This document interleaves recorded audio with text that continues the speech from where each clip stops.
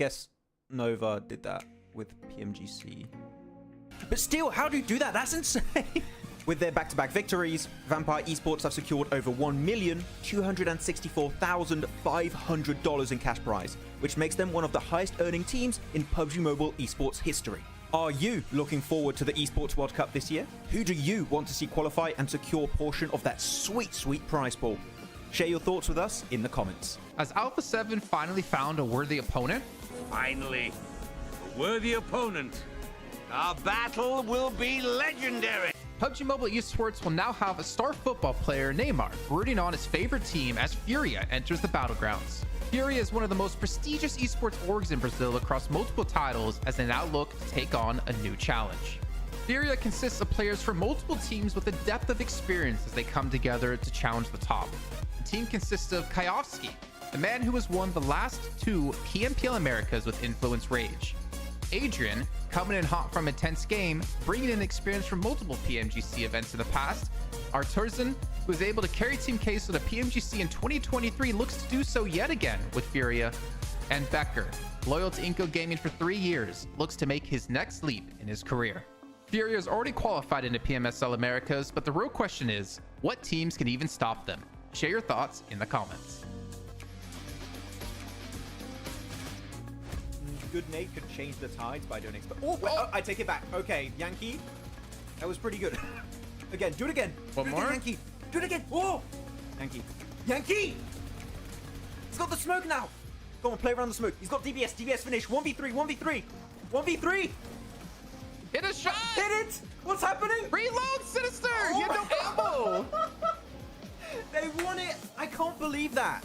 Players up. Oh my god, D46 didn't see that coming. Wait, oh, the jump shots? What? What? 1, 2? No, no, no, no, no, no, no, no, no, no, no! There's no way! 52 wins it! You must be joking! You have to apologize. You have to apologize, son. Gyonti. No, DBS close range. Oh my god. Moneymakers just pulled off the best play in PMSL EMEA so far because it's only been a day, but it's really good. Just check it out. So let's paint a picture real quick, okay? Moneymakers are in this warehouse, edge of circle, and this spot clearly is not going to give them a win. Maybe a 3rd place at best. In the circle, you have 3D Max and Regnum Carabra, which are about to initiate a fight for the win, which means they aren't quite focused on Moneymakers at that point in time, which is exactly what they want. The instant the fight breaks out, that is when Moneymakers decide to make a push into the circle, and they are ready to engage by the time the fight ends, which is when the teams are at their weakest. And because the timing of this fight is so perfect, Regnum Karia, which is the team that won the previous fight, cannot do anything against that engagement. And that means that Moneymakers win the game, despite being initially in a super desperate situation. So congratulations Moneymakers on that amazing chicken dinner to wrap up day 1. And I do have to say, this play is approved by me, Maxman, the best player. Yeah, he's going to get 1v4 here. No faith. He doesn't have a DBS, man. That's the thing. The DBS is the...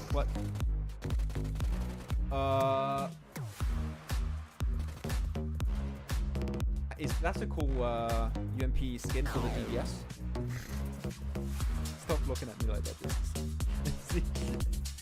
PMSL America's NA qualifiers have recently concluded, and you finally know who made the cut. With 27 participating teams, only 3 would advance to the next level of competition. And at their helm is Titan Gaming NA, who is composed of popular players like Redox and Dorin from Nexus Gaming. Their crushing victory was thanks to their dominance on Erangel, where they secured 5 chicken dinners on that map. One of those games with an almost record-breaking 26 eliminations in a single game.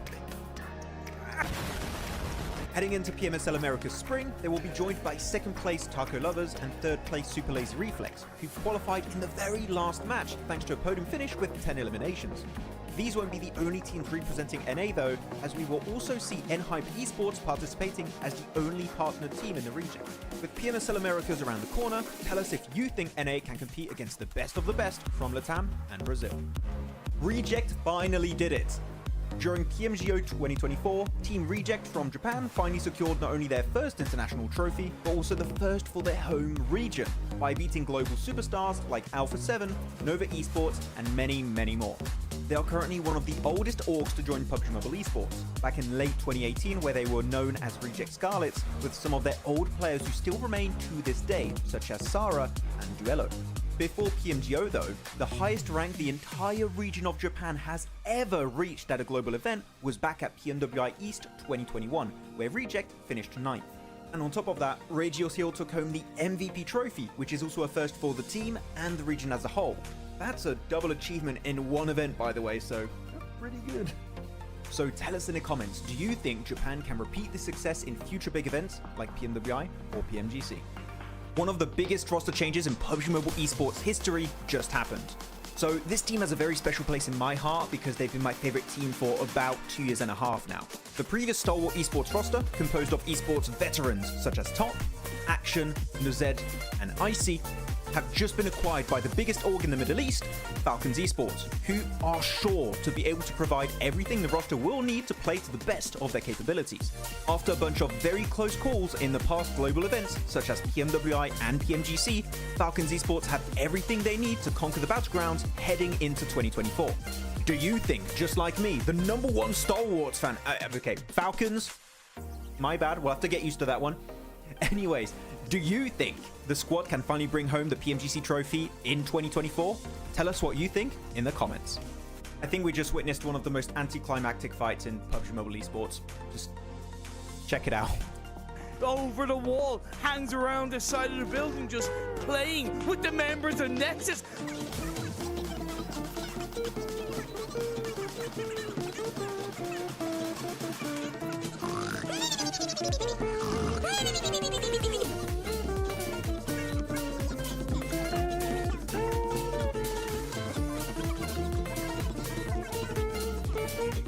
They sure are. I love this from Exa Machina. He's gone out of the house completely. He's trying to get into zone, but Sigma has the same idea, and he is gonna win that because the play zone just hurts too much.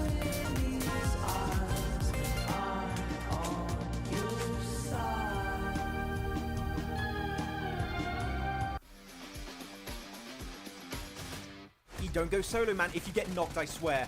Don't get knocked. Good. Okay. DK, what are you doing here in this match? Come on, Reefus. Redeem it. Redeem it, Refus. Redeem it.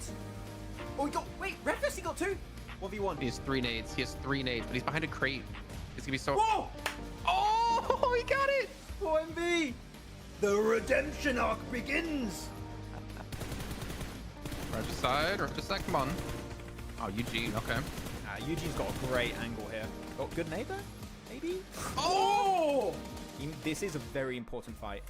Oh, that nade. Oh, yeah, oh my god! Either. Oh, I didn't see it. I looked away. Doc just threw the nade through that window at the top and it just went perfectly right on top of MadBulls. That was amazing, Doc. Oh, no. Oh, he's going to destroy him. Nice oh my god, D46. That was perfect. Hello everyone and welcome to Too Lazy Didn't Watch for PMSL SEA Spring. Max and I are here to give you a quick knowledge blast of what went down in the spring season and of course get you ready for the summer season kicking off on May 8th. Looking at one of the top contenders of spring, Ultrigo were playing at their peak, especially during the league stage where they qualified with ease. That was in large portion thanks to Rosemary and his dominating presence on the battleground. This enabled him to win 3 out of 4 MVP awards as he went full-on gear second in the finals, eclipsing the entire lobby. Unfortunately, they fell short as they secured 2nd place, but they then put on full display that this team has what it takes to secure a future PMSL title. My only hope for the future is to see the team stick together a little bit more in their games, which will then result in them getting way more chicken dinners in the long run. All eyes were back on BTR as the Twins have rejoined the roster after 207 days. Their league play all boiled down to one word: inconsistent.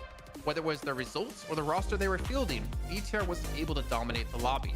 Flash forward to the finals, BTR was still one of the few teams to consistently swap around their starting roster. Out of the top 9 teams, only 2 were actively using their 5th player, Alter Ego, who placed 2nd, and BTR, who placed 9th. This leads us to wonder what the main focus for the team was during the season. Are they trying to play with a proper 5-man roster or gain valuable experience for all their players? Max and I think they use this as a training ground to get ready for future events where there's bigger prizes. We have to look back at the winners of spring now, Boom Esports. And I think it's fair to say, Jason, Boom winning PMSL SEA Spring came out as a massive surprise to many, as they brought new players on the rosters and attempted to build synergy during the league stage. This in part gave them a chance to perform in the finals, where they ended up taking home the trophy and a spot into PMGO. This being one of their big first international events, the amount of knowledge and experience they gained will help them make it to the next level. Pair that experience with the fact that they have an entire PMSL season now under their belts to build their synergy, you might be looking at the beginning of the Boom legacy in SEA. The big change from spring to summer is the reward all the teams are playing for. A spot in one of the biggest and most lucrative events of the year, the PUBG Mobile World Cup. In previous years, it mostly came down to if you were popular enough to get invited to the event, but this year, you have to qualify. And with the prize pool being $3 million, it's one of the most competitive events of the year, only second to PMGC. So don't forget to check out PMSL SEA Summer that will be starting on the 8th of May to see which 5 teams will be making it into PMWC. Storm, he's almost left alone. He still has Soultail alive, and Deathwolves are just like ready to pounce on their prey. Like, look at that easy cleanup in Deathwolves. I don't know, Maxman, but they've really been surprising. Wait, have I? No. But they're doing it! Vampire doing it! They're using the trolley! I've asked for years for them to do this. Someone's actually doing it. They're leaving Stolb in the trolley. They're avoiding everyone. I'm loving this. Vampire, you're the best team in the world. Max. PMWI champions, PMGO champions. But they're Max, the PMGO champions. Influence! It's fine. It's not going to be an issue. They're going to be fine. They're going to beat everyone. They're going to dominate Yes No Pollyanna, and they're going to take the win. I'm calling it. Okay, those nades might be an issue. Okay, no, go back. Vampire, go back. Go, Vampire, go back. No. Oh, my. Okay. My dreams have been shattered. Oh, like that nade on top of Tony, huh? Skip it about. Hands down, Jason Rosemary for sure. To Max is gonna be happy. MVP title. Yeah. Half season or the third party tournament, still showing his beast side and also a very complete player. You know, like, when it comes to a very good close combat player, they tend to use like UMP, DBS, or weapon like that. But Rosemary is kind of evolving. Not only that, he also can fight a long range really good. He can also giving a momentum for his teammate, because right now the composition of weapon Rosemary always use is M4 and also Mini 14. So that way I think this guy is a really complete player when it comes to Southeast Asia player. Yeah. Oh man, good junior. Okay, so let's kind of wrap this up now, right? 75% chance of winning this game, in my opinion. They've taken out Mavitex. The 3 remaining other teams are all on the eastern coastline once again. Shockwave moving on forward, first person perspective, pushing in 2-on-1 play. Kasune tries to find it. Massive Blues on fire through. He gets one. He's got a swap. Kitsune! Kitsune! Kitsune! Team Spirit! Take down Shockwave!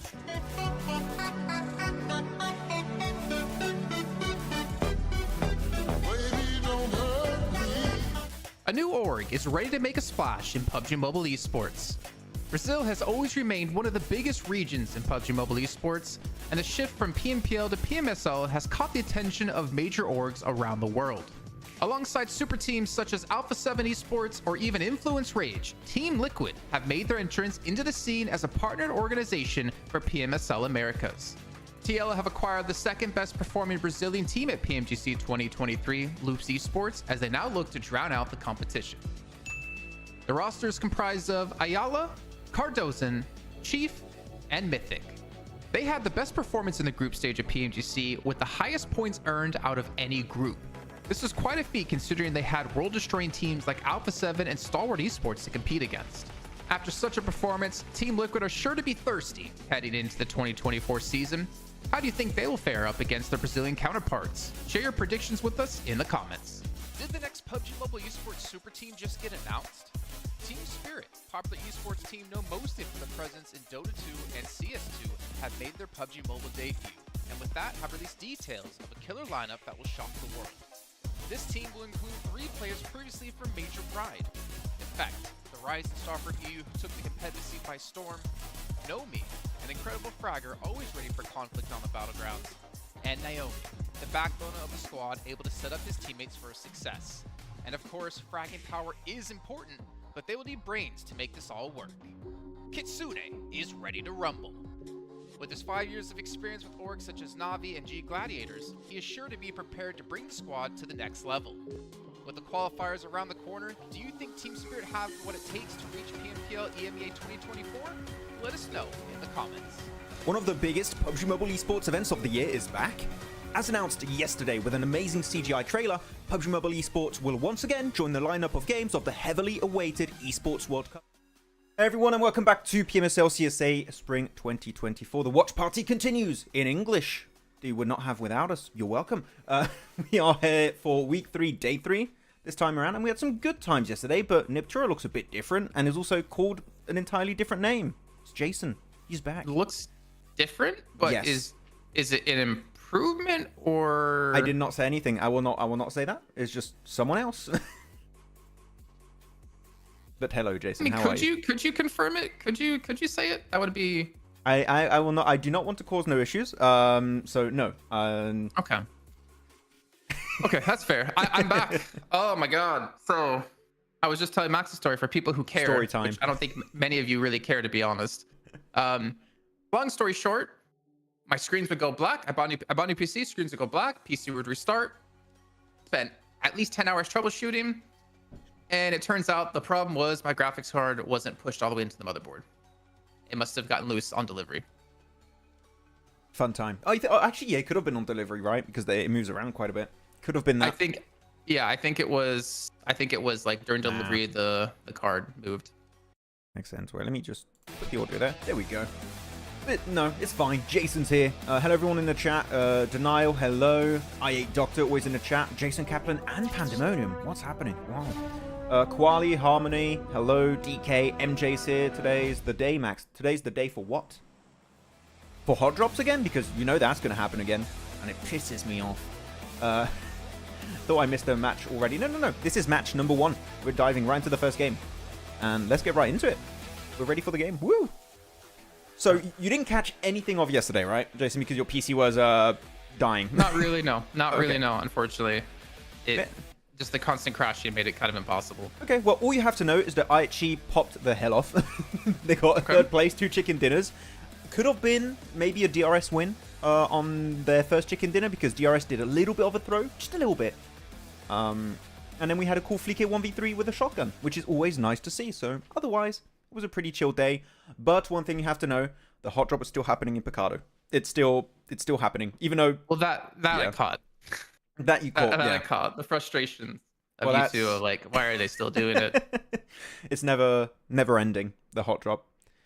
And I don't think we're ever going to understand why it still happens. But groups, let's see. We have... Northwest. Wait, Northwest. Look at Northwest. Oh, do we have 3 teams here? Or is it 2?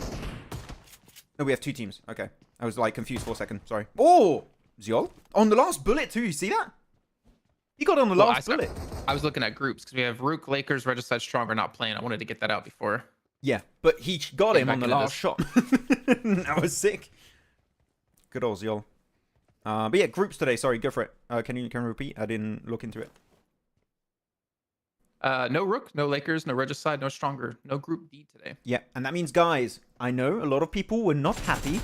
4MV are playing today. You can watch and check out the stream, okay? 4MV are, in fact, playing. They are going to be here. So, Group B for Miracle Vibe, EVEREST, and Muerte, WAOW are going to be in these matches today for the rest of the weekend, actually. But that's it. ASagi pick them up. Wait, what? Oh, no, I thought it was the end of the fight. It was a flush. Oh, that was confusing. But 52 are taking the L this time. I know Demo's out. That's unfortunate. I wanted Demo to survive. He's my boy. Oh, he's your boy. Yeah, he's my boy. Okay. Anyway, I thought I was your boy. Yeah, I mean, in ASagi, you know, I've got like 10 billion favorite players and teams, Jason. Okay, so like every team I have my boy in every team. Kind of true. Yeah, it's kind of true. You kind of do love basically every team. I do. I think every team's got cool stories and stuff, and then cool moments. I remember because I'm trying to think of a team that I know you don't like. Just to force you to then have to like. I mean, this stalwart say roster. Something nice about him. If you want to say that. I mean, I do like Scry, so actually, no, my Scry is my boy. So, Max, talk to me about the stalwart roster and how much you like them without Scry, though. I like how much they are dedicated to a position. Like, their dedication is something to be revered. You know, that's... You know what? I'll give you that. I'll give you that. Thank you. I'll never give it up. That's acceptable. Hey, everyone in the chat, how's everyone going? PC is fixed now. Yes, Jason fixed it.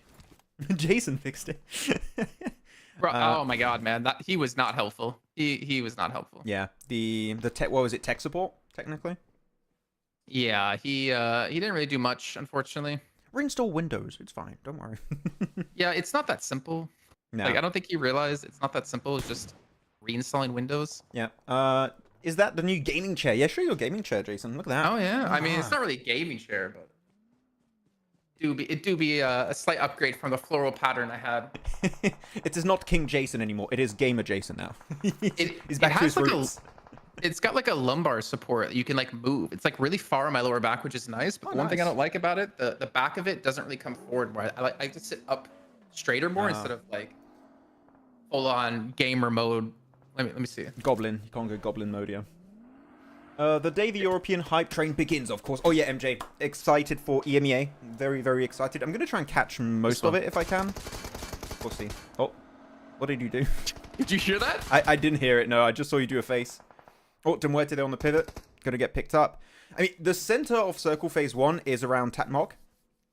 So we'll see where teams are going to try and go. But teams that are playing outside of Paradise could be in a good spot. So I'm looking at your Stalwart, your Falcons. WAOW could be in a decent position. Even A1 and Aura this match. So there are quite a lot of options this game. I was trying to lounge, just didn't really work well. Yeah. Rip. Oh, that's what that. Morigin, I'm if still you getting guys... used to the. I'm getting used to like all the buttons on this and what to do.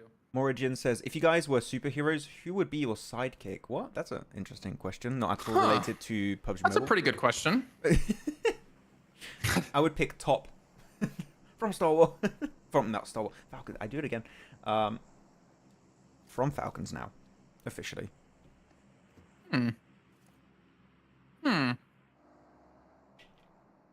I mean, does it have to be a player, or can it be like Superman? He's my sidekick or something. I would have a Luffy from One Piece. There you go. That would be my one. I think I would. Ooh, if I could have like Goku as a sidekick, like Hey, you know Goku. what? I need to go to the market. Instant transmission me. I just go One Punch Man, Saitama, easy. I mean, who would win? Yeah. I mean, who would win between Goku and Saitama? A lot of people say Goku, which I think those people are just not the smartest people out there. Oh, okay. Saitama would win, 100%. Like, the whole thing around Saitama is that he's invincible. You cannot defeat him. And Yeah, but Max, like there are fights he doesn't win with one punch. I mean, he does in like some way in the story. Like he goes back in time and then he does one punch. So it's cool. I don't know. Hey, tell us in chat actually. Whoa. That's it. Wait, Spoilers. that's an interesting question in the chat. Yeah, a little bit of spoiler. Who would win in a one-on-one fight, Goku or One Punch Man, aka Saitama? Which one?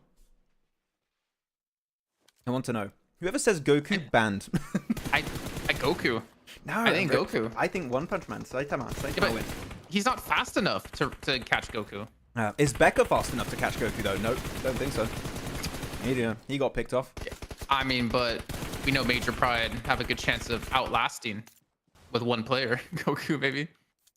That's it. Actually, let me ask that because I think overalls is something we need to maybe take a look at as well, like to keep in mind. Rook, yeah, first place. I did hear about that. Yes. That was kind of surprising by 1 point, but still, we talked about the upward climb out of Rook in like week 1. I mean, they're all right, but week 2 they stepped out. Week 3 even doing better. IHC not having a terrible start to the week with 90 points. 4MV's up there. Major Pride. If we're talking about the overall stock of this event right now, need a lot of points to get into top 16 because that's what it's all about, right? Yeah. They need stonks galore. Whereas teams like Falcons, DRS, they don't really need it as much. And in our overalls, maybe we should actually quickly talk about this. We do have Well, the Stronger actual as a- overalls. yeah, the actual, like the league overalls. Stronger's Yeah. currently in 16th place at 238 points. So there's a 9-point difference between them and Stalwart, which are right under them. But Major Pride, they are farther than that. They're like 40 points behind. Yeah. It's doable, but from what we've seen recently, yeah. I do not believe. My beliefs have been eradicated. They are gone. It's gonna take a lot of effort to get there. Possible, yes. Likely not so much. But I want to give them the benefit of the doubt. I want to give them the chance because let's be fair, Max. Like this week for them has seen some improvement, a lot of improvement. Yeah, I mean, we've seen improvement from a lot of teams, except for Star Wars. But otherwise, yeah, other teams have been doing a lot better. I'm really happy about that. And Falak is going to be able to pick off a play of Muerte. Foops, man! No. Goku, there's no other option. Saitama wins. Goku. You see a The reason split. why I don't like Saitama because the one punch power is kind of childish power to make a child happy. I don't think Saitama can land a punch on Goku. Oh yeah. Oh no, he can. He can. He will definitely destroy Goku. But What if Saitama went Super Saiyan? I mean, he kind of. The thing is with Saitama is that if he fights against someone that's similar strength level to him, he will grow exponentially. Like he will just get stronger and stronger and stronger until he beats the guy. That's how he works. I mean, yes, maybe I haven't seen enough. That's Okay. it. Yeah, you have to catch up then, I guess. It's in like it's not like new. It's like a few years old, but yeah. But Goku does that too. Yeah, but Saitama to like another level. I like that one person in the chat, who was it? Gamers Hub said Kakarot. I always hear Kakarot in like the voice Kakarot. No, I always You always say it hear like it as that. Vegeta for Yeah. sure. Oh, Kakarot. Oh. That sounds like Kalaris for some reason. I don't know. Yeah, I don't know. Let's not say that name here. The man who shall not be named on the watch party, Kalaris. Sorry, I just realized because I had to fresh install everything, I have like notifications popping up that I shouldn't have be popping up on my screen. Shusanto Kumar said, "Hey Maxman, is One Piece your favorite anime by far?" Yes, it is the best. I love One Piece. It's so good. Yeah, Yeah. not that good. Opinion denied, rejected. It's mid. I hate that people that say, "Oh, it's mid" without an argument. I just want to 1v1 them in PUBG Mobile. Look at chat. Ratioed Max. You got ratio in the chat. Oh, okay, what's happening here then? Because we have 4MV. I mean, 4MV, good setup here on Northwest. That's where the circle is going to be going towards. So all they have to do, 4MV, is wait for Star Wars to push and get what might be 4 easy eliminations from that position. So I am rating that spot again. Where's Neptura? She's not here. Why isn't she in the chat? She's AFK. Cleaner table again? Agreed with Jason. What the hell, cricket legend? You're banned. You banned. I'm gonna be the queso. I'm gonna be the queso of PUBG Mobile. You're banned. I was gonna give her a shout out today. She's not. You can still. Actually, what was it? I heard you guys talk about something that I was just about to bring up, and I got distracted by hearing that I'm right. The cricket legend. Damn, stroking that ego. I see. Took your attention. Nice one for 4MV. Doctors. What doctor? So Eru's not playing today. Baron's in. So again, they're using that 5th player constantly. Eru's Yeah, you were talking about break. that yesterday a little bit. I think that they've been able to like pretty successfully rotate players. I still am curious why.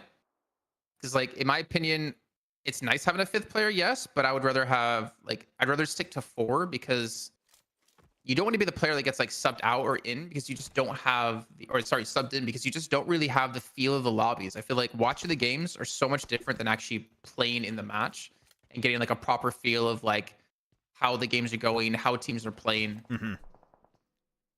I feel like in a way you get an extra analyst because he's watching the game from a different perspective, maybe from your analyst or coach. Really good shot from Reefus. So I don't know. I think that he's still involved, but just indirectly, right? With a decision maybe making in the background, etc. I remembered now. Oh, what was it? The conversation. I don't really use nuh-uh that often. Okay, I like one of the few parts I could hear yesterday was that discussion about how I love nuh-uh. Nuh-uh. I mean, you never said nuh-uh until that one conversation in-game, and she said it once, and you've just been using it. Not an insane amount. We kind of oversold it for a bit, but... You did kind of oversell it. I've used it like maybe 20 times in the last, like ever since it happened. Nuh-uh.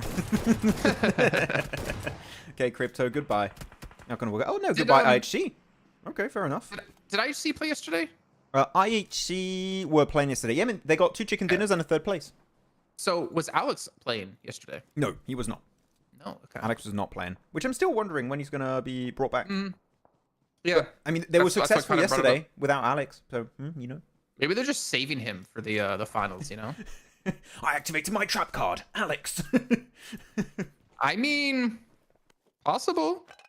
Mm. You know, like when you get into like playoffs in sports, you kind of keep your star player. Like if you're really far ahead, you keep him like just back a little bit, chill, just make sure he's rested. Maybe they're just keeping him rested for the finals. Yeah, he's just taking 24-hour naps every day. I don't think Hibernating. IHC wants to be the new alter ego of CSA. Oh, hopefully not. They don't want that. I was expecting you to get really sad there, Max. I'm not No, gonna lie. I kind of Come to terms with it? Yeah, I've come to terms with it. I've accepted the fate of alter ego.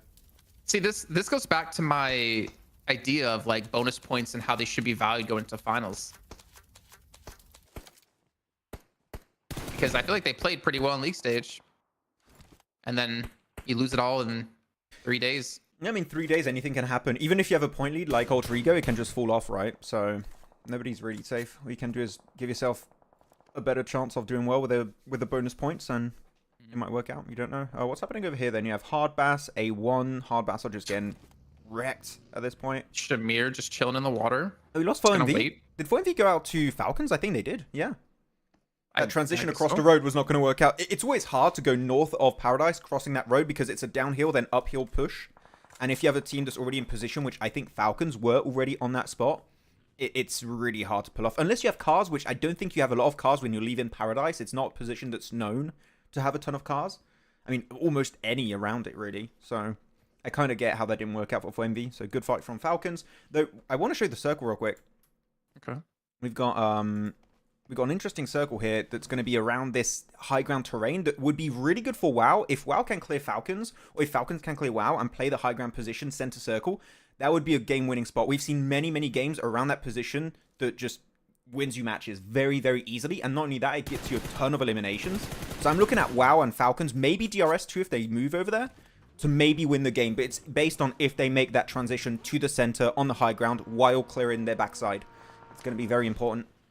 I mean, I would also worry that maybe DRS could third-party Falcons if they go for WAOW here. They could. I mean, Falcons are just leapfrogging ahead. They're just jumping up, and no, why would Icy go there? Like, it's super nadeable from that compound. I don't know why he stopped in that position. Just Icy things. Yeah. He usually plays a split from his team, and he's just in the Falcons lobby OP. now. Miss Abilene. Yeah. I haven't heard that name in a long time. Abali. Ooh.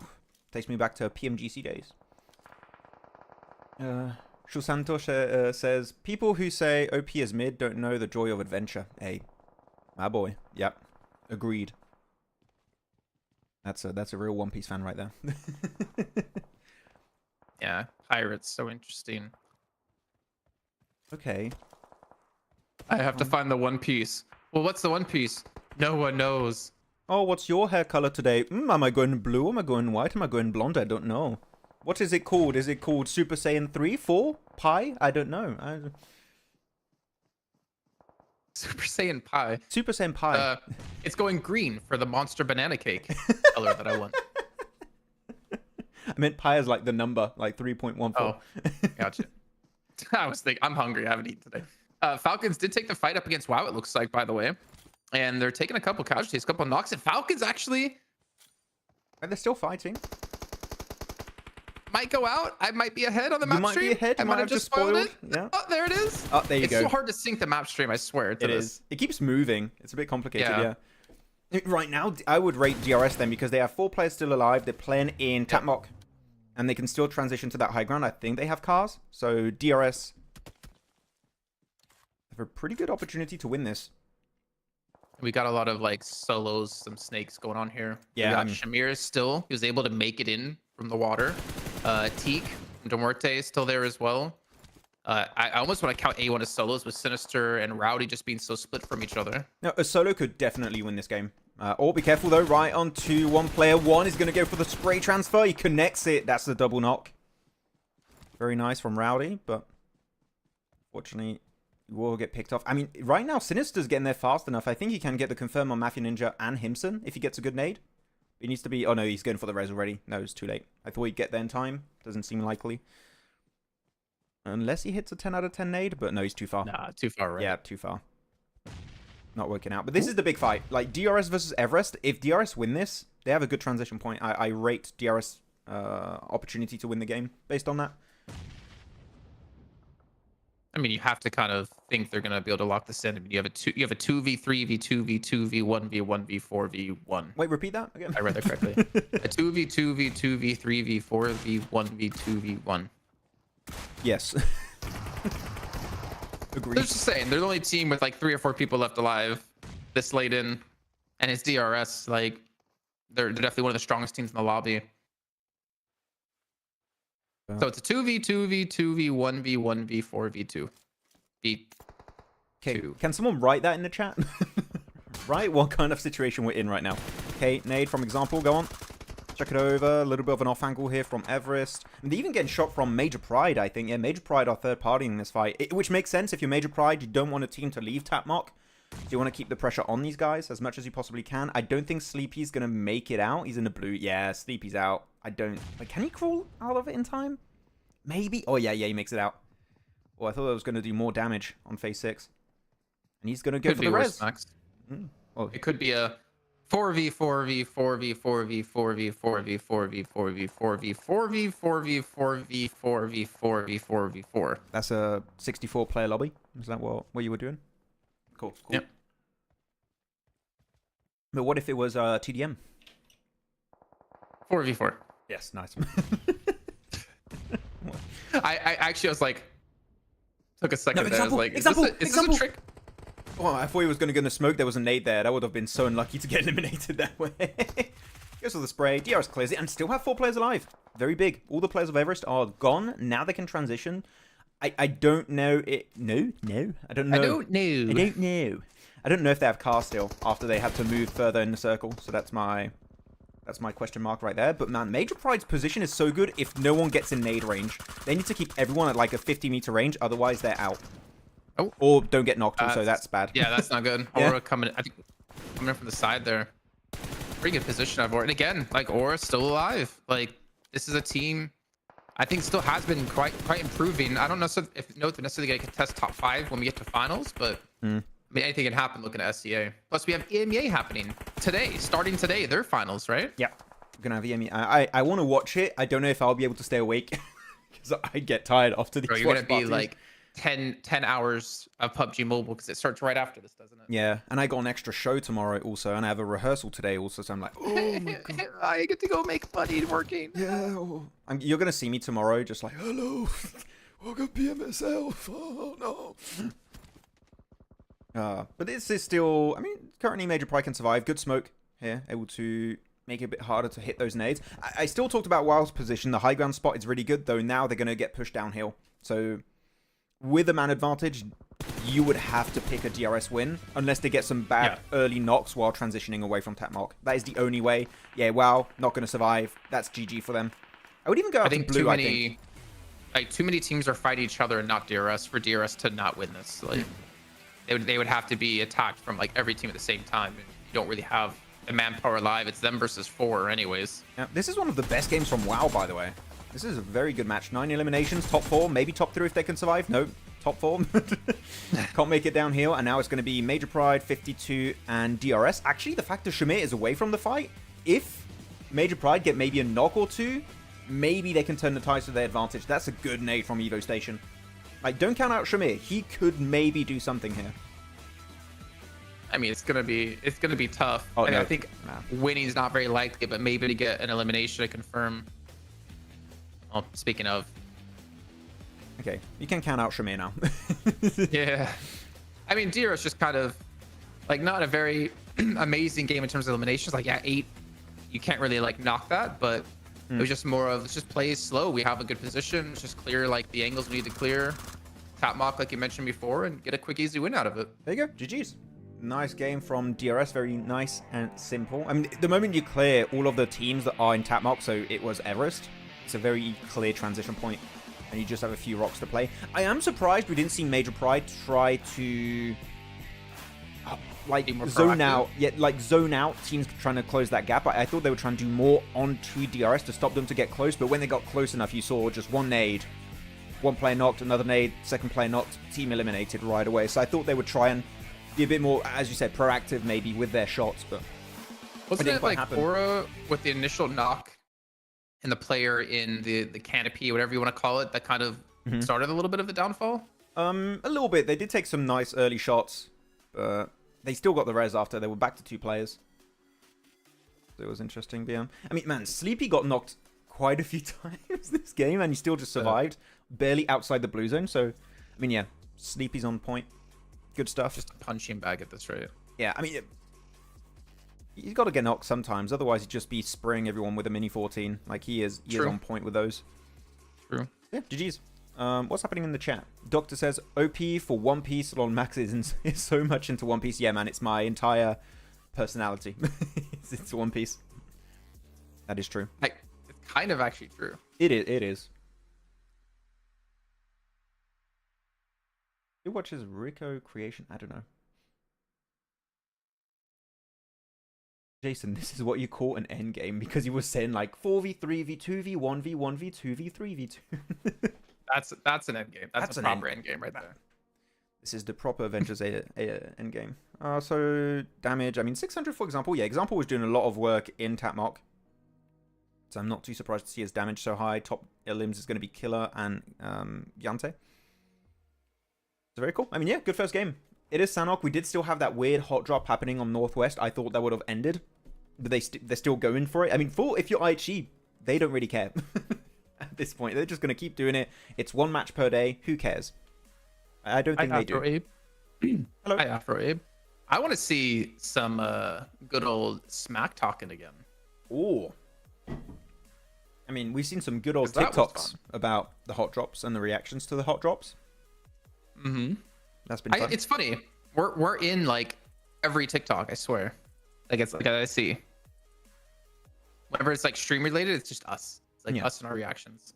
Like, oh my god! We should make those. We should like copyright claim those videos. No. Content. You know what we should do is every time we're reacting to, I don't know, 1v4, we go like, oh my god, Pandemonium_news, that was so cool. Oh my.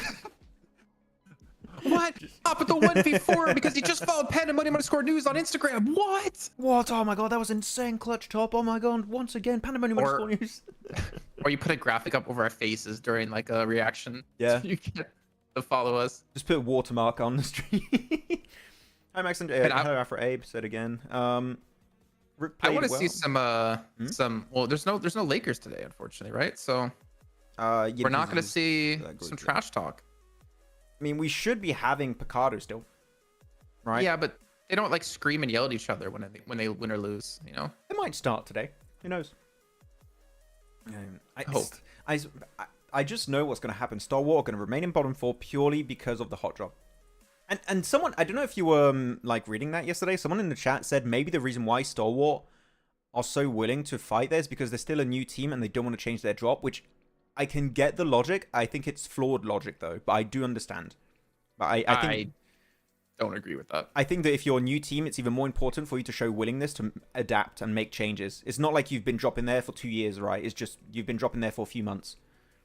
I mean, if you're a new team, the best practice you can get is getting into the later stage of the game. And guess what's not going to happen if you keep hot dropping?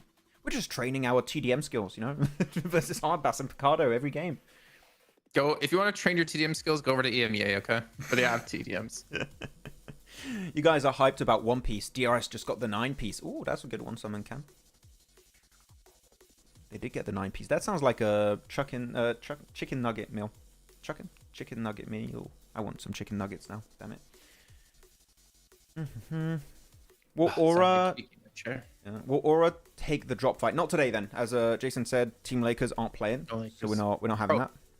Let's see someone pick up the Lakers mantle, like we had someone take over the Stalwart mantle in Picardo. Yeah, the one time they should have been chill in Picardo, someone else dropped on them. That was funny. Yeah.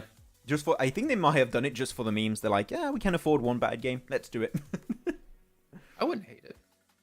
I do like me a little bit of hot drops. I mean, just think, how much action would we have had? How boring would the early games of Miramar been, Max, if we didn't have Lakers and Aura and then Hardbass and Stalwart? It gives us some fun content to talk about. So yeah, it's definitely entertaining, but it doesn't make sense. Which my analyst brain is like, I like it, but I hate it.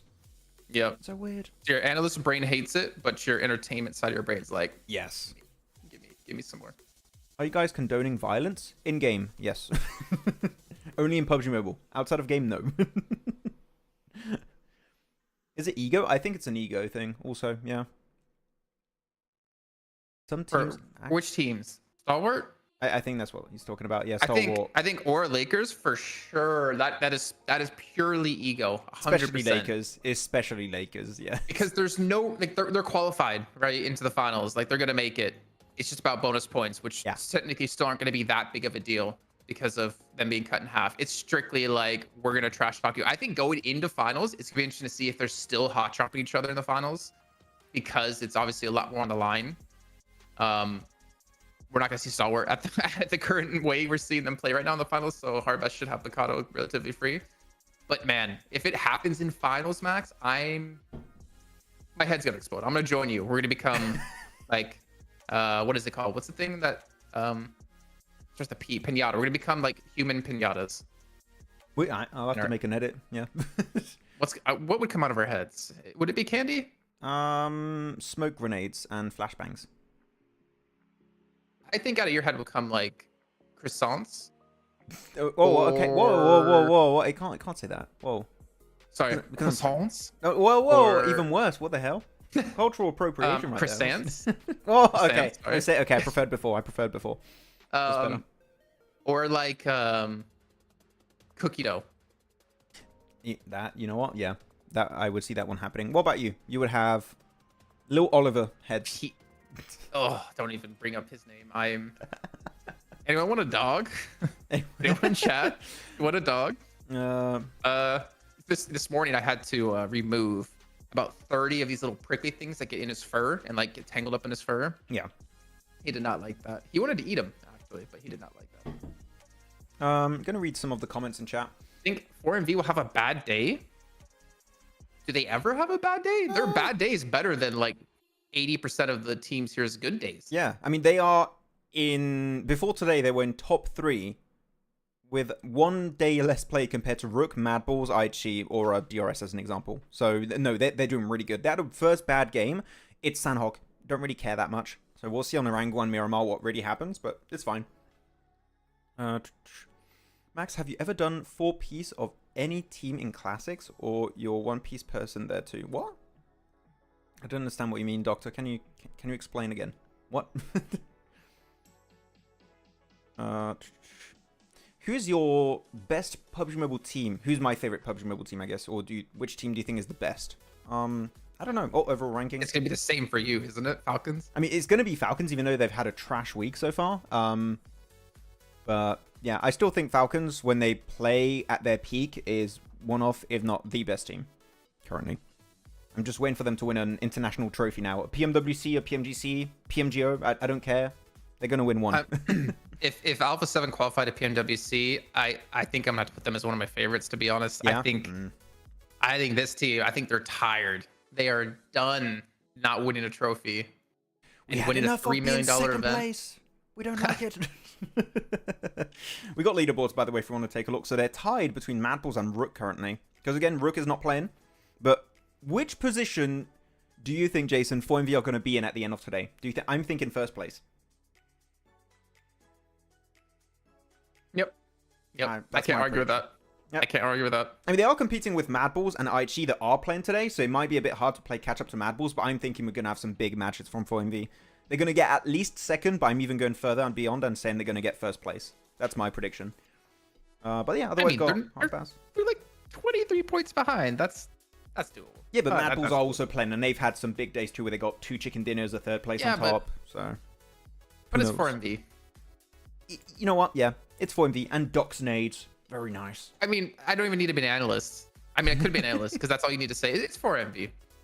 Like they have been the most consistent and dominating team in CSA this PMSL. Yeah, by far. By the way, no team comes close. By the way, while we go on the second page here, the video that I've been talking about 4MV is officially out on the YouTube channel at 12. It came out at 12. Yes, it's out. It is out. If you want to check it out during a break later or even after the show, I'll put a link for you guys in the comments later on when we do wrap up the stream.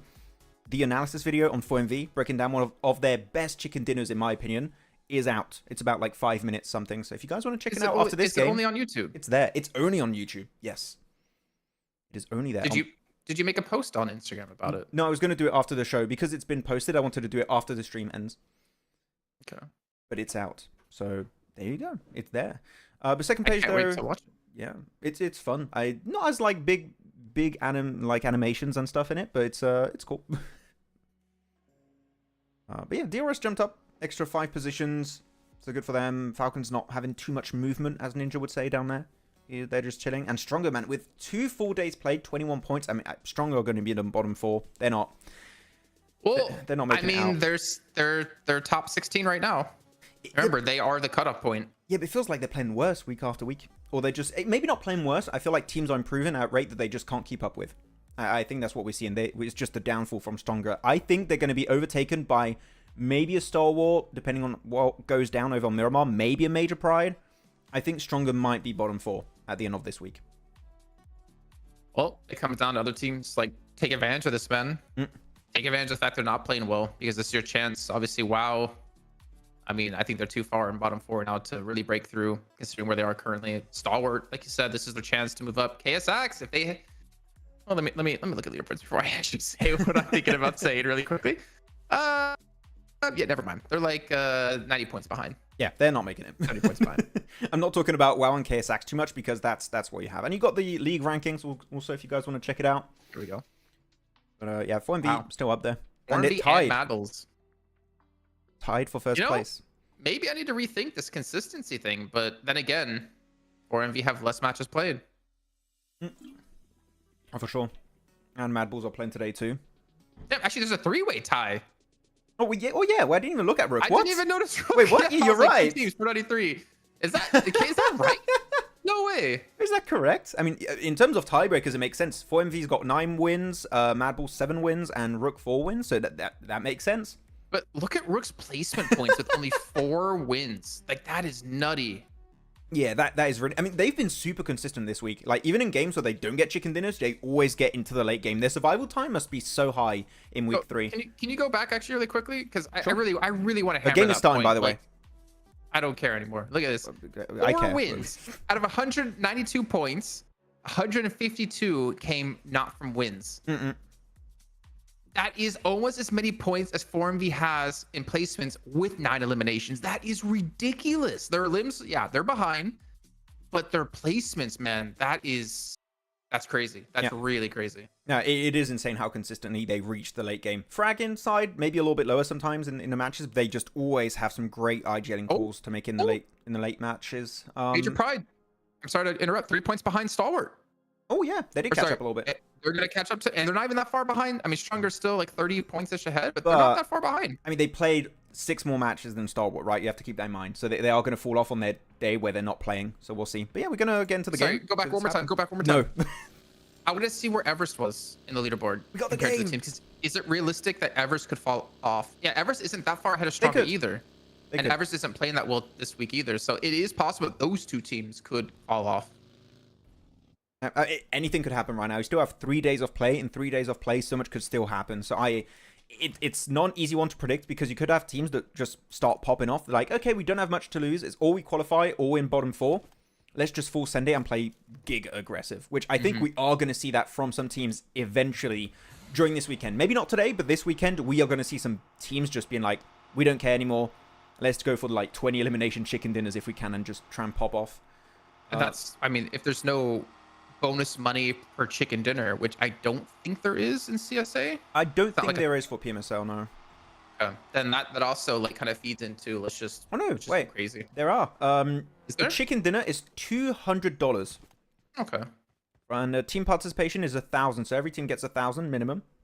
And 1 chicken dinner is $200. So wait, that's quite a bit of money for MV and MadBulls. They're well, 9 times 2, 18. That's 1,800 extra bucks. They're popping off. So much money. Split 5 ways. What would you do with that chicken dinner money? A big chicken dinner, IRL. 1,800 or my cut? No, 'Cause your 1,800. cut's like 250, right? Around 250. 1,800. What would I do? 1,800. Save it, man. Save it. This PC and computer chairs that I bought, because I bought my fiance one as well. Just right in the savings. That would be. I need money, Max. I need money. Me too. To buy One Piece cards. Ooh. Just thinking, can I get another Luffy card? Can I get another manga Luffy? I've had 1 Luffy card. Now What about about second? 2? A1 are not fighting in the Asnaya, which I don't understand. what's happening with A1, because A1, they're like, some days, I'm sure they read their zodiac sign or something like, oh, today feels like a hot drop day. Let's go. And some days, oh, we don't want to fight. We're going to go shelter, prison split, loot over there. So I don't understand the thought process of A1 at all. I don't know what's happening there. Falcon's got himself the previous Nova drop, as some people referenced in the chat. Very nice. In Gatka. So that is always their secondary drop anyways, so no issue there. Yeah, Western finish. We haven't had a lot of circles ending around here, so I do like to see something a little bit different. Did you have any military? No, none. Yesterday. Okay. Muerte is probably happy about that. Yeah, they're like, yes, finally. Maybe a sense of normality. Until finals. Military. Oh my god. Then Muerte qualify and they're like, yes, we can finally do well. We're going to be consistent. No. If you guys have any questions... Oh. The zone is going to be mean to them. But yeah, if you guys have any questions for me and Jason in the chat, feel free to tag Maxman30 or Pandemonium_news in YouTube chat, and we'll try and answer. If you guys have some topics or questions for us, feel free to send them our way. Yeah. What's been happening in chat? Let me try and read. Nice analysis. What has Shusanto been saying? For Falcons, I have noticed that in big tournaments, their luck don't work, and hardly in match you can notice they get zone. I think I get what you mean. For me, you can't blame zone for like all your hardships in the tournament. I think that teams that even are... Muerte? Yes, even Muerte. Like, sorry, just get on a boat. No, just rotate faster. I don't know, do something. Just change your drop location and military at this point. I mean, I think that it's just very, very unlucky that the circle is on the complete opposite side of the map from their drop location, as much as it's been happening this league stage. That is unlucky. Just react accordingly. Like, okay, southern circle, we drop in a northern location. Let's just rotate a minute or two beforehand, instead of like delaying it as they typically do. And I think that for Falcons, if they have bad circles, which sure, they have had a few of those this tournament, it's not a valid excuse. I think a good team will negate the RNG aspect of circles if they're a good team, right? So I think that's a bad excuse for a team that's not performing as intended this week in particular for Falcons. I'd agree. I think if you want to be a championship caliber team, you want to make a run for the CCT, the ALT, you can never have zone luck as your excuse, because you're never going to be one of the best teams in the world, in my opinion, if you can't handle dealing with that. Because that's it's not only you dealing with that, everyone deals with that. Yeah. It's not like, oh, the zone was so mean to me today, it didn't punish anyone else. No, it's like that's just how it's going to be. Everyone has to deal with it. Yeah. You just need to learn to deal with it better. Yeah, and of course we talked about Falcons. This applies to every team, right? It's not just for Falcons. It's not just for Muerte. It's every single team. Like, of course you can use that as an excuse for maybe a match or two if you get a really, really bad circle. That happens. It's RNG. But the moment you encounter a circle for the first time, which in this case, for example, Muerte, let's use them as an example once more. They have this very first circle happening on the island. They see how teams react to a circle like that. They should come up with a game plan for the next time they encounter that type of circle. Circles are going to repeat themselves over a long period of time, which when you have a month-long PMSL, you're going to see circles very similar happen multiple times in that tournament. So you're just, okay, we've learned from the last time we had that circle. What didn't work out? Let's not do that, and let's go for a different approach until it works. And Rogue just fell to his death, apparently. I don't know what happened there. That was weird. Yeah. Agreed. What's happening in chat? Military circles are now rare. As Nathan's got a question for you. Doctor, week 1 and week 2 was a lot of military. Nathan? Oh, no, sorry. Oh, Nathan. No. Nathan. Like, thank you for watching, Nathan. We appreciate at you. Least. Consistent. Yeah, he is like, consistent, you know what? You know what it's like? It's like being a Twitch streamer or something, and you have like very low viewership, but you like have to just let comments like that go because you don't want to lose the viewer. He's as consistent as Stalwart and Hardbass hot dropping Picardo. You know what? He's hot dropping in the chat. Place 3, yes. EMEA finals do start today. Yeah. Tell us, who do you guys think are going to win EMEA today? Who's going to be taking the dub in EMEA? I think a lot of people are going to say Team Spirit. I kind of really want to see Spirit, actually. I want to see like the rise again of Kitsune. Yeah, that'll be nice. Like, I know I give a lot of wait, let me make sure this works first. Yeah. Did that work? I heard a little beep. Yeah. Did you hear that one? No. Oh. No, that didn't work great. Okay, then I'm really glad I didn't say what I was going to say, Yeah, and I wanted don't. to test that if it worked. I give him a lot of crap, but I really would still deep down want to see him prove me wrong and like show he's still got what it takes. And we're starting to see that he still has what it takes because team spirit. I mean, obviously not watching the games because we're busy with CSA. It seems like from overalls that he's been doing it. Been popping off. Someone asked where the 4MV analysis video is. Dibby, it's on the Pandemonium_news channel. I don't know if you can type a comment if you can, just so people can see the name of the channel. And that's where the 4MV analysis video is. It's about 5 minutes. And it's up. We'll try and advertise on Insta later. Yes, it is. In a weird way, but the echo works. Okay, what's happening here then? IHC are playing Everest. Gonna get a lot of good information from this position. I mean, in terms of good spots, Falcons, this is a really nice 2-2 split from Falcons. It's just, you need to be very careful if a team breaches you. You need to have those cars ready to move the instant a team gets even just remotely close to your location. Falcons need to be careful on that.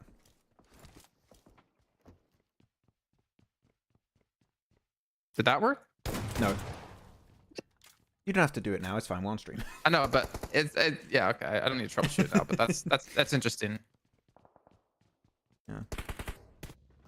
So I'm seeing a lot of the different predictions. It's kind of a split chat. I like it. Someone said Team Boom. No Boom, not playing in EMEA. Spirit, Next Furia, Gladiators, Moneymakers. Oh, Dibby said Moneymakers. I like that.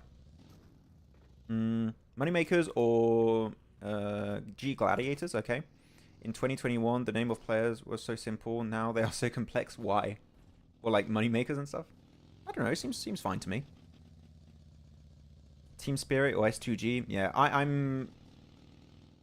I'd like to see Team Spirit win because, as you said, it will be cool to see the rise of Kitsune again, Jason. But I do like my boy Z-Wolf. So I would be interested in maybe seeing him win for once, like a bigger tournament outside of Turkey. That would be really nice. So my boy Z-Wolf. Let's go. Not gonna lie, my stubbornness right now really wants me to try to fix this, but I'm gonna. Oh, wait, what? Oh, we got jump scared. Action, top. No. Was that Carillo? Oh, no, run away. I think Top would look the best in like that outfit for sure. Yeah, he does. He looks good in that outfit, in the skin. The PUBG Mobile Esports TikTok account has been putting out some pretty funny content lately. If you haven't seen, like there's like this one video where they have the players go around giving like finger hearts, you know, like this randomly to players, like a player they want to give it to, and like a player I didn't see who it was, goes up to Top and like he tapped his shoulder and Top's like freaked out, like what the hell, and the guy gives him a heart and then he's like to give it like a big smile. It's pretty funny. There's some fun content being posted over there. By the way, I just want to make it clear again, we have to say this pretty much every day. This is not an official English stream, okay? This is a watch party. There was not going to be an official English stream originally, and we proposed to do one. So just so you know, this is not like casting. We're just talking, having fun, chatting with the people in the chat, and go in maybe caster mode if some really cool stuff happens. Okay, so just so you guys know, just to avoid any confusion. What's happening here then? I mean, so Team Spirit Canada, they play their usual game.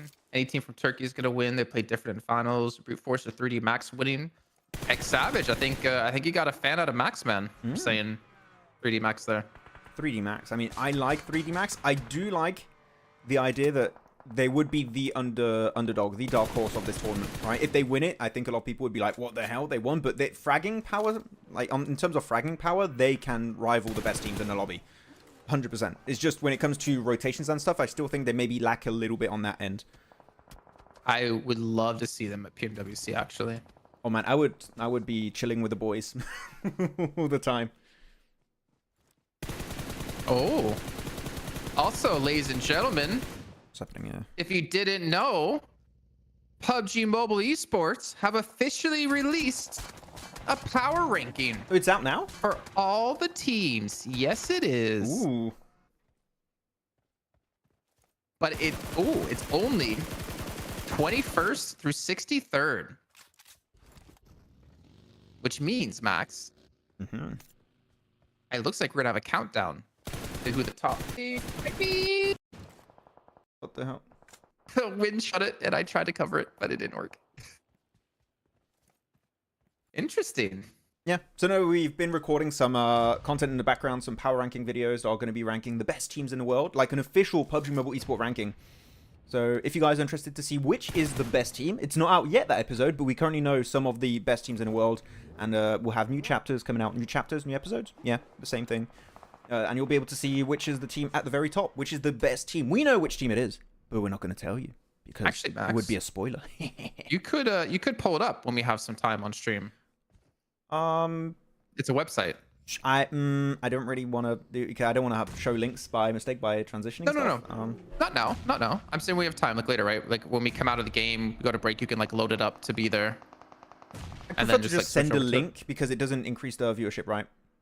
So I prefer that the stats go up. Well, it's not a video, like I said. It's their website.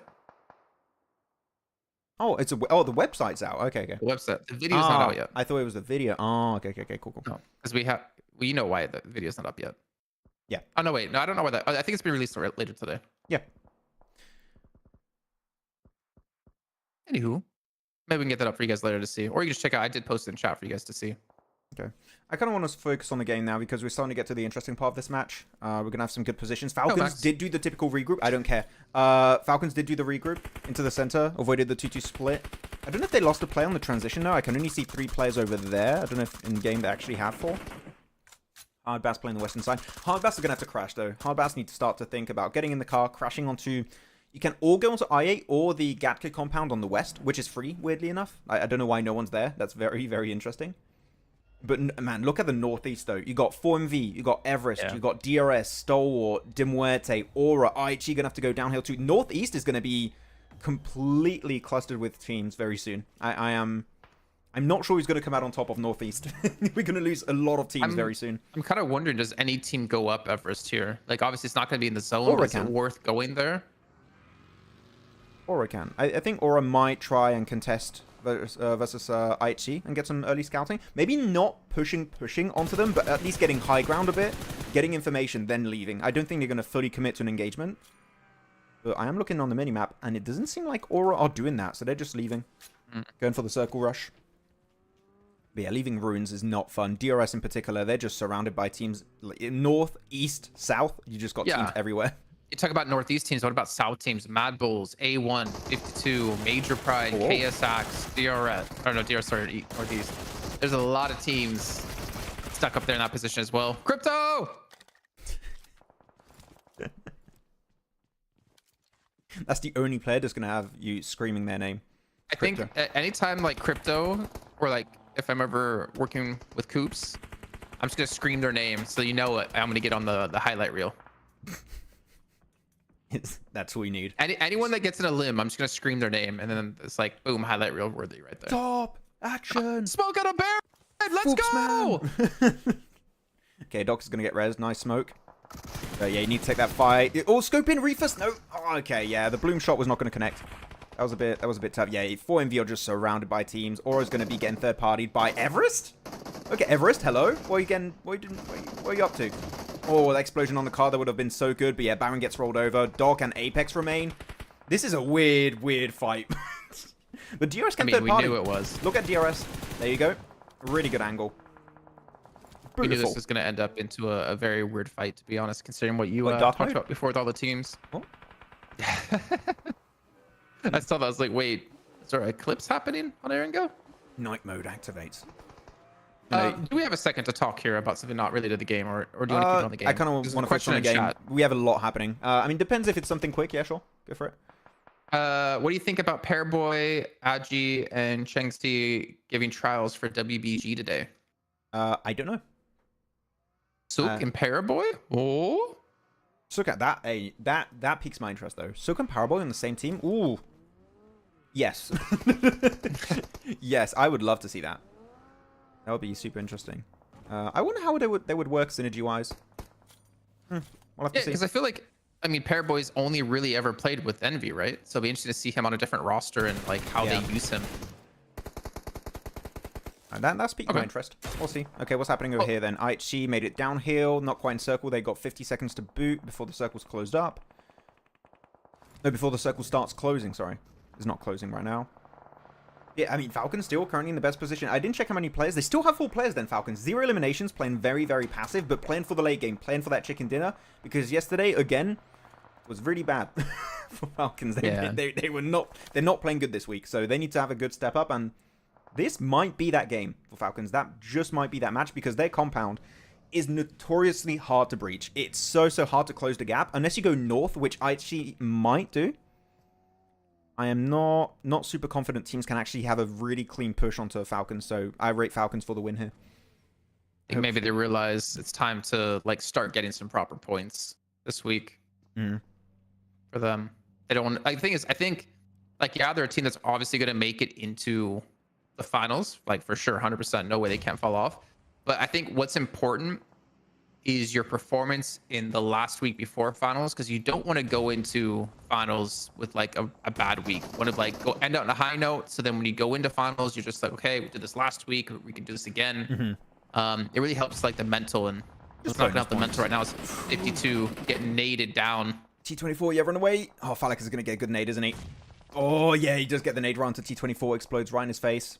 I mean, again, I want to see more Molotovs coming out because wooden floor, that building where Falak is, one Molotov would be really, really good. They're not. Wait, that nade got him? It got Falak. Man, the angle must have been perfect right through the door frame. Gets knocked onto Falak. IQ's now got to push over. I mean, it looks like this is a win for 52 in terms of if the timing on that fight is good to stop the resin to Falak, they should win it. But they're not trying to deny it. They're just allowing Falak to get rezzed. Goku's just chilling. I thought he would actually maybe. I mean, XC doesn't want to push because they have a player down. I think they're playing it like safe. Yeah. Right now, I think they obviously could go for the push, but then if Goku goes down, it's like, okay, well now you're like in a rough spot again. At least they have Falak low in HP who's gonna heal up. They're wasting a lot of utility out of I8. They got their players back alive. Goku. Oh, if that nade caught him, I would have kind of laughed actually. That would have been a big off angle taken away from 52. So yeah. He stays alive. He's just moving around. I mean, you got a lot of small, very, very small rooms in that building. So if you just get in the right one, I don't think you can get naded from the angle. But yeah, really good. I like what they're doing. They know a player secluded over to the southern side. You got to send it over, but good opening nade from T24. Max? Icy pushed into IHC and he dead. Icy keeps doing those moves. I don't understand. Icy goes for these wacky angles that are just very rarely going to pay off. Icy confuses me a bit as of recently. Okay, get up. You got to go for that. No, can't quite get it. Okay, IQ solo with the UMP, with the M4. Not the best clutch weapon, especially when you're dealing with a DVS. Okay, that's not what you want. You dodge away from the nade though. Oh, good angle though. Yeah, but again, no shotgun, low HP, has no time to heal here. Yeah, he's gonna go down. That's it. GG's 52 take the win. Still 3 players. I do wonder, do they have cars? You're going to need cars to leave this compound. In the field, you're not going to be able to make it out. Yeah, there you go. The circle shifts away. You're going to have to rotate into Falcons. Still, you talked about Icy going for the split, right? I still don't know why he's been doing this as consistently as he's been trying. He's kind of doing a Matic, but not surviving as long. It's very weird. So, the Matic. He's doing the Matic, but not the Matic way. If that makes any sense. He is doing the Matic way. He doesn't survive long. I mean, Matic used to survive a little bit longer, I feel like. He was doing more work. He was playing the Mini 14 and stuff. Icy has been going out pretty early. I think that you don't need information on IHG at that point. I think you just play as 4 in this compound. That is your game-winning condition. Even if you don't win, you get top 3 at least. What year Matic are we talking about? We're talking 2020... End of 2022, 2023 Matic. Okay. I'm looking at 2023 Matic, and he didn't survive that long. Or maybe just the events I worked that he was on. I don't know. I remember him surviving a little bit longer. Okay, I'm not gonna. So who's I'm alive not gonna now? Argue with you when you did more EU than I did last year. So who's winning this game? We got IHC, Falcons, 52, and KSAX in the chat. Tell us who you think is going to be taking the win. I'm still on the Falcons hype train. It's Falcons. No, it should be Falcons. Even with the player down, the compound they have is good. They're already doing some damage to IHC. They have some good information on their west side. I mean, it's good. I mean, not to be mean to KSX, but KSX hasn't really shown any clutch potential in this event so far. So, for me, Falcons. I am wondering, though, how are Falcons going to play this game if the circle moves away from them and they have to go downhill? Because that's when you're going to be very vulnerable for Falcons. And they're dealing against teams that are already in circle, like KSX is in circle, 52 is in circle, IHC might still be in circle. If they have to move away, then I think we could have a bit of an upset there. Unless they have cars, which I think they have, hidden a few cars behind the buildings. because you're going to need cars to transition here. I mean, Icy took one of the vehicles. Remember when he Oh, pushed true, Icy did. towards Everest? So Yeah. I would imagine they would have them, but how many, I don't know. But ammo, PPP zone, and the DBS are top. Ooh. Not the most ideal weaponry for him, at least. I mean, you see how much ammo Demo had? He has a ton of ammo. He's looted up on a few of the players. He's been doing really good.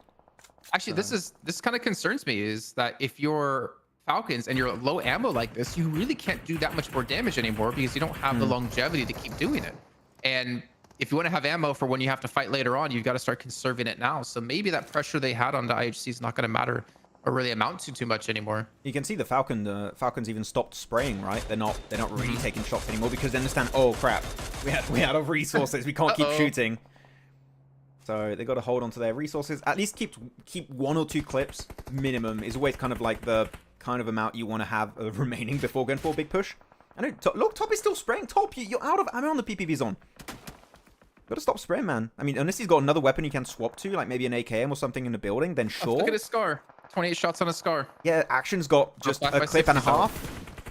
They're going to be out of ammo. Actually, I don't know if Falcons can win it because they're out of ammo. They might not have enough to fight Falcons, IHC, sorry. They are fully stacked ammo-wise. I doubt it. And the circle's about to pop. Where does it go? Not in their favor. They have to leave. Yeah, they have to leave. And with the weaponry they have as well, like Top, PvP zone, DBS, how is that going to help right now when you need a proper like AR to be able to take these long range fights? Like, you're not going to be in range to use the DBS. You're not going to really be in range to use the B zone. Yeah, I mean, the team that I would favor right now would be KSX because they currently are the only team that don't have to move. Of course, that depends if they are able to eliminate all the teams on this circle. Phase 7, I don't think they're going to be in circle. And IHC still have... How many functioning cars do they have? Because what I would love to see from IHC is to wait for Falcons to leave. They leave at the same time so they don't get shot at from their angle. And you crash cars on top of each other in maybe dips or against a crate or a hay bale and make your mini compound yourself. That would be the best play from IHC because they have a ton of cars. Well, I mean, they should have some. I can see at least one on my my map feed. Oh, Demo. Top. Okay, so Top has ammo now. 181. Cool. Where did he loot that? Where did he get? I guess one of his teammates gave it to him. How's their meds though? Because we just saw one player had like no meds left. They're resing someone in the back. I'm not sure. I'm really not favoring Falcons anymore, and I maybe have to start looking towards KSX. Yeah, the fact that you don't have to move in a field finish is very, very strong.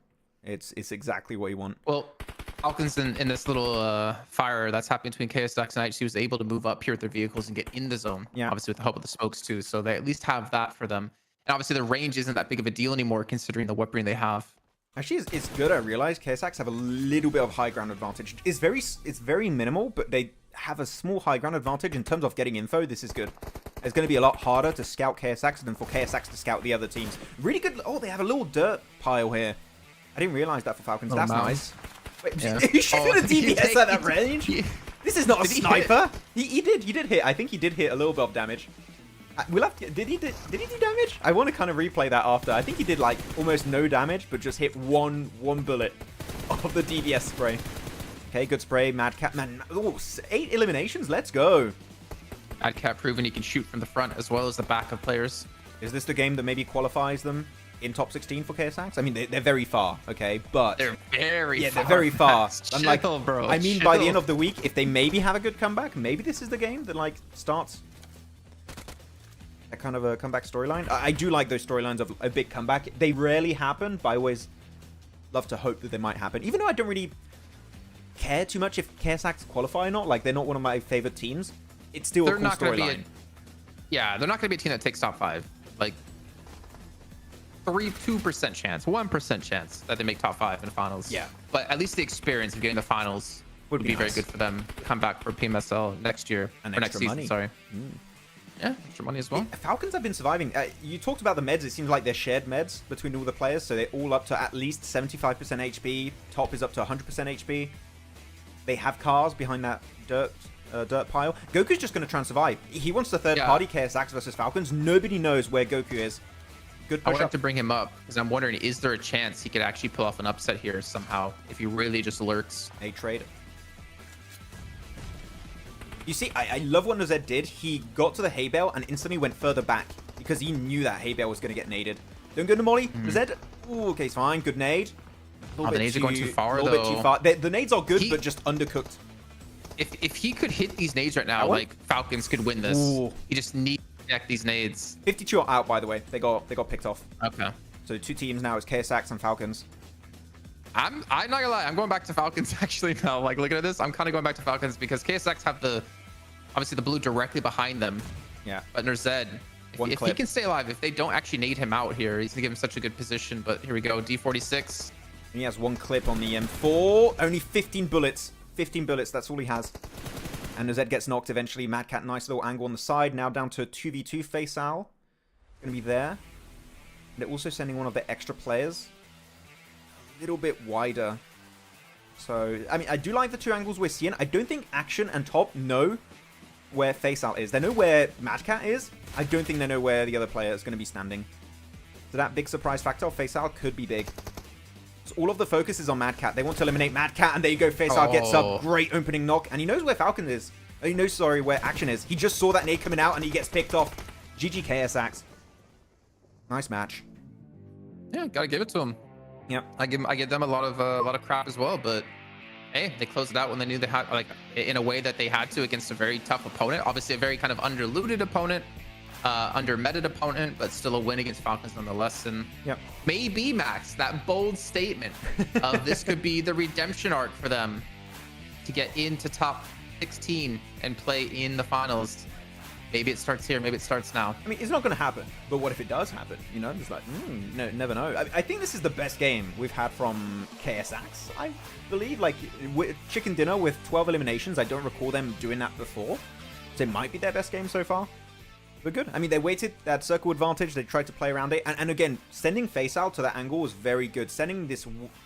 They tried to get D46 also in a good position, but he had nothing to really play around. But face out's angle here was so pivotal to make sure that the moment that Action and Top give their location away, which they did, FaceOwl just peeks over, gets the initial knock, sees the nades coming out from Action, goes for a great initial spray, and wraps it up. So yeah, FaceOwl, MVP of that map, for sure. And $200 though for them now as well. Remember? Yeah, true. 200 extra bucks. So $50 each. Yeah, GG. How many? What are the stats then? So yeah, 4 eliminations, 3, 1, 4. Very nice. And D46 typically is the player we would see do most of the heavy lifting in these matches. We actually, the rest of the team doing really well. So good job, Mamba, Madcat, and FaceOwl. Nice game.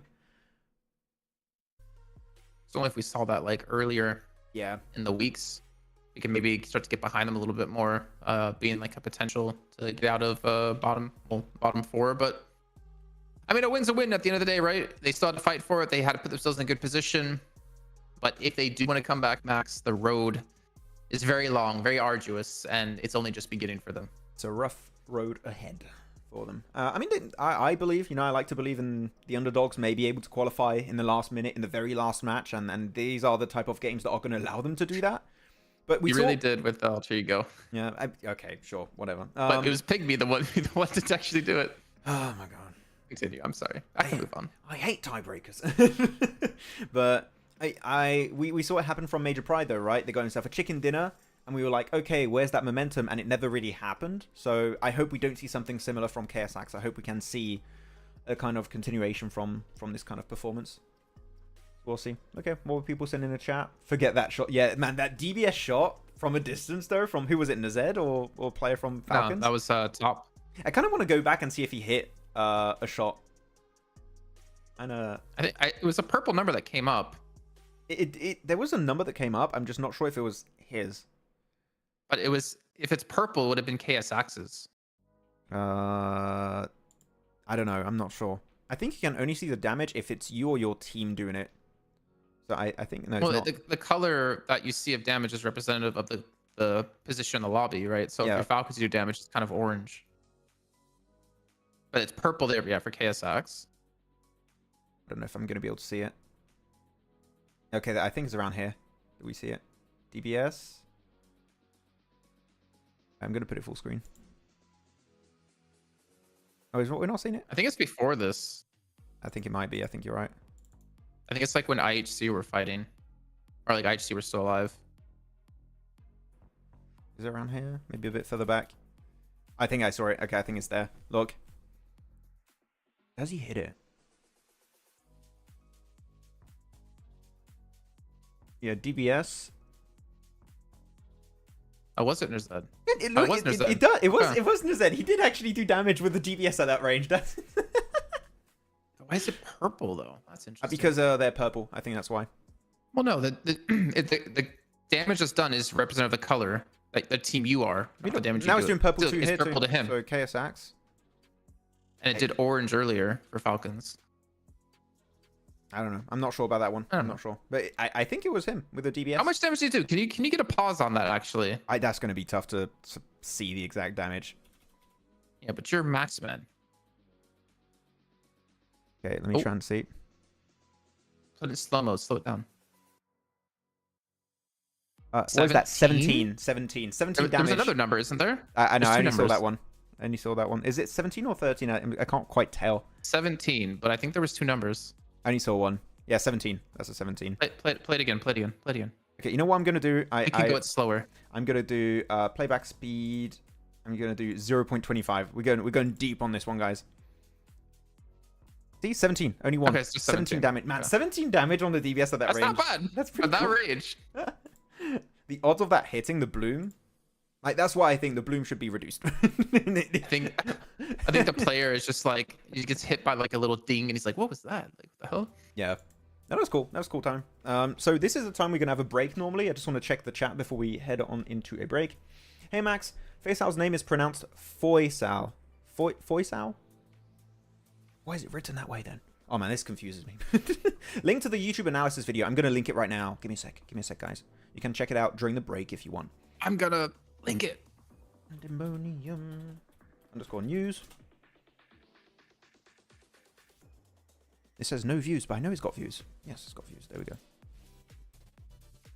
There we go. Copy. So if you guys want to check it out, here's the link to the vid. Am I going to get banned for putting a link? I don't think so. No, seems fine. Okay, there's the video if you want to check it out. I don't see it. Feel free to put a like. No, I don't see it. I think because I got put on the ban thing. I think you can do it as a mod. You should do it. I'll send you the link Send me the link. in DM.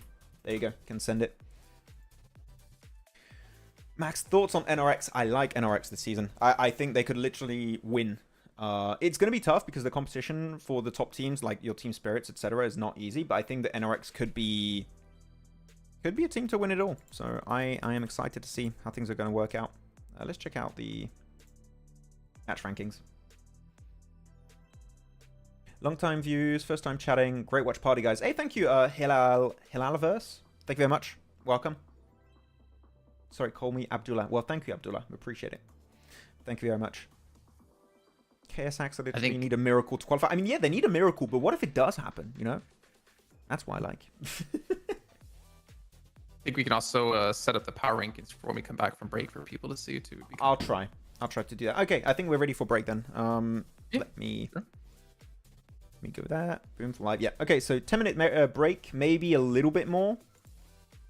That should be about it for the break. Okay, so we'll see you guys in a few minutes for match number 3. That's going to be on Erangel, so see you there. One of the biggest PUBG Mobile esports events of the year is back. As announced yesterday with an amazing CGI trailer, PUBG Mobile Esports will once again join the lineup of games of the heavily awaited Esports World Cup in Riyadh, Saudi Arabia, happening this summer 2024. Other popular titles will accompany our mobile battle royale, such as Honor of Kings, StarCraft, or even CS2. During the 2 previous editions of PMWI in Riyadh, Vampire Esports took the trophy home not once, but bloody twice. I mean, how do you do that? How do you win twice? That's never been done, but I mean, I guess Nova did that with PMGC. But still, how do you do that? That's insane. With their back-to-back victories, Vampire Esports have secured over $1,264,500 in cash prize, which makes them one of the highest-earning teams in PUBG Mobile esports history. Are you looking forward to the Esports World Cup this year? Who do you want to see qualify and secure a portion of that sweet, sweet prize pool? Share your thoughts with us in the comments. Has Alpha 7 finally found a worthy opponent? Finally, a worthy opponent. Our battle will be legendary. PUBG Mobile Esports will now have a star football player, Neymar, rooting on his favorite team as Furia enters the battlegrounds. Furia is one of the most prestigious esports orgs in Brazil across multiple titles as they now look to take on a new challenge. Furia consists of players from multiple teams with a depth of experience as they come together to challenge the top. The team consists of Kayovsky, the man who has won the last 2 PMPL Americas with Influence Rage. Adrian, coming in hot from a tense game, bringing in experience from multiple PMGC events in the past. Arturzan, who was able to carry Team Queso to PMGC in 2023, looks to do so yet again with Furia. And Becker, loyal to Inco Gaming for 3 years, looks to make his next leap in his career. Furia is already qualified into PMSL Americas, but the real question is, what teams can even stop them? Share your thoughts in the comments. Good Nate could change the tides by doing expert. Oh, wait, I take it back. Okay, Yankee. That was pretty good. Again, do it again. One do it more? again, Yankee. Do it again. Oh! Yankee. Yankee! He's got the smoke now. Go on, play around the smoke. He's got DBS. DBS finish. 1v3. 1v3. 1v3. Hit a shot! Hit it! What's happening? Reload, Sinister! You have no ammo! They won it. I can't believe that. Players up. Oh my god, D46 didn't see that coming. Wait, oh, the jump shots? What?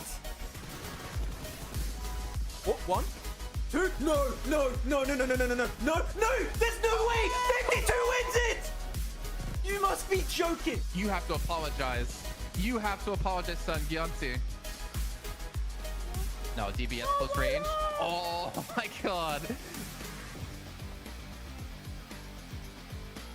Moneymakers just pulled off the best play in PMSL EMEA so far, because it's only been a day, but it's really good. Just check it out. So let's paint a picture real quick, okay? Moneymakers are in this warehouse, edge of circle, and this spot clearly is not going to give them a win, maybe a 3rd place at best. In the circle, you have 3D Max and Regnum Carabra, which are about to initiate a fight for the win, which means they aren't quite focused on Moneymakers at that point in time, which is exactly what they want.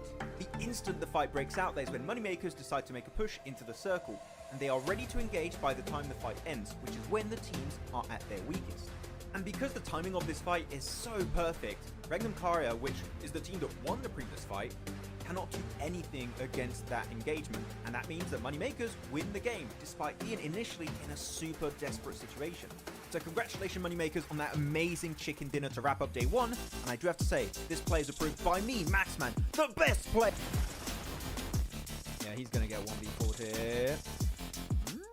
No faith. He doesn't have a DBS, man. That's the thing. The DBS is the what?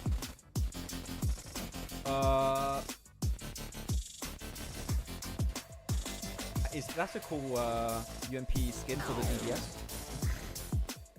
Stop looking at me like that. PMSL America's NA qualifiers have recently concluded, and we finally know who made the cut. With 27 participating teams, only 3 would advance to the next level of competition. And at their helm is Titan Gaming NA, who is composed of popular players like Redox and Dorin from Nexus Gaming. Their crushing victory was thanks to their dominance on Erangel, where they secured 5 chicken dinners on that map. One of those games with an almost record-breaking 26 eliminations in a single game. Heading into PMSL America's spring, they will be joined by 2nd place Taco Lovers and 3rd place Super Lazy Reflex, who qualified in the very last match thanks to a podium finish with 10 eliminations. These won't be the only teams representing NA though, as we will also see ASagi8 Esports participating as the only partnered team in the region. With PMSL Americas around the corner, tell us if you think NA can compete against the best of the best from LATAM and Brazil. Reject finally did it! During PMGO 2024, Team Reject from Japan finally secured not only their first international trophy, but also the first for their home region, by beating global superstars like Alpha 7, Nova Esports, and many, many more. They are currently one of the oldest orgs to join PUBG Mobile Esports, back in late 2018 where they were known as Reject Scarlets, with some of their old players who still remain to this day, such as Sara and Duello. Before PMGO though, the highest rank the entire region of Japan has ever reached at a global event was back at PMWI East 2021, where Reject finished 9th. And on top of that, Regios Hill took home the MVP trophy, which is also a first for the team and the region as a whole. That's a double achievement in one event, by the way, so that's pretty good. So tell us in the comments, do you think Japan can repeat this success in future big events like PMWI or PMGC? One of the biggest roster changes in PUBG Mobile Esports history just happened. So this team has a very special place in my heart because they've been my favorite team for about 2.5 years now. The previous Stalwart Esports roster, composed of esports veterans such as Top, Action, Nuzed, and Icy, have just been acquired by the biggest org in the Middle East, Falcons Esports, who are sure to be able to provide everything the roster will need to play to the best of their capabilities. After a bunch of very close calls in the past global events, such as PMWI and PMGC, Falcons Esports have everything they need to conquer the battlegrounds heading into 2024. Do you think, just like me, the #1 Stalwarts fan, okay, Falcons, my bad, we'll have to get used to that one. Anyways, do you think the squad can finally bring home the PMGC trophy in 2024? Tell us what you think in the comments. I think we just witnessed one of the most anticlimactic fights in PUBG Mobile Esports. Just check it out. Over the wall, hands around the side of the building, just playing with the members of Nexus.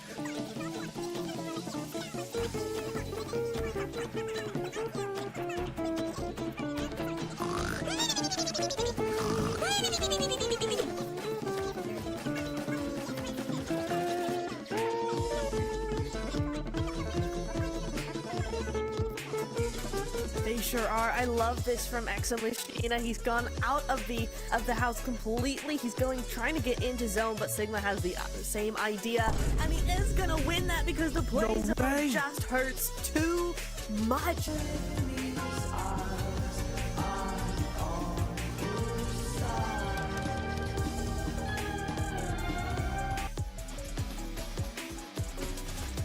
Don't go solo, man. If you get knocked, I swear.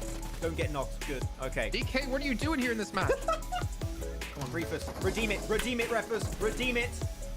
Oh, he got... Wait, Refus, he got 2? 1v1. He has 3 nades. He has 3 nades, but he's behind a crate. It's gonna be so... Whoa! Oh, he got it! 1v. The redemption arc begins. Roger side, come on. Oh, Eugene, okay. Eugene's got a great angle here. Oh, good nade though? Maybe? Oh! This is a very important fight. Oh, that nade. Oh, yeah, oh my god! Either. Oh, I didn't see it. I looked away. Doc just threw the nade through that window at the top and it just went perfectly right on top of MadBulls. That was amazing, Doc. Oh, no. Oh, he's going to destroy him. Nice oh, angle. my God. D46. That was perfect. Hello, everyone, and welcome to Too Lazy Didn't Watch for PMSL SEA Spring. Max and I are here to give you a quick knowledge blast of what went down in the spring season, and of course, get you ready for the summer season kicking off on May 8th. Looking at one of the top contenders of spring, Ultrigo were playing at their peak, especially during the league stage where they qualified with ease. That was in large portion thanks to Rosemary and his dominating presence on the battleground. This enabled him to win 3 out of 4 MVP awards as he went full-on gear second in the finals, eclipsing the entire lobby. Unfortunately, they fell short as they secured second place, but they then put on full display that this team has what it takes to secure a future PMSL title. My only hope for the future is to see the team stick together a little bit more in their games, which would then result in them getting way more chicken dinners in the long run. All eyes were back on BTR as the Twins have rejoined the roster after 207 days. Their league play all boiled down to one word: inconsistent. Whether it was their results or the roster they were fielding, BTR wasn't able to dominate the lobby. Flash forward to the finals, BTR was still one of the few teams to consistently swap around their starting roster. Out of the top 9 teams, only 2 were actively using their 5th player, Ultra Ego, who placed 2nd, and BTR, who placed 9th. This leads us to wonder what the main focus for the team was during the season. Are they trying to play with a proper 5-man roster or gain valuable experience for all their players? Max and I think they use this as a training ground to get ready for future events for those bigger prizes. We have to look back at the winners of spring now, Boom Esports. And I think it's fair to say, Jason, Boom winning PMSL SEA Spring came out as a massive surprise to many, as they brought new players on the rosters and attempted to build synergy during the league stage. This in part gave them a chance to perform in the finals, where they ended up taking home the trophy and a spot into PMGO. This being one of their big first international events, the amount of knowledge and experience they gained will help them make it to the next level. Pair that experience with the fact that they have an entire PMSL season now under their belts to build their synergy, we might be looking at the beginning of the Boom legacy in SEA. The big change from spring to summer is the reward all the teams are playing for. A spot in one of the biggest and most lucrative events of the year, the PUBG Mobile World Cup. In previous years, it mostly came down to if you were popular enough to get invited to the event, but this year, you have to qualify And with the prize pool being $3 million, it's one of the most competitive events of the year, only second to PMGC. So don't forget to check out PMSL SEA Summer that will be starting on the 8th of May to see which 5 teams will be making it into PMWC. Storm, he's almost left alone. He still has Soul K alive, and Death Wolves are just like ready to pounce on their prey. Like, look at that easy cleanup. And Death Wolves, I don't know, Maxman, but they've really been surprising me. Wait. Have I... No. They're doing it! Vampire doing it! They're using the trolley! I've asked for years for them to do this. Someone's actually doing it. They're leaving Storm in the trolley. They're avoiding everyone. I'm loving this. Vampire, you're the best team in the world. PMWI champions, PMGO champions. No, they're the PMGO champions. Influence. It's fine. It's not going to be an issue. They're going to be fine. They're going to beat everyone. They're going to dominate Yasnai Pollyanna, and they're going to take the win. I'm calling it. Okay, those nades might be an issue. Okay, no, go back. Vampire, go back. Go, Vampire, go back. No. Oh, my. Okay. My dreams have been shattered. And we are back, ladies and gents, for our third match of the day. But before that, we're going to look at the power ranking because it's officially out for the first part. So we're going to get to look at it, and you can see it on the screen. I'm going to put it full screen. There we go. Jason is doing his stuff. But here we go. The power ranking is out, and we can see which teams are the best and which teams are not quite there yet. There you go. It's on screen. Storm. That's the one team I can give you to do that accent in.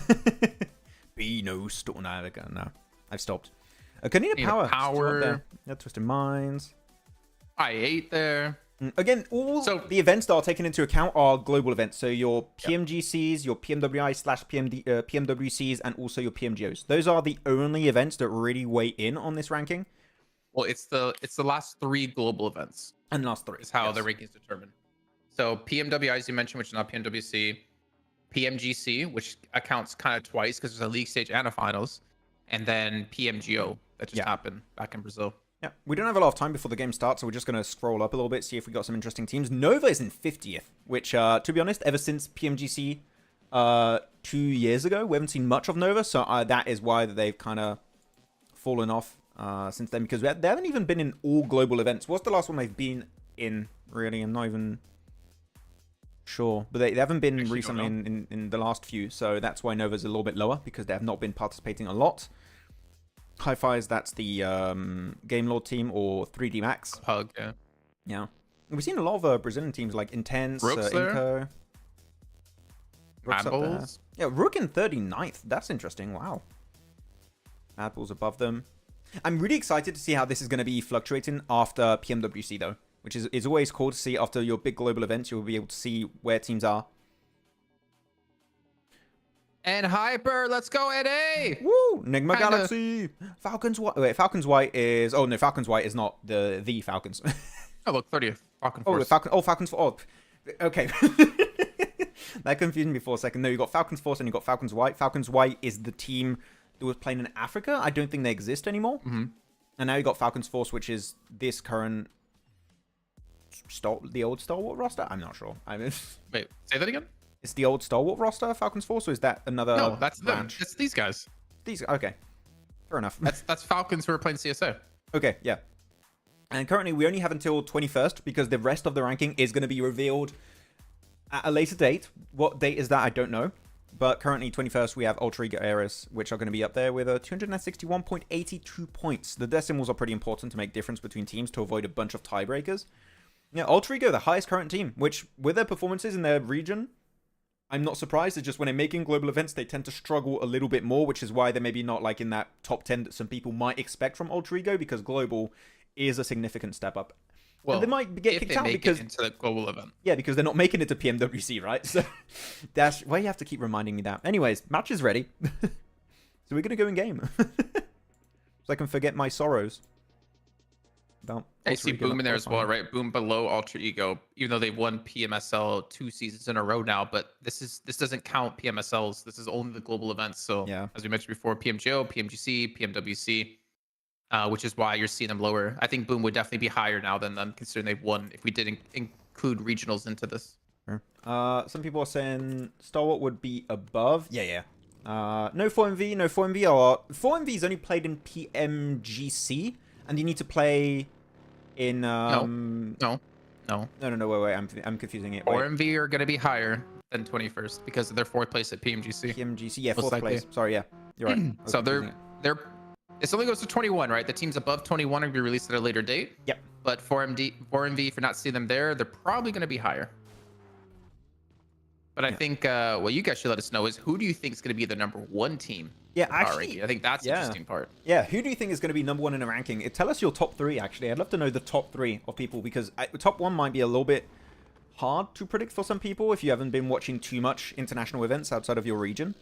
So tell us which teams you think are in the top 3. You can give 1 prediction, 2, 3 if you want, that's fine. But I'd love to know what people expect to see if it's in line with reality. If you want Halalverse more info on the actual system they use for the ranking, I believe there's a post on Instagram by PUBG Mobile Esports that you can check out there on how they actually break down the point system. Go check it out. Alpha 7, said by Gamers Hub. IHC, Alpha 7 Stalwart, so like the Falcons' current roster, okay? Vampire, Alpha 7 Stalwart. Okay, interesting. Well, you can't say, I mean, you're saying Stalwart as in like the Falcons roster or Stalwart as in Stalwart now? Because we already saw Falcons Force already ranked. Yeah, I know. It's like, I mean, when I meant by the roster, we're just looking at this current team of Falcons, but the previous Stalwart, right? Because that's the team that played the international events, which might get a little bit confusing, but it makes sense in my head. Because they were previously this Falcons roster. Alpha 7 or Stalwart, Alpha 7 IHC, STE. Oh, yeah, Stalwart, yeah, STE, yeah. Where's Facecam? Oh, You don't yeah. have Facecam? I took it off because we that's the were first watching out the plane person- path, yeah. That's the first person I heard actually say, where's the face cams instead of get rid of the face cams. True, thank you. Hey, it's taken time, but we're getting there. People are adapting. Alpha 7, Vampire. Reject? I- What? I don't think- Reject?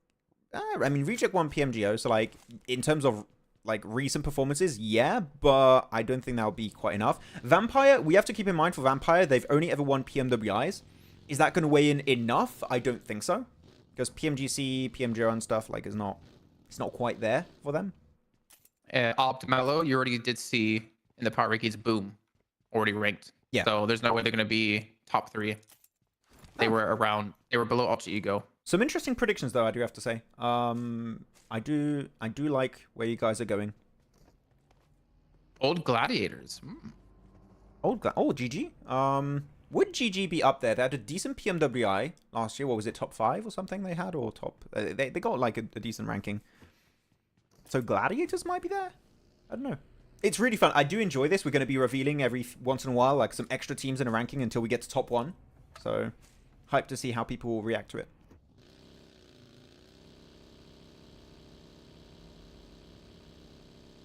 It's fun, too, when you look at the power ranking, right? Because there's always been this debate online happening of, oh, which team really is the best? Blah, blah, blah. Like, now we have a ranking to... Like, sure, it's a ranking based a lot around stats, so it doesn't take, like, maybe the bigger picture into play. But now you can say, well, in terms of the official ranking brought to you by PUBG Mobile Esports, Team X is the best in the world. And it's like, oh, yeah, well, good point. Stats-wise, you are correct. Yes, I'm excited for that. So we got another Western Circle again. What's funny about that? No, I just read, I believe Alpha 7 would be in the top 3, and I'm just like, well, maybe they'd be first if they if they won an event.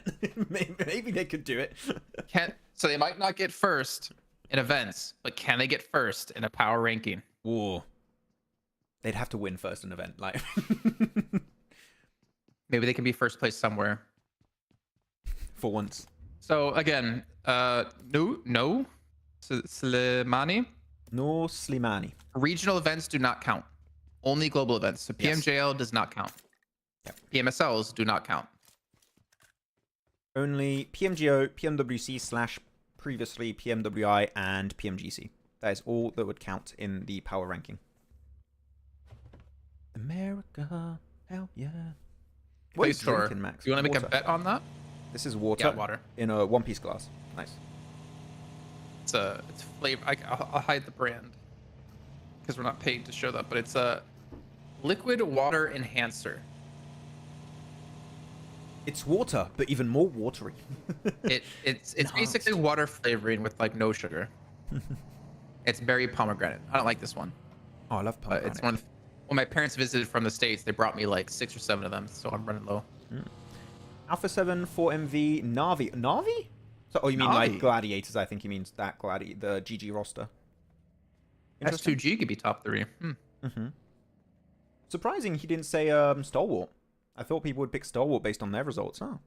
It's cool. I mean, there's going to be different opinions, and all you have to do is to wait until it's revealed. Ooh. Big surprise. Yeah, let's go check out the circle while we're chilling. We didn't have any early game fights. We're having a very laid-back early game. So yeah, very similar to the previous game then, around Gatka area. This time around, Falcons did not drop in Gatka. They went for their typical old drop of Novo. So they're going for a quick pivot. Don't want to get gate kept on the bridge. And 4MV is going to have to make that cross also. I don't see anyone gatekeeping that side of the bridge on the mainland, so they should be okay. I'm just looking at Stalwart really, what they're going to do this match rotation-wise. Same for Muerte. Where Muerte going to go? I don't know. Let's wait on the map feed until it pops. Let's see where the circle's going to go. Hopefully I'm not too far ahead. Wait, let me check. Okay, I got a little bit further back. There you go. I was a few seconds Falcons ahead. didn't play PMGO, so they might not be in the rankings. They were in the rankings, as we did see. Falcon Force. Yep. So they were there already. They were just 21st or lower. Galaxy, DRS. And they go big circle shifts. Oh, where most of the teams are around the field north of Longwood. This could be a fun match. See how that's going to be working out. But Max, that 50-50 thing about bridges. Wait, why am I this far? Wait, what? How? Oh no, did shift. Okay, there you go. I was like, was I a whole minute ahead? There's no way I was a whole minute ahead. But yeah, sorry, what do you say, Jason? The bridge 50-50. Yep. 4MV's got to be careful. I mean, they already crossed. already sent it. Yep. They did Well, when I first brought it up, they didn't, Max. So when I was not listening, it was valid. Not anymore. yeah, exactly. Yeah. I just got scared that I spoiled by a whole minute on the map feed. I was like, oh, hopefully not. Nah, let's keep an eye on mine as well. Yeah. What the hell is Leo doing all over in Kameshki? That's true, Novash. What the hell is Leo doing? He doesn't want to play with his team. I had enough of you guys. Always hot dropping in Picado. I hate you. Okay, 4MV. I mean, yeah. How many times are we gonna get zones so far south? It's still like Port de Muerte. Yeah, I mean, Port de Muerte. I think we said Port de Muerte so many times. I don't believe it anymore. I'm just like, deserved de Muerte. Wow. Yeah, I mean, you can't use the circle again as an excuse. We talked about it earlier. Just rotate better and faster. By the way, if you guys like 4MV playing Longwood, we made a video exactly on this location about 4MV. It's out. I don't know if you guys want to check it out, if you have any feedback about the video. But tell us if you like it. I like how you said we. Yes. I did not help in this video at all. In French, I was saying we in French. Yes. We. So if you don't like the video, then I'm not a part of it. If you like the video, then yeah, I helped make it. Oh, okay. I see. That's how it works. Is it the same zone where 4MV gets 20 elimination chicken dinner that you mentioned in the analysis video? Yes. I mean, currently it's not there yet. It's incorporated in this phase 2, but it could happen to be the same. And you had Regicide in the place of where 52 were. So it's very, very similar. And again, if you want to play Longwood in these circles, it is by far the best position in terms of scouting and also defending cars and rotation potential. So it is Longwood is amazing. I'm not gonna lie. If I didn't know better, I would think Dibby was like you or me posting that. He's asking questions, so like trying to pump up the content a bit. It's like, oh my god, is this what you were talking about?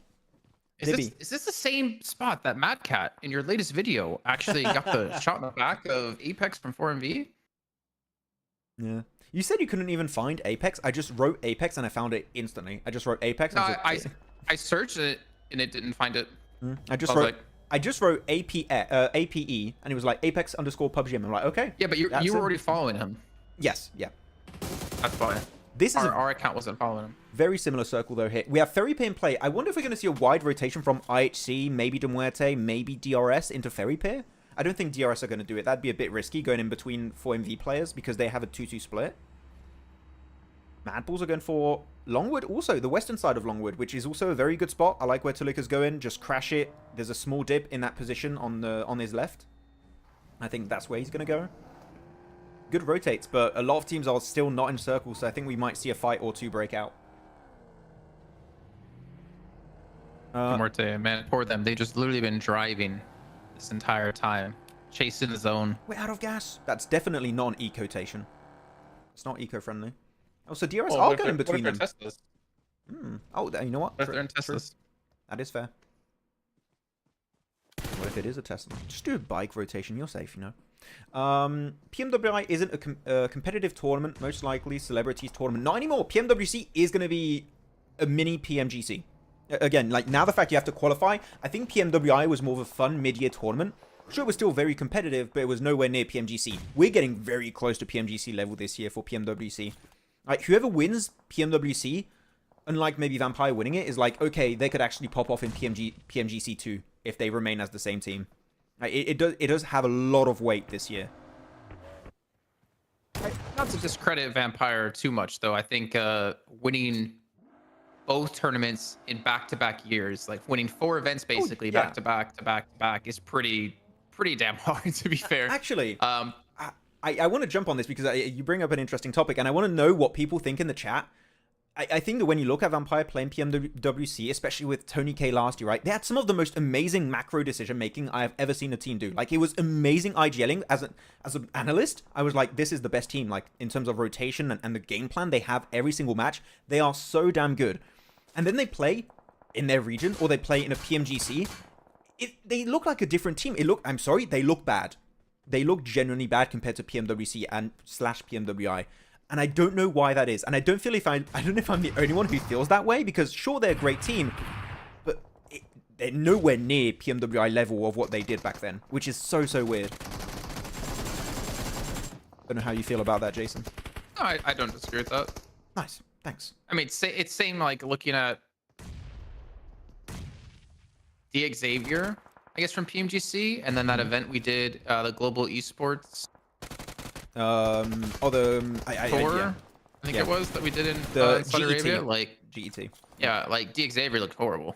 Oh, for sure. When they just did extremely well at PMGC, so. I mean, there was no prize pool for that tournament, so I kind of get maybe some teams not really caring that much. It was just a medal. So like, I don't really hold that one against them too much. I think prize pool is a big drive as to teams wanting to do well. I hold it against them.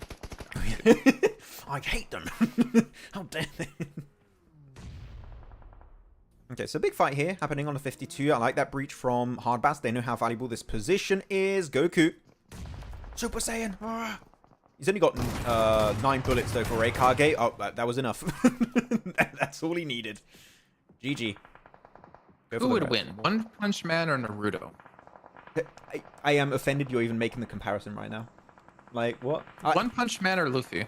Oh, One Punch Man, 100%. Like, Luffy would not win. Sorry, I'm being completely realistic. Luffy would lose to One Punch Man, okay? He would lose to Saitama. There is no way in hell Luffy wins. Goku or Luffy? Goku. I'm being realistic, okay? I know Goku wins, okay? It's like if you're comparing, I don't know, Vampire Esport in a non-PMWI tournament and Falcons. You know, Falcons are just going to dominate. It's a landslide. Well, no, because Falcons is your favorite team. Mm-hmm. I'm pitting you against your favorites. Oh, okay. It's like if you're asking me... Oh, actually, no, Falcons would win because even if they weren't my favorite team, I would still say they win. So, no, you can't make that comparison. That doesn't work. Yeah, you're right. That's fair. Hokage. Boruto sucks, I'm just saying. Okay, Does anyone like Boruto in the chat, please? I'd like to know. Does anyone genuinely like it? I heard it's not bad, but I haven't seen it. Boruto kind of ended for me with Shippuden. That's the way. That's how it should be. DRS actually went for a really good push. I do think 4MV maybe should have sent a lot more of their resources in Longwood, and really good on DRS. They Stalwart capitalized on that fight of DRS versus 4MV to take that position. So Stalwart, maybe a good match here. This would be a very, very important one.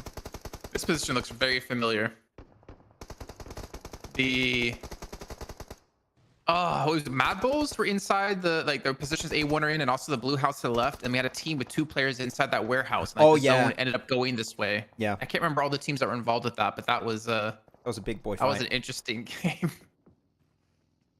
I don't remember what the match that was, but okay, so what's happening here? So we got Action, solo player. Oh, he's got 9 nades. Okay, and maybe out of 10 nades, 1 is gonna hit. 1's gonna connect at some point. I like burrito. Hey, burrito. Yeah, burrito. I'll have myself a burrito. I could get behind watching that. Burritos. Okay, I'm sorry guys, I know there are a lot of fans of Boruto in the chat. It was a joke just to get a reaction out of you. I've never watched Boruto, okay? I don't love Naruto that much. It's not my thing, but if you like it, that's great. I was just testing you guys. What if Naruto was pirates? Now you've got my attention. Now I'm watching that. I'm watching every season. Does Naruto want to be king of the pirates? Oh hell yeah. That's a great plot. That's his Hokage way. Will he find the One Piece? Who knows? Okay, big circle's going to come up. Again, MadBulls currently looking the best position, still in circle. The issue with MadBulls right now is that a lot of attention is going to be thrown their way. I think I8 might breach them, maybe Muerte, maybe 4MV. Maybe even DRS if DRS want to go for a big wrap and avoid Star Wars. So MadBulls, they need to be really good on their defense. They cannot allow a single team to get too close because it is going to be Nade City if a team gets too close. Especially Reefus. Reefus is getting a little bit too close. So MadBulls need to pay attention at clearing the southern side. I wonder what Action's going to do. Because he's on the edge. And I feel like there's nowhere really safe or easy to get into the zone here. Unless like 4MV MadBulls clash and he kind of sneaks into chaos. Oh, which player? You said? Which name? Action. Oh, Action. Okay, well, I was kind of looking at the at Muerte for some reason. Yeah. I feel like he's kind of screwed. He could maybe cross over if he lets Muerte move ahead of him, but I don't see it happening. As a solo in a circle like this, unless you're in the field, maybe. If you have to cross a road, no. No. And I also don't expect A1 or Hardbass to really finish off this fight either, because A1's been very conservative about it. Both teams... Good name. Well, actually, A1's not fully in the zone. They have to move up. Yep. I mean, they kind of there will in be a zone. little bit of a skirmish. A1 are kind of in zone. They don't have to fight just yet, but well, the next the warehouse phase, isn't. The warehouse is in, and also the building of A1. The building of A1 is still in play. I don't know if you're ahead or not, but... Oh, sorry, not the warehouse. The building that A1 was in. Yeah, the two-tiered building. Two-tiered building is in. I think it's called apartment complex or something. Oh, let's say Teak hit a shot. Okay. I want to see I8 do well, man. I really do. I'm still waiting for that. But a good start. This is gonna be rough. But... I feel like Muerte have caught them kind of off guard here. Like Foops was scouting them out for a while. Need to come in and what pusher gets caught. Grenade. Oh! Good bouncy. He like moved into it. He like proned on top of it to save his teammates. Crypto's getting naded out as well. What is this shiny thing? Let me take a peek. Oh no. Okay, good nade onto Crypto. He's gonna get the knock. No, it does not. And so many nades are being used here. God damn. Are we gonna see a third party happening maybe from a team? Like, actually, no. I'm looking at the circle. Muerte already made the cross, and they're the one fighting. I was like, maybe Muerte, but no, they're fighting already. It's them. You want MadBulls to like leave their position to go third party this? No way. Definitely not. Definitely do not go for that. There you go. Confirm it. Muerte going to be looking for maybe 6 eliminations if they can get Crypto. There's no Crypto left. Man, what's going on with Crypto? Always been the solo of the team at the end. Like, a fight wraps up, Crypto's always there. It's just the survivor. Well, survivor or the baiter? What? The baiter baits his team. Or baits his own? I was like, he's not baiting enemies. Baiting his team, yes. Yeah, for sure. He's like, oh, guys, he's low, go get him. He was not low. he was 100% HP, full armor, full helmet.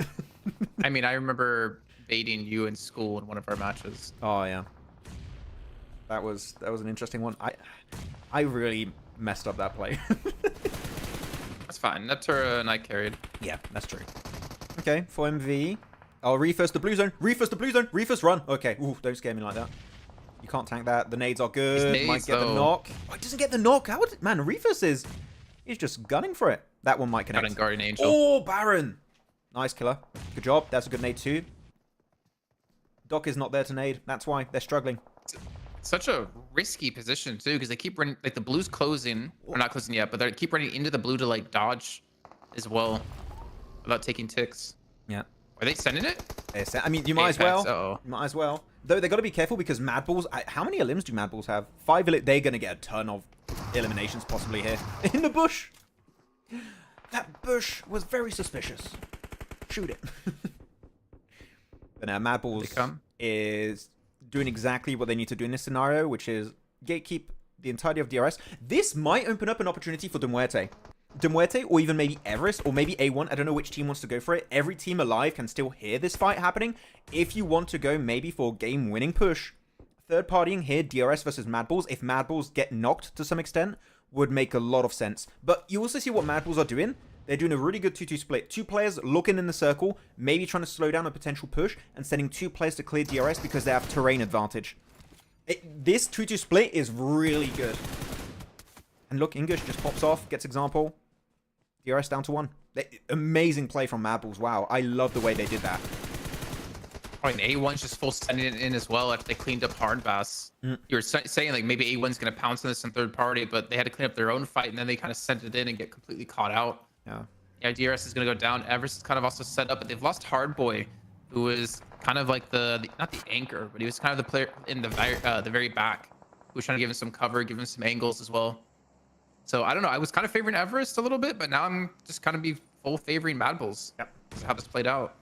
Yeah, I'm looking at MadBulls at winning this one. I mean, they have now 7 eliminations. I think they looted off DRS a little bit, maybe. I don't know if they went to the crates. They might have. Now, they got the high ground. They got these little, like, rock buildings also, which are very good on Longwood. And it gives you the perfect angle. Like, the rock building thing construct. I don't know what it is. What is it? What would you call that? I don't even have a name for those little constructs. Those are, like, anti-tank things. I don't know the name. I don't know. It's just that stony thing. Stony. It's a stony boy. The stony. Yeah, he's hiding behind the stony boy. That's what he's doing. Yeah, it's really good. It gives you some good cover. Stone building. It's like, what? Are we playing Valheim right now, or like what?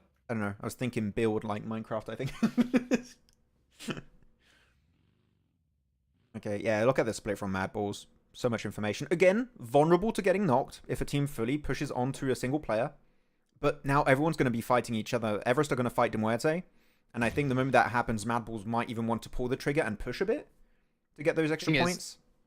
You talk about, like, vulnerable to being knocked, but, like, I look at MadBulls, and out of the entire lobby, like, all teams in CSA, they're one of the few teams that I would say, like, be 100% confident in that they're not going to overpeak and get caught. Yeah, they're very respectful in that sense. Yeah. They're just, okay, we don't have to overdo it. Even in their 5 versus DRS, right, the 2-2 split, I think that was very respectful. They're like, we can win this 5 versus DRS very easily, but we also know that we're potentially at risk of getting third-partied. We need to kind of split ourselves to defend our position and take the fight to clear our backs. Like, it's just, they're doing multiple things at the same time, which shows very good synergy in the team. I think they're really good at keeping, like, their composure and not getting, like, too caught up in the moment. Like, they kind of keep their heads cool. And, like, let's not throw a situation that we should win. And I kind of really like to see that. It's maybe not, like, as fun to see from, like, a viewer point of view, like, not going flashing crazy, but it wins the games. It gets you more money. It gets you into finals, you know? So it's the way you should play. I don't think you need to be flashy anyways. Like, it just, as long as you get consistent points, which is what MadBulls are good at doing. I mean, clearly you can see the results, right? They tied for first place. That means they're doing well. Whatever they're doing, it's working. They can't complain. Again, Longwood high ground. Very nice from MadBulls. Very similar to what we saw 4MV do in the analysis video I did over on Pandemonium_news. Very nice. Yeah, Do you guys think one of the Mongolian teams might miss out on top 5, seeing how much MadBulls, Rook, Aura, and DRS can also be? I think so. Yep. I don't think we're going to see all the Mongolian teams qualify. It seems unlikely. We're going to see 2, maybe 3, but not all. Who do you think is not going to make it? I don't know. I'll check the leaderboards after. I'll check after this game. I like Zerich's angle. I do wish you could have like flares in esports and spawn in a BRDM. I would like that. I don't know why flares aren't competitive. I think that would be really fun. Just add it, you know. What do you guys think in the chat? Would you like flares in the game or not? I would like flares. I think it'll be fun.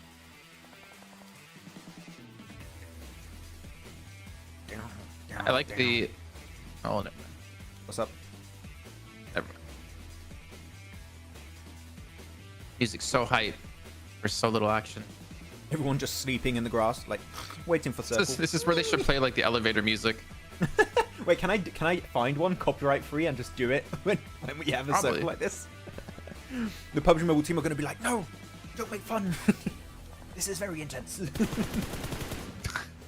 Okay, Zerich, nice. He's got the PPVs on. He's got a ton of ammo. Yeah, just blast him. Destroy him. Yeah, I mean, Circle, look at that. They got two players, Fleeky English and Circle. They're chilling. Easy game. If we're talking about like individual players in CSA, you're always going to mention Top in Action as yours, right? You're always going to mention Doc, but like Zerich, I'm not gonna lie, he's definitely fighting for the position of being one of the top 3, if like not top 2 players in CSA. I mean, I told you the top 5 rankings in terms of single players, right? It was Apex, Doc, Reefus, I think it was, and then you had Zerich and Top. It might have changed, but that was the current top 5 when we checked it at the start of this week. That was the top 5. So yeah, I mean, Zerich, I still struggle to see him as CSA because he was Western Europe back in the days, right? But he stands on his own 2 feet in this region for sure, like as one of the best players. So he could be MVP. As opposed to standing on 1 foot. Yeah, but you know what? It's an expression. Okay, sure, whatever.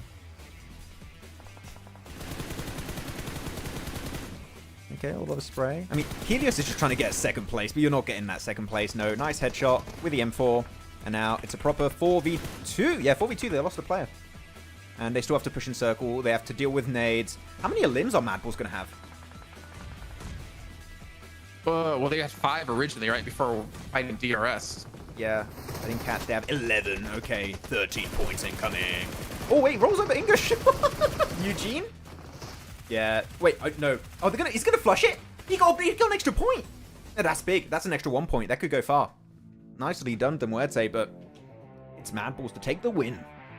GG, 13 eliminations. One of these days, you're gonna slip up and you're gonna say, "That's the extra 1 piece." I mean, 1 point. That's the actual. No, the 1 piece is worth 1,000 points. Okay.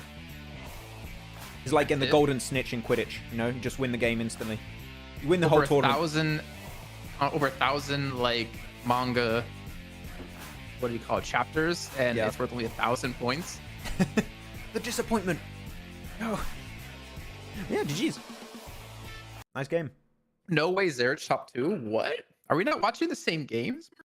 Sorry, but no way Zerich top 2. Really? I mean, I'm going to check the rankings right now. I'm going to check the rankings right now. Okay? I'm not saying he's like top 2. I mean, because obviously if you look at how like 4MV played.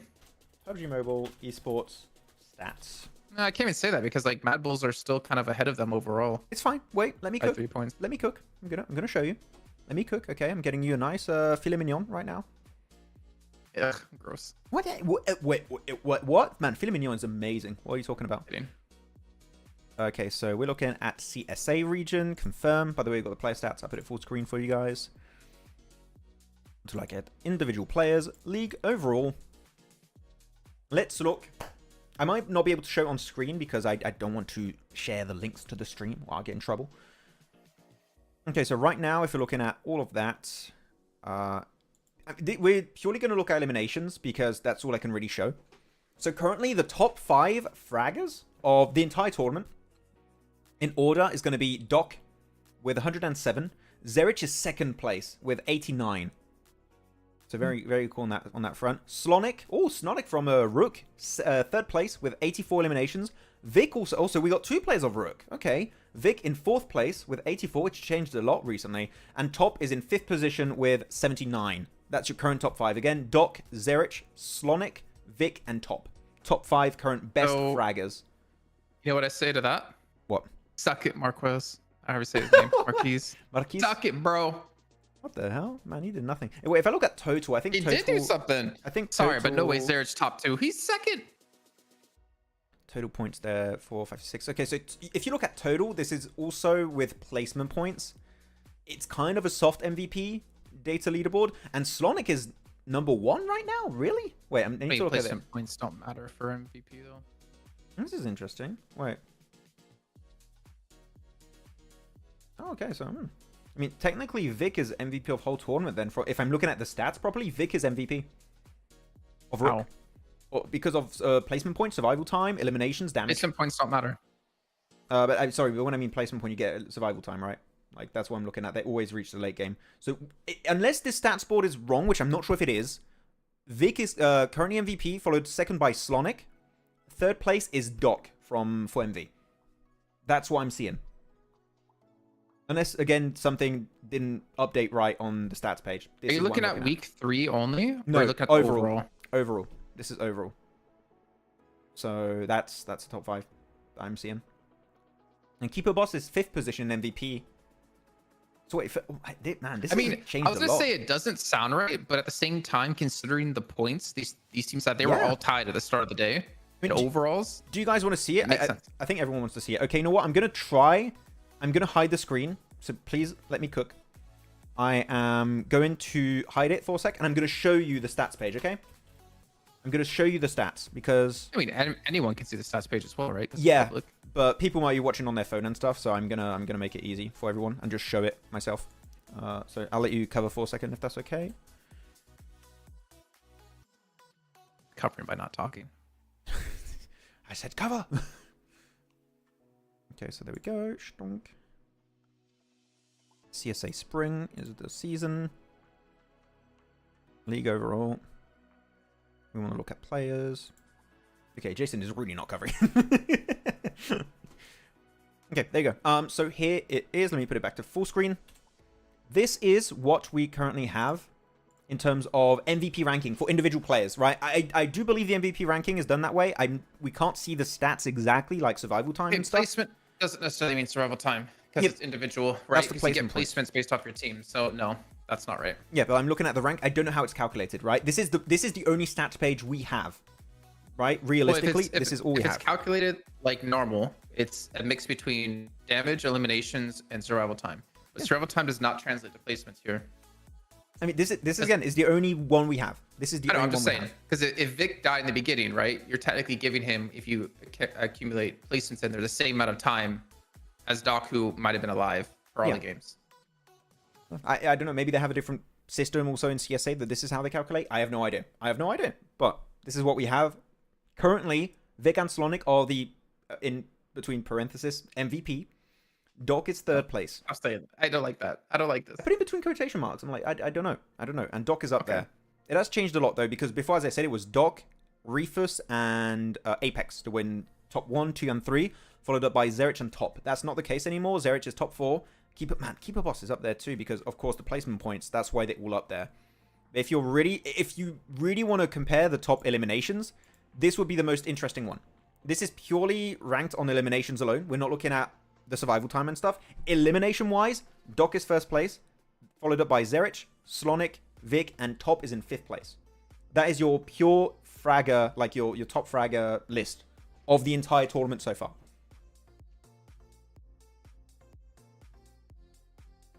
What are you cooking, Max? Filet mignon and individual ranking. I mean, let's go down a little bit. So you got Sky also there.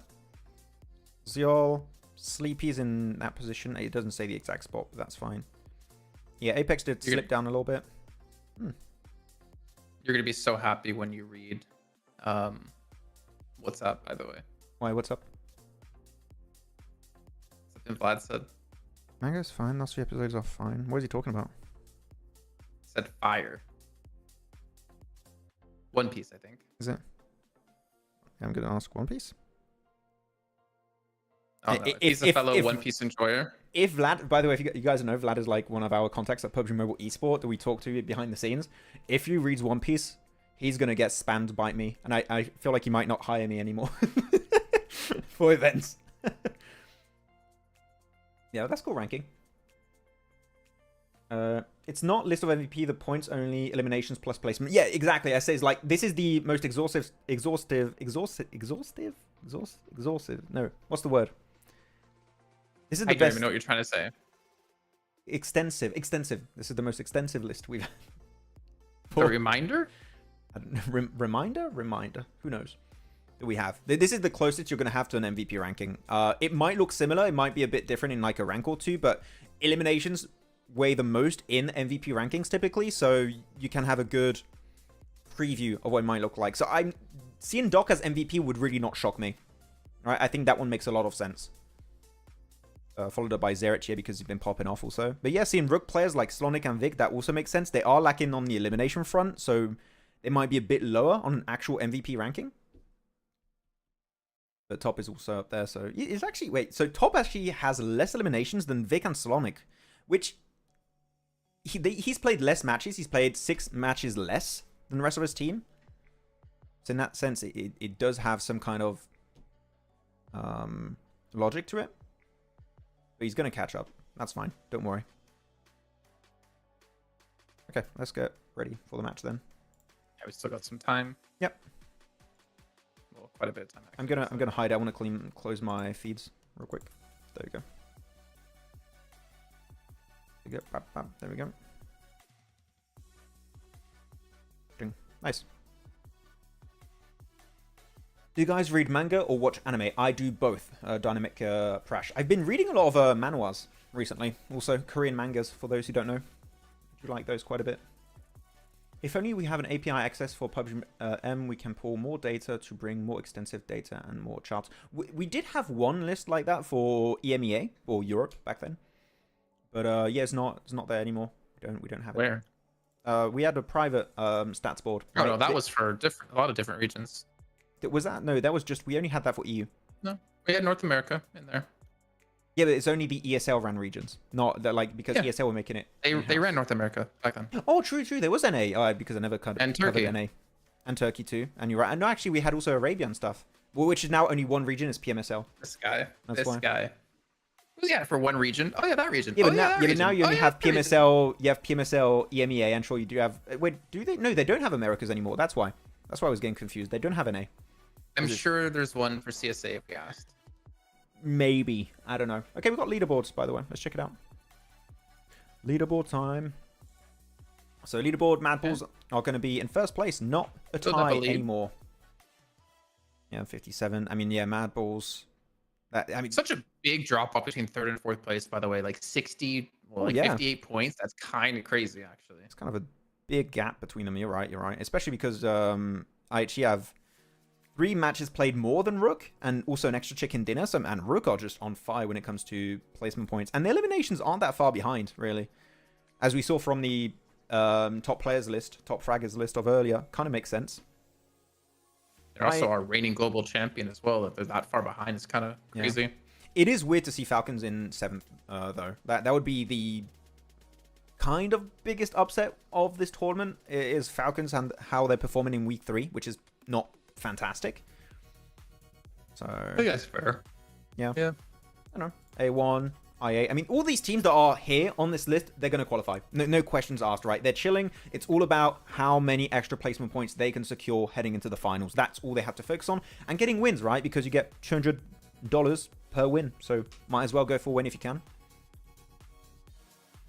What would you do with 1,800 bucks? 1,800 bucks, I would... Ignoring the option for one piece stuff. Oh, damn it. 1,800 bucks, I would... Would you come visit me in Italy? Depends. Is Oliver around? I don't remember if you like dogs, so let's say yes. Oh, I love dogs. Like, oh, wait, what? No, I love doggos, so I would come over, yes. But no, 1,800, I would buy a ton of UC to give away in chat. I would finance a vacation in Japan. I've always wanted to visit Japan. Really? Me too. So I would go there during the cherry blossom season. Oh, yeah? Are we making this a thing? Are we going to go now? We're going. We're doing it. Oh, yeah. Okay, this is the second page of the ranking then we saw, and we're going to go live because I believe the match is going to start very soon. Very soon. Jinx. No.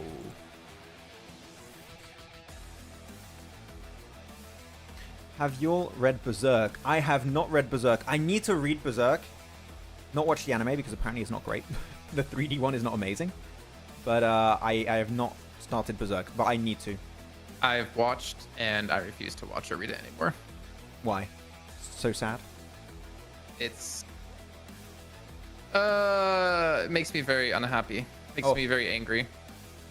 Okay. What happens in it? By the way, Jason, we had a question yesterday of asking the chat, and we're going to ask it again for the people that weren't here yesterday. We asked it with Neptura. How do you guys rate out of 10 the PMSL trophy, which is the same between all the regions? How much do you rate it out of 10? Do I have to give an honest answer? Honest answer, yes. Pretty low. Really? Pretty low. Oh, wow. What do you guys think in chat? Tell Not a us. fan. Not a fan. I like it. It just looks like a Tesseract. It looks like a, I think what they were going for, it's a crate of PUBG Mobile, right, standing on top. And I do like the color of the, like, Tesseract vibe. Because Avengers level threat. But I like it. I think think the I give it... PMGO trophy was one of the best trophies ever in PUBG Mobile, for sure. That's exactly what I said yesterday. It's like, PMGO is the best trophy that's ever been made in PUBG Mobile Esport. It is so cool. And if they keep changing the color of the PMGO trophy every tournament based on where the region is, because this year was, what, yellow and green, right? Based on Brazilian flag. If they change it, let's say it's over in... Let's just imagine. It's over in France. It's blue, red, and white, you know? That would be sick. Sure. Yeah, but we had this conversation before. There are a lot of countries that have blue. I know, like the United Kingdom, America. I know, I don't care. It's just an example, okay? It's never going to happen to be in Paris. So it won't be a thing. But we'll see. But I do like the trophy. So they just have to choose very obscure places that have very unique flag colors. Imagine, like, imagine Nepal. Let me check the colors in the Nepali flag. Nepal. Red and white. Flag. Is it red and white? I know there's red. It's red, white, and blue on the outskirts. So those will be nice colors. So but, red, white, and blue again. But there's a lot more red. So I guess they'll focus on the red and the white more than the blue. Because the blue is just the outer layer of the flag. So how do they differentiate between France and Croatia? You're asking questions I don't know. You have no idea. Croatia. No, there's like multiple flags that have like red, white, and blue that are like vertical, right? Yeah. Vertical bars. Can't remember. Oh, was it Netherlands? Maybe. No, that's horizontal. I don't know. Who cares about the trophy? It's all about money for the play. Can't we have fun, Big Cash? We're just trying to have a fun conversation here, okay? Big Cash, what the hell? Like, sure, of course we like money, but your trophy's cool. Just having a cabinet, away from dust and everything, and away from DS range. I always find it so kind of funny for teams if they ever get this like massive trophy. You just see videos of them trying to carry it through the airport and like security and explaining like what is this and is it a weapon? Because it's like a trophy and it's like a nade or something. It's like no, it's a trophy. We won. Oh, okay, we got to destroy it. No. Oh man, just imagine it's a trophy with like a weapon on it. I think you'd ship it. You wouldn't take it through the plane. You would ship it to yourself. I think would be the smartest way to be safe. But actually, quick question for the chat, because we like to have some fun questions in the chat while we wait for the game to get interesting. Where would you like PMGO to be? We know where PMGC is this year. It's going to be in, like, the PMGC finals are going to be in the UK. London makes the most sense, and I think it's been said it's in London, but that's it. PMGO Japan. Oh, you know what? Imagine PMGO South Korea or Japan. That would be sick because, yeah, of course, Reject won, right? I would dig that. PMGO, like an actual global event in Japan, I would love to see that. And then, after the event's done, if we luckily get to go to it, we get to go explore Japan. Yes, vacation! I would love that. Man, imagine you make the trophy pink in reference to the cherry blossoms instead of linking it to the flag, right? Oh, I would dig that. That would be my favorite trophy because this is I don't say this often. My favorite color. I have two favorite colors, but one is a little bit above the rest. Is a kind of faded pink. Is my favorite color, which is very weird. I know, but it is. No, I just like it. It's very appealing to me. You know my favorite colors? I kind of have two. Tell me. Can you guess? One of them? Orange. I don't know. Blue. Green? Green used to be my favorite color. Oh, okay. We're in the new meta. Jason, it's like my second. It's like my second. It's my top two. Okay. Like a nice dark forest green. I think it's really. I don't know. Tell me. Silver. Silver. Oh, okay. Was that your rank in League of Legends that way? Actually, I was the only commentator in LCS who was ranked diamond or diamond because that was the highest at the time. Oh, okay. Thank you very much. It kind of a silvery color, also diamond. Where you go? No, we're not from America. I mean, I'm not from America. Jason is. I am from Why do you say France. that with such disdain? I'm not from America. Hello? America. What? Hell yeah. I'm from the US, yes. Yes. We also have a Northern Zone, by the way. Muerte going to be happy. Stalwart. Going Really? Stabler, gonna be happy. Let me show it for the viewers at home if you guys want to take a quick Or peek. MV, dropping military, not gonna be happy. No, I want a global tournament in for PL region. I mean, that would be interesting if it would be in PL region. We'll see. But I do think Japan, now that it's been said, now Jason said it, that I would be super hyped for that. So yes. Okay, that was the map. Or Go South back to the Korea. fight. And MadBulls lose Flicker. Oh, big fight in Sunken City. Poor South Korea. Or South Korea. Or I thought he said poor South Korea. I'm like, what happened to them? I think what other region would I like? What would be fun? Nepal would... Mongolia, man. Mongolia, of course. I can't believe we didn't say Mongolia. Mongolia, of course. Well, because I'm trying to think, like... I'm trying to think of any city in Mongolia, and I actually just can't think of a single city in Mongolia. It would just be on a mountain, because Mongolia are known for their mountains. Like, just on a mountain peak. Like an open ceiling LAN event on a mountain in Mongolia. Like, is there any metropolis cities in Mongolia? I don't know. How about we do a PUBG Mobile Esports Everest finish on Everest. At the peak of the Everest mountain. That's the real, that's the real test. Test your physicality as well. You have to climb Everest and play up there in the cold. I'm actually curious. Mongolia Metropolis? 5 major cities. Ulaanbaatar, the population of 1.4 million. Moron, with a population of 134,000. Erdenet, population of 106,000, and Darhan, population of 74,000. Yeah. So like, from like a Westerner, I've not heard really of any of those actual city names before. Yeah, me neither. Yeah, someone says, isn't Mongolia just full of hills and mountains? Yeah, like, open land, open ceiling. Don't do it in a venue, just do it outside. Touch grass and play video games at the same time. Who would have thought? But no, I would like that. What could be interesting too? You don't want to do a LAN in Jason's home though, Big Ash, because you would have his dog just eat all the cables, and we would lose He power. doesn't eat cables. Oh, he doesn't eat cables? Just But if you leave your sunglasses. glasses lying around. Yeah. Just glasses. Name some cities of Pakistan. Couldn't. Pakistan? Oh, I cannot. Couldn't. I am really bad at knowing city names. I could tell you on a map where countries are, but cities, no, that won't work out. Okay. You ready? Top biggest cities in Pakistan. Karachi, Karachi? Don't know. which is the capital city of the Pakistani province of Sindh. Karachi's got a ring to it. I like the name. Rawalpindi, Multan, Lahore. Hey, before Jason continues, I have to apologize in advance for the pronunciation of these Hyderabad. cities. Okay, I know that one. I can never say it correctly, but... And Islamabad. I've heard of those two for sure. Yeah, Circle's about to shift away. Let's see. It's going to go Yeah, north two I river. haven't. Oh, it's centered on the river. Okay, well, big gamble. Do you go north or south of the river? You have to decide. It's not an easy one. Probably north.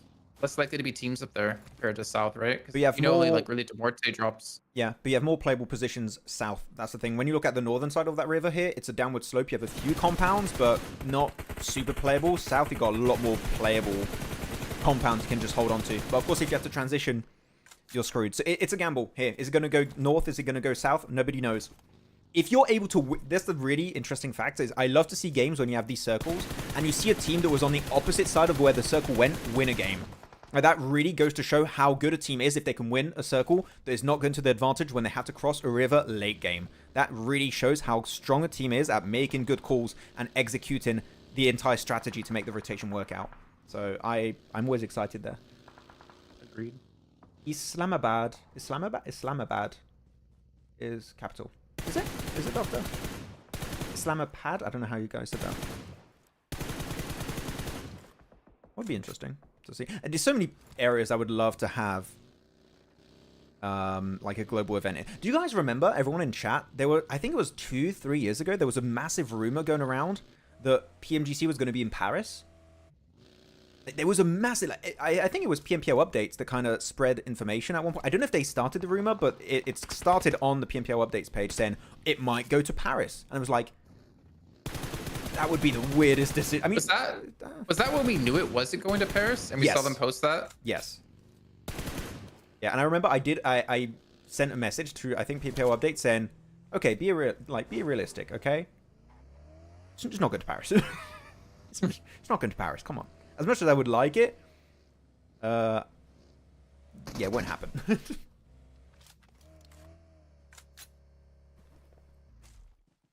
Yes. Yeah, you guys remember that? Yeah, that was a weird rumor. I was like, that's definitely not happening. Which region is the toughest? I don't know if I even want to answer that because I feel like we've answered that in some way, shape, or form quite often now. I think we just don't have to explain as much, but I think that if you say average and if you say the top teams is different, as always, right? I think that if you do the average, maybe CSA. No, SEA, sorry. And top teams, I would say CSA. Would be my final It depends opinion. on the depth of your top teams. Is like, if you say like top teams, like 2 teams, that changes things versus like top 7 teams.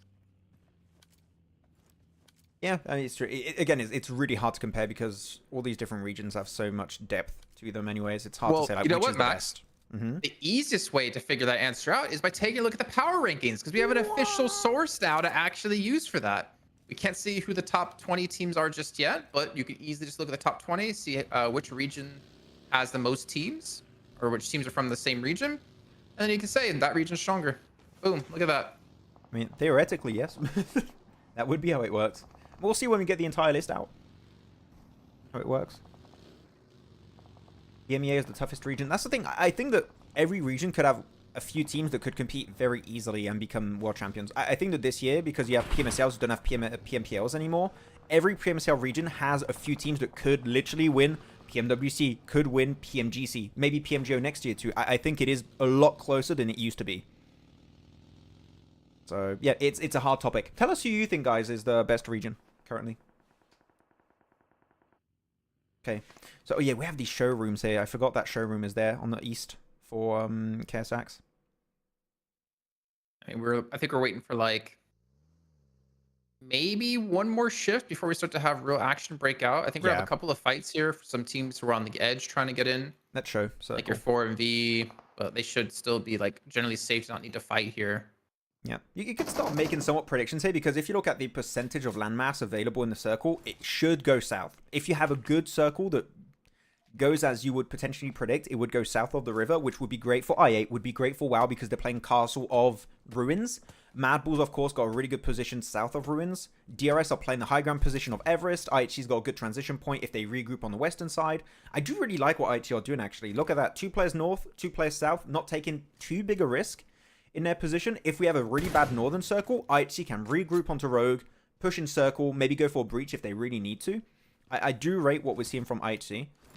And look at Major Pride. They're in Sunken City. If they have a bad northern shift, they can go back into Rozhok, cross the bridge, tank the blue a bit, go north. So even Major Pride technically could be in a good position here this match. I like how you were asking the question of like, do you go to the north of the river or south of the river? And IHC's like, why not both? We'll just go north and south. I do like what's happening there for them. What are the chances of CSA team winning PMWC? I would say pretty high. I would say what we're seeing from the best teams, mainly looking at your MadBulls and stuff, I would say there's a chance. It's similar to some of the other top teams, right? Let's ask the question this way then instead, actually, Max. I think this is going to be a much better answer. Which region has the best chance of winning PMWC, do you think? Okay, I mean, we don't know all the teams that qualified, right? Like, if we have some teams that just do a surprise finals win, then we don't know. But if we're going on the... Well, like, if there's a surprise finals win, do you really expect them to be able to win at PMWC, to be fair? Because they need to be consistent throughout the entire league stage to be able to play at PMWC. That's a fair point. Yeah, you want to be able to perform in short-term tournaments, which is why Ultrigo not winning kind of deserved in that sense, right? If KSAX gets top 16 and they surprise qualify to PMWC, are you going to put them as a team to win PMWC? No, definitely not.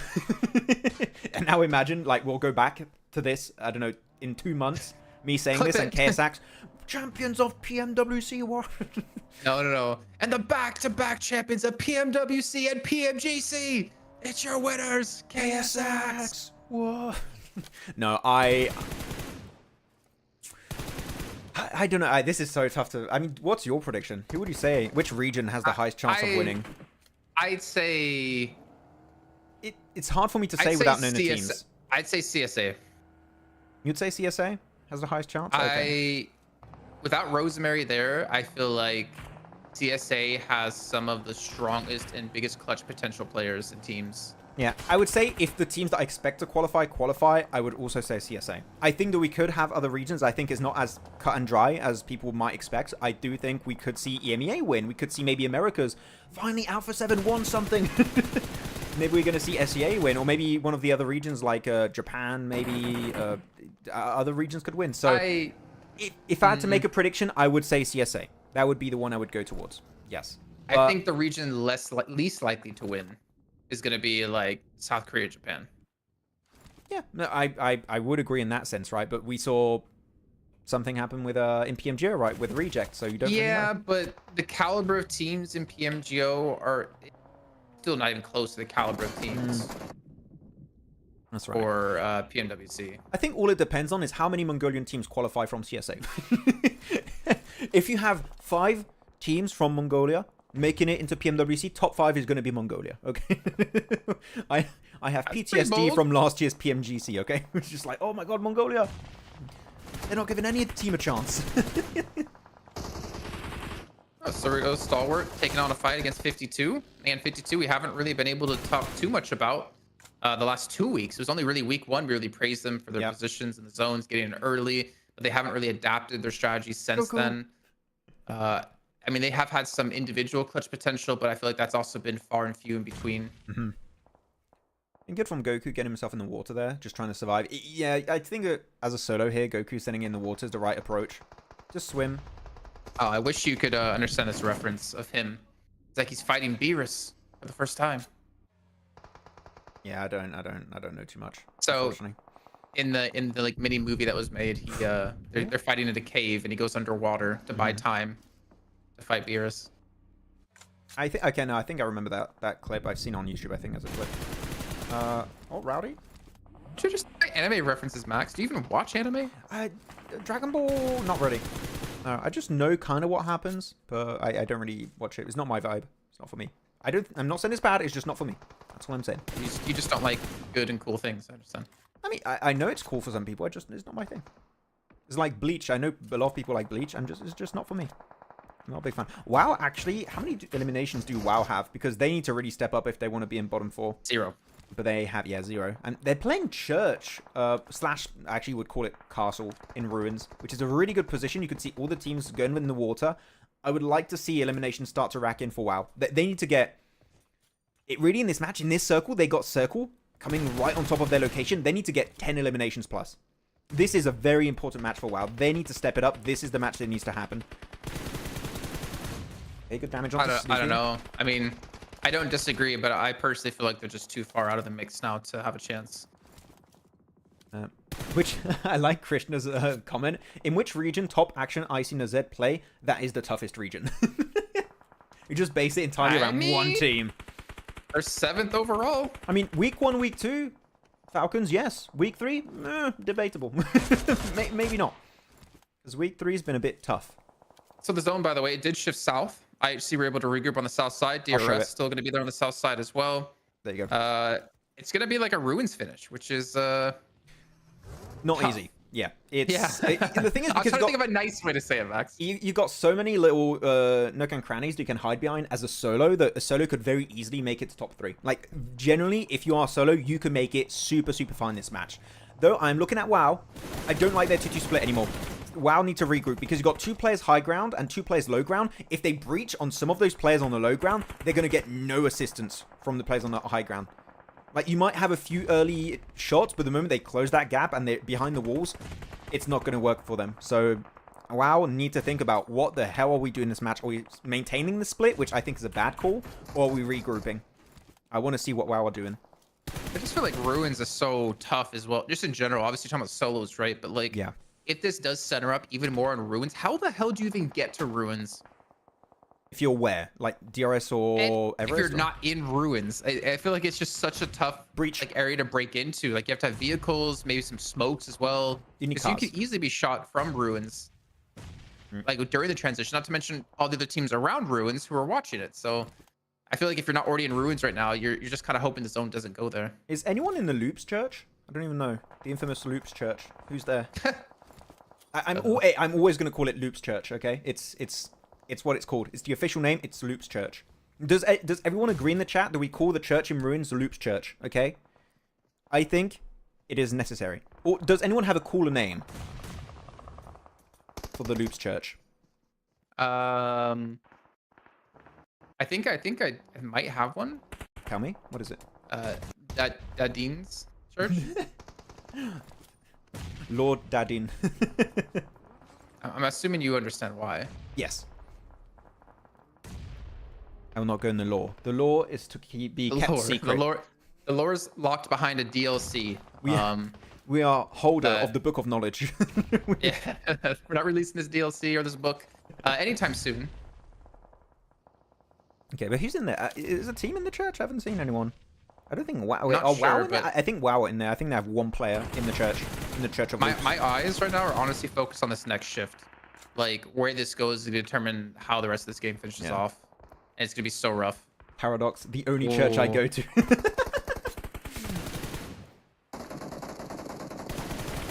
There we go. Okay, It's shifted. One so nade. it's centered up on ruins, pretty much like the west side of ruins. Yeah, I'm looking for Major Pride. What they're going to do? Are they going to try and breach the high ground of WAOW? Because how many elims do WAOW even have? We said they need to get a ton of eliminations. I have zero. I have not seen them in the elimination feed a lot, Jason. So I think they might still be on 0, maybe 1 or 2, which is low. You need to start racking in the points ASAP.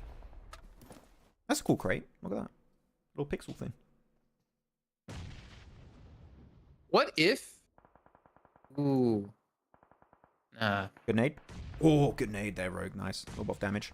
Pushing back. Very cool. Loops players have the best memories here, yeah, man. RRQ have great memories. They're like, thank you, 3 points. We love that. What a time that was when Federal and Carrillo played together. Yeah. Federal, Carrillo, Dadin. I can't remember the last player. Who was the last Carrillo? player? You said Korea already. Oh, not Carrillo. 2 Koreas. Didn't have one there, 2. Kayovsky. Kayovsky, there you go. Yeah. Okay, so yeah, this one, I mean, MadBulls for MV still have a chance to do well. DRS and 9 Circle, they're going to have to push in. Same for I8. I8 are going to fight Falcons, I believe, very soon. Yeah, tell us, guys, who do you think is going to win this match? Again, you have MadBulls, 4MV, Major Pride, I8, DRS, Falcons, and WAOW. Bro, I don't think you can predict this right now. You can't, but that's why I think you can try to predict it. Like, I would, if WAOW did regroup on the mountain, I would have said WAOW. The fact that they're not regrouped, I would maybe give a priority over to, I would say MadBulls, their location. They can go deeper into the ruins without taking too big a risk. They do have to clear 4MV, though. That's the thing. MadBulls need to clear 4MV on the south if they want to have a chance. That's very important. But look at that. Major Pride pushing up. Again, the fact that you are split this way, they can't regroup because they're just being shot from all angles. This is going to be the really... this is going to be the bad play from WAOW if they don't win this match. I think that's going to be the issue.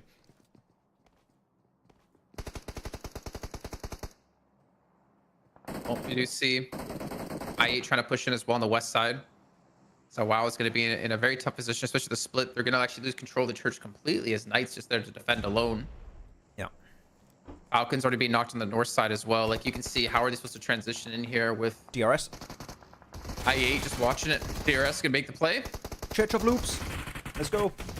Okay, gonna have to nade it over. Oh man, they all giving themselves so easily over this ridge. What, DRS, what's going on? They're getting third partied from a distance also, I think, by Falcons then. Yeah, Action got himself that knock. And that's it. DRS won himself the fight. Though they're getting third partied. Big fight from 4MV. But they're also getting third partied by WAOW. WAOW are starting to rack up points. They got 4. Looking to maybe get a few more. But yeah, 4MV, they need to win this fight. Doc, you got to be careful. Jump up with a DBS. Doc is on point. As always. And that's it, man. DRS had no chance. They just got completely eradicated there. They had to make some play. They had to make something happen.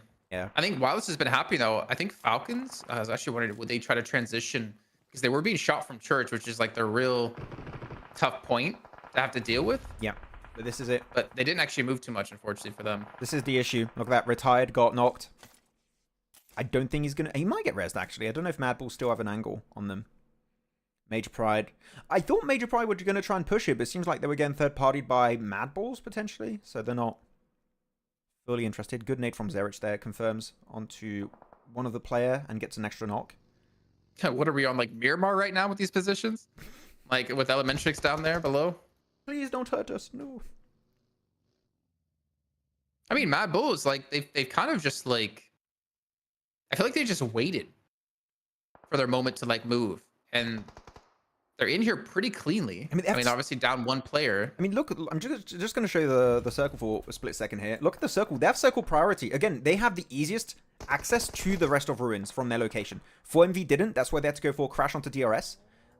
MadBulls can just keep pushing forward, getting closer to the center of the circle. And as you said, right, you said in the previous match, Jason, it's not flashy. It's very cool, calm, and collected, but it wins matches. And I think this is another one of those situations where it's not a super flashy game. They've got 4 eliminations, but this is the right approach and the right strategy for them to win this entire game again. Because look, everyone's going to fight North. Major Pride, WAOW, Falcons, they're all going to fight one another. MadBulls are not involved. Really going to have... Yeah, they're not going to have a big elimination game like A1 with 10 limbs, but they're really likely to win the game. Yeah. Again, it's just cool, calm, and collected. Taking it very, very laid back.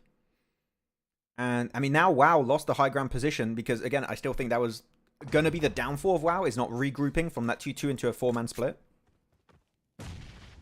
Into the Church of Loops he goes. And now the push is, they're just going to get absolutely wrecked on that move. There you go. Down to 1. It's just Knight. Yeah, MadBulls for me, again, are looking like the winning team. I was really expecting when you...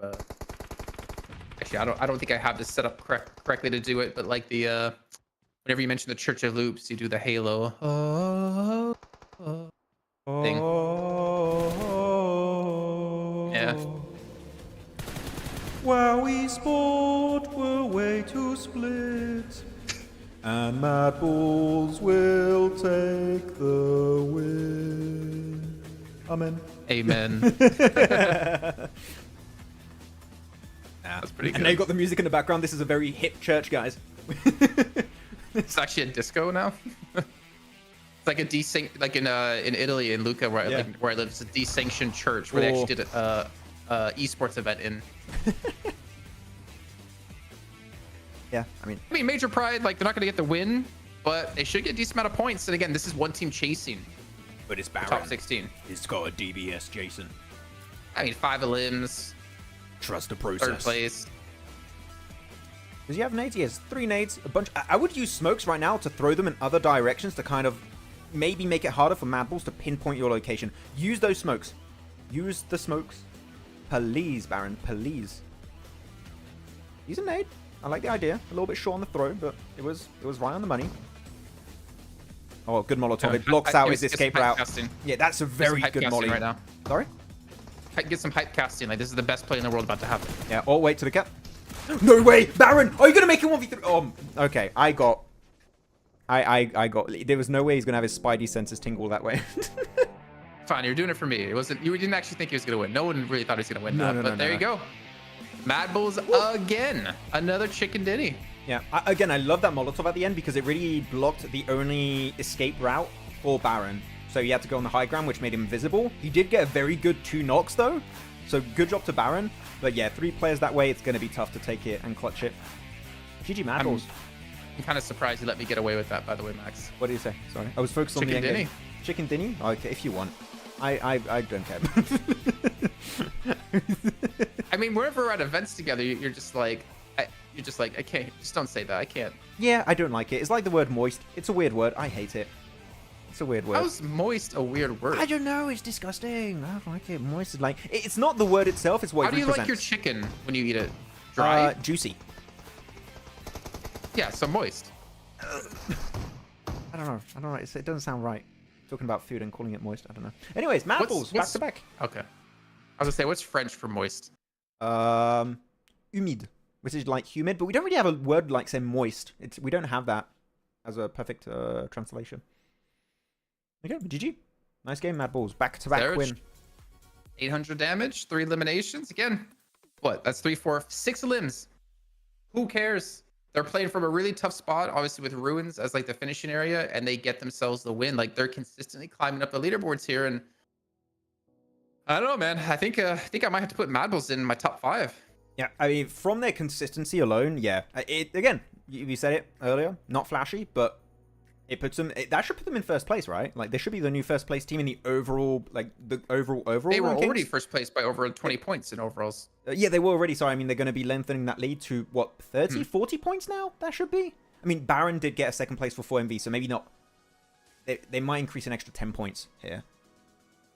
But yeah, MadBulls, man. Which is insane. For all of the players, by the way, they were not playing in this kind of region before. They were playing in Europe. Making that successful transition in your very first season from Europe to CSA is very impressive. They adapted to this lobby so quickly. Which, again, requires so much prep, so I can't even begin to imagine how much prep work was done beforehand by MadBulls approaching their transition in CSA. It is very impressive. Let's take stock of things, right? Because week 1, they were there, but, like, they weren't super impressive. They got 162 points. Yeah. 1, 2, 3, 4, 5 teams finished ahead of them, it looks like. And then week 2, 162 to 214. And then week 3, they're at 116 with 2 matches played today.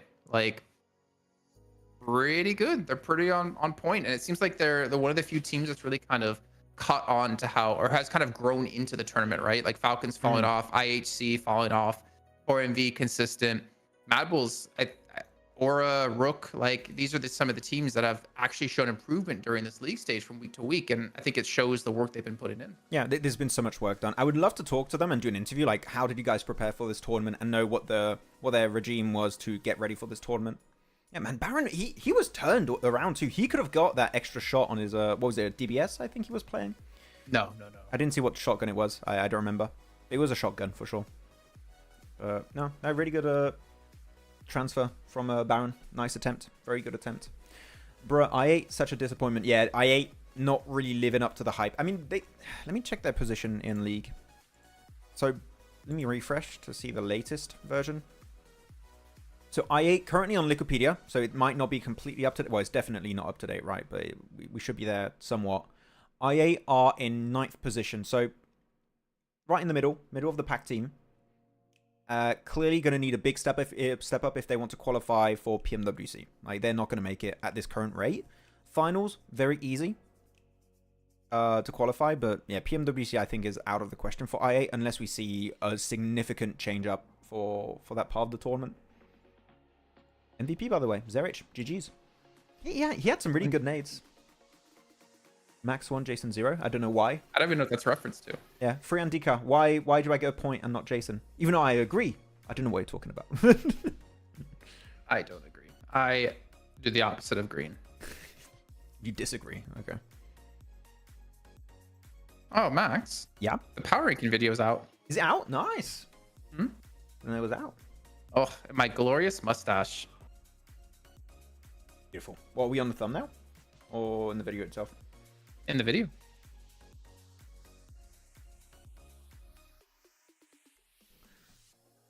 Very nice. I'll have to check it out later. See how it came out. This was match number 4, right? So we're gonna have a break. The juicy chicken. We do have a break. Yes, Friendika, the juicy chicken, not the moist chicken, because that's weird. No, because when I think of a juicy chicken, it's like water everywhere. When I hear the word moist, what comes to mind instantly is a swamp. I don't know why. It's very weird. I know. It's just like swampy, weird, humid environment, and it's like, ugh. Don't like it. It's weird. What about A1? 10 eliminations. Did they? I didn't see A1 get 10 eliminations. I didn't keep tabs. Yeah, I was focused. They did? Okay, I was keeping tabs on the other teams. But nice. GG for A1 if they get 10. That's going to keep them a decent amount of points away from bottom 4, which they were going to make it anyways, right? But it might give them an extra few bonus points. They were just 2 points behind Regicide before this match, I believe. So, yeah, an extra bonus point or 2. Very, very nice for A1. And we go match rankings. So yeah, looking at that, you got A1. Where's A1? Yeah, 0 placement points, 10 elims. Full elimination focus. No. And yeah, Falcons, 7 eliminations, 10 points total. Yeah. I mean, at least a few points for I8, right? At least something was done.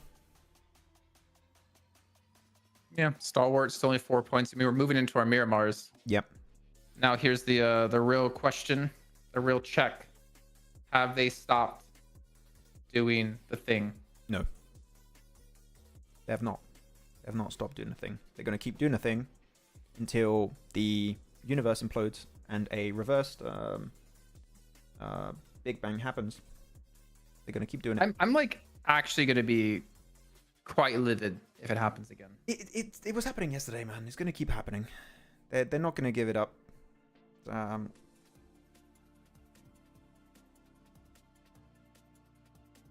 Are we going to wait for overalls, or are we going to head to break soon? I We're going to see overalls later anyways. think, yeah, we can go to break. You want to break? Yeah. I I'll need, tell you why when we get to break. I need to get some water. Me too. Okay, cool. So with that said, guys, we're going to head a crunchy chicken is best. I mean, if you're having, like, KFC Yeah, or but something, it can be crunchy and moist. That's, Like, I mean, juicy, yeah, sure, whatever. Okay, cool. With that said, we're going to head on over to a break, guys. We'll be back for our last 2 matches. Again, they're going to be on Miramar, so stay tuned for that to see if the Picardo fight is going to happen after the break. Woo. One of the biggest PUBG Mobile esports events of the year is back. As announced yesterday with an amazing CGI trailer, PUBG Mobile Esports will once again join the lineup of games of the heavily awaited Esports World Cup in Riyadh, Saudi Arabia, happening this summer 2024. Other popular titles will accompany our mobile battle royale, such as Honor of Kings, StarCraft, or even CS2. During the 2 previous editions of PMWI in Riyadh, Vampire Esports took the trophy home not once, but bloody twice.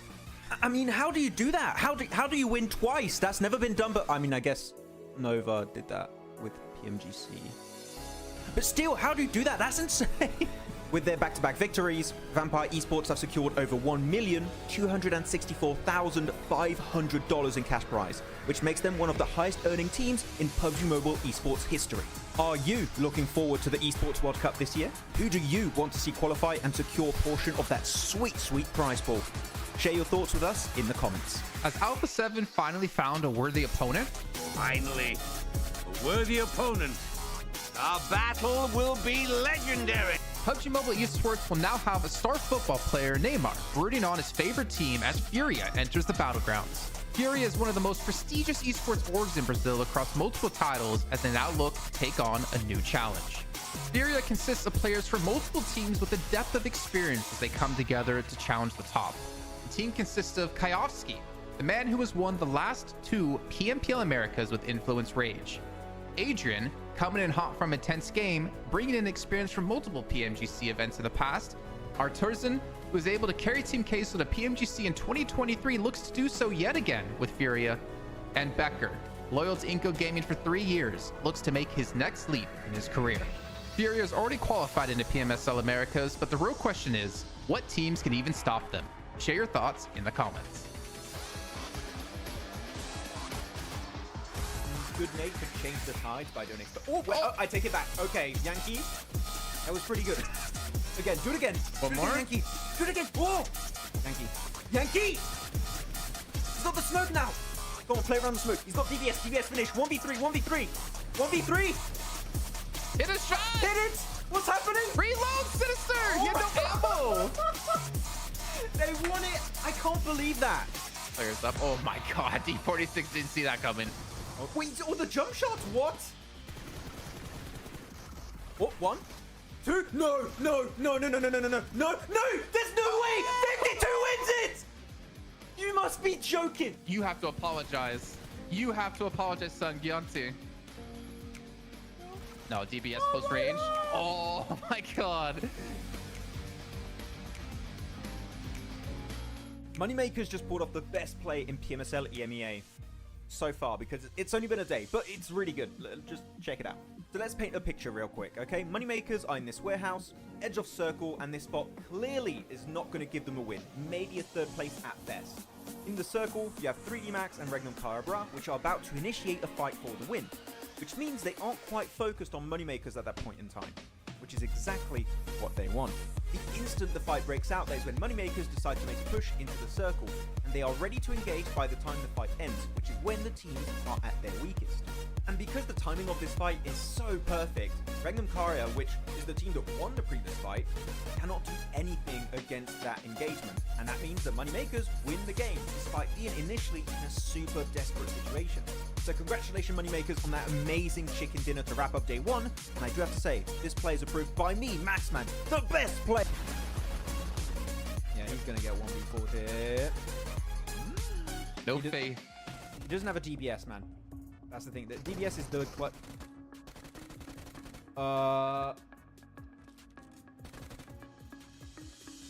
that's a cool UMP skin for the DBS. Stop looking at me like that, just. PMSL America's NA qualifiers have recently concluded, and we finally know who made the cut. With 27 participating teams, only 3 would advance to the next level of competition. And at their helm is Titan Gaming NA, who is composed of popular players like Redox and Doran from Nexus Gaming. Their crushing victory was thanks to their dominance on Erangel, where they secured 5 chicken dinners on that map. One of those games with an almost record-breaking 26 eliminations in a single game. Heading into PMSL America's spring, they will be joined by 2nd place Taco Lovers and 3rd place Super Lazy Reflex, who qualified in the very last match thanks to a podium finish with 10 eliminations.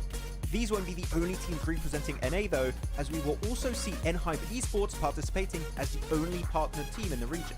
With PMSL Americas around the corner, tell us if you think NA can compete against the best of the best from Latam and Brazil. Reject finally did it!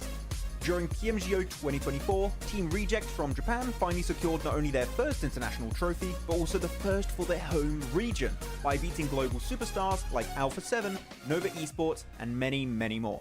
They are currently one of the oldest orgs to join PUBG Mobile Esports, back in late 2018 where they were known as Reject Scarlets, with some of their old players who still remain to this day, such as Sarah and Duello. Before PMGO though, the highest rank the entire region of Japan has ever reached at a global event was back at PMWI East 2021, where Reject finished 9th. And on top of that, Regios Hill took home the MVP trophy, which is also a first for the team and the region as a whole. That's a double achievement in one event, by the way, so pretty good. So tell us in the comments, do you think Japan can repeat this success in future big events like PMWI or PMGC? One of the biggest roster changes in PUBG Mobile Esports history just happened. So this team has a very special place in my heart because they've been my favorite team for about 2.5 years now. The previous Stalwart Esports roster, composed of esports veterans such as Top, Action, Nuzed, and Icy, have just been acquired by the biggest org in the Middle East, Falcons Esports, who are sure to be able to provide everything the roster will need to play to the best of their capabilities. After a bunch of very close calls in the past global events, such as PMWI and PMGC, Falcons Esports have everything they need to conquer the battlegrounds heading into 2024. Do you think, just like me, the #1 Stalwarts fan, okay, Falcons, my bad, we'll have to get used to that one. Anyways, do you think the squad can finally bring home the PMGC trophy in 2024? Tell us what you think in the comments. I think we just witnessed one of the most anticlimactic fights in PUBG Mobile Esports. Just check it out. Over the wall, hangs around the side of the building, just playing with the members of Nexus.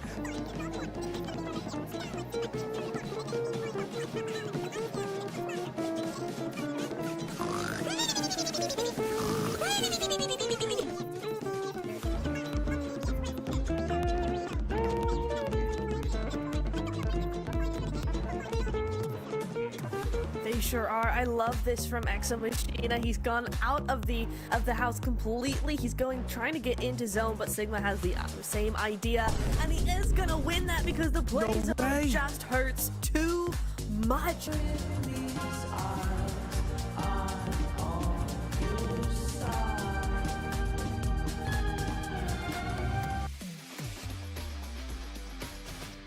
Don't go solo, man. If you get knocked, I swear. Don't get knocked. Good. Okay. DK, what are you doing here in this match? Come on, Reefus. Redeem it. Redeem it, Refus. Redeem it. Oh, he got... Wait, Refus, he got 2? 1v1. He has 3 nades. He has 3 nades, but he's behind a crate.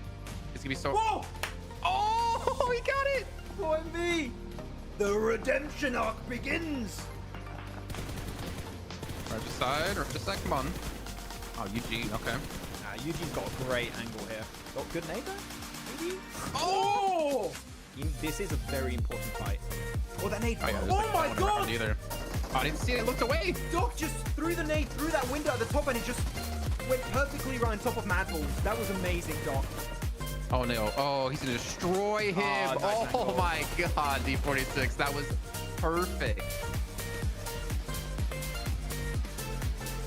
Hello everyone and welcome to Too Lazy Didn't Watch for PMSL SEA Spring. Max and I are here to give you a quick knowledge blast of what went down in the spring season and of course get you ready for the summer season kicking off on May 8th. Looking at one of the top contenders of spring, Ultrigo were playing at their peak, especially during the league stage where they qualified with ease. That was in large portion thanks to Rosemary and his dominating presence on the battlegrounds. This enabled him to win 3 out of 4 MVP awards as he went full-on gear second in the finals, eclipsing the entire lobby. Unfortunately, it fell short as they secured second place, but they then put on full display that this team has what it takes to secure a future PMSL title. My only hope for the future is to see the team stick together a little bit more in their games, which will then result in them getting way more chicken dinners in the long run. All eyes were back on BTR as the Twins have rejoined the roster after 207 days. Their league play all boiled down to one word: inconsistent. Whether it was their results or the roster they were fielding, BTR wasn't able to dominate the lobby. Flash forward to the finals, BTR was still one of the few teams to consistently swap around their starting roster. Out of the top 9 teams, only 2 were actively using their 5th player, Alter Ego, who placed 2nd, and BTR, who placed 9th. This leads us to wonder what the main focus for the team was during the season. Are they trying to play with a proper 5-man roster or gain valuable experience for all their players? Max and I think they use this as a training ground to get ready for future events where there's bigger prizes. We have to look back at the winners of spring now, WAOW Esports. And I think it's fair to say, Jason, Boom winning PMSL SEA Spring came out as a massive surprise to many, as they brought new players on the rosters and attempted to build synergy during the league stage. This in part gave them a chance to perform in the finals, where they ended up taking home the trophy and a spot into PMGO. This being one of their big first international events, the amount of knowledge and experience they gained will help them make it to the next level. Pair that experience with the fact that they have an entire PMSL season now under their belts to build their synergy, we might be looking at the beginning of the Boom legacy in SEA. The big change from spring to summer is the reward all the teams are played for. A spot in one of the biggest and most lucrative events of the year, the PUBG Mobile World Cup.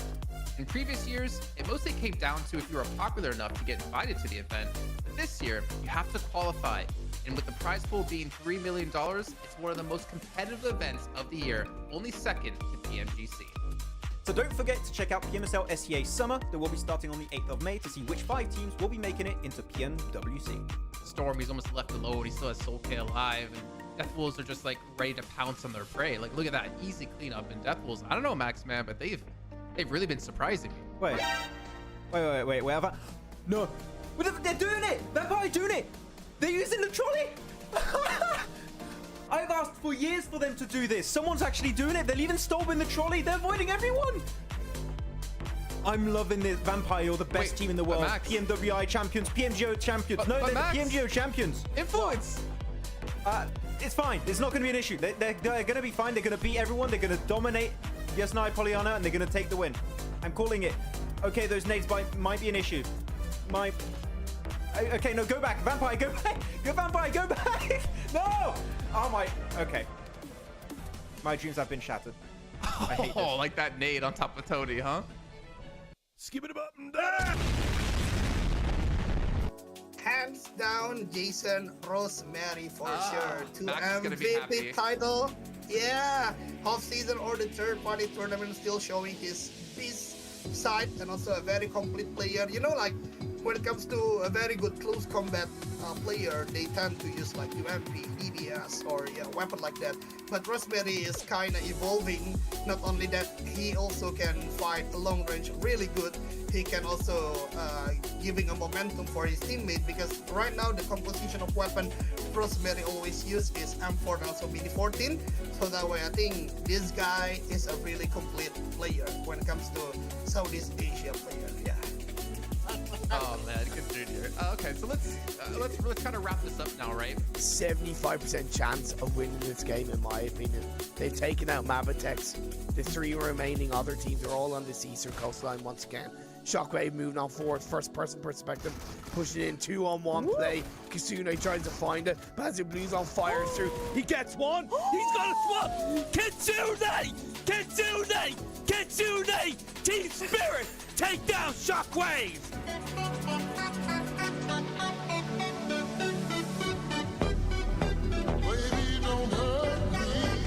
A new org is ready to make a splash in PUBG Mobile Esports. Brazil has always remained one of the biggest regions in PUBG Mobile Esports, and the shift from PMPL to PMSL has caught the attention of major orgs around the world. Alongside super teams such as ASagi8 Esports or even Influence Rage, Team Liquid have made their entrance into the scene as a partnered organization for PMSL Americas. TL have acquired the second best performing Brazilian team at PMGC 2023, Loops Esports, as they now look to drown out the competition. The roster is comprised of Ayala, Cardozan, Chief, and Mythic. They have the best performance in the group stage of PMGC with the highest points earned out of any group. This was quite a feat considering they had world-destroying teams like Alpha7 and Stalwart Esports to compete against. After such a performance, Team Liquid are sure to be thirsty heading into the 2024 season.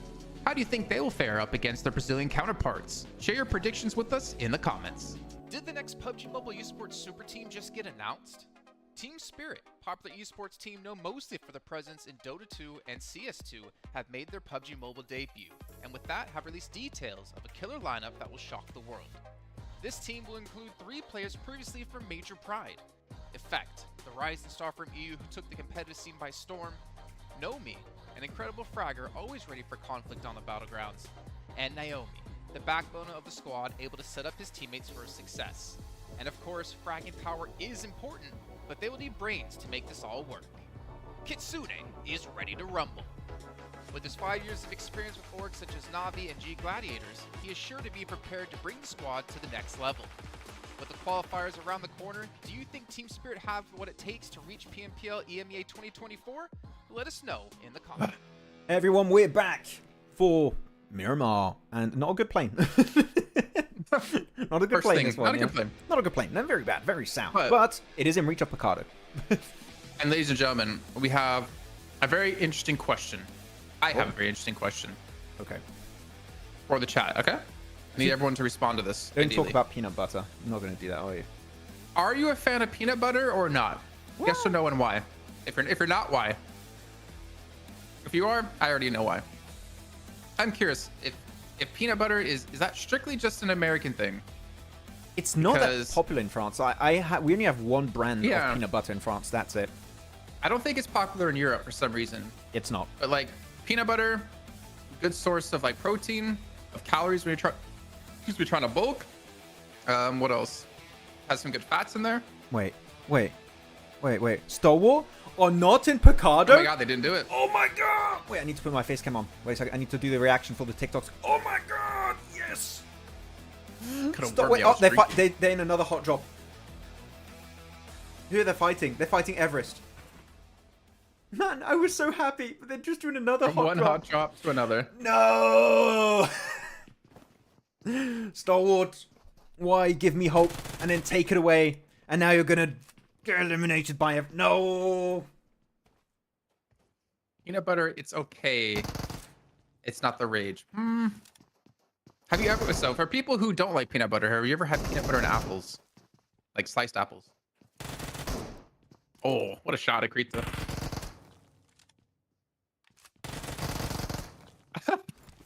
He's like, oh wait, he's reloading. Are you okay, Max? Are you angry? Stalwart,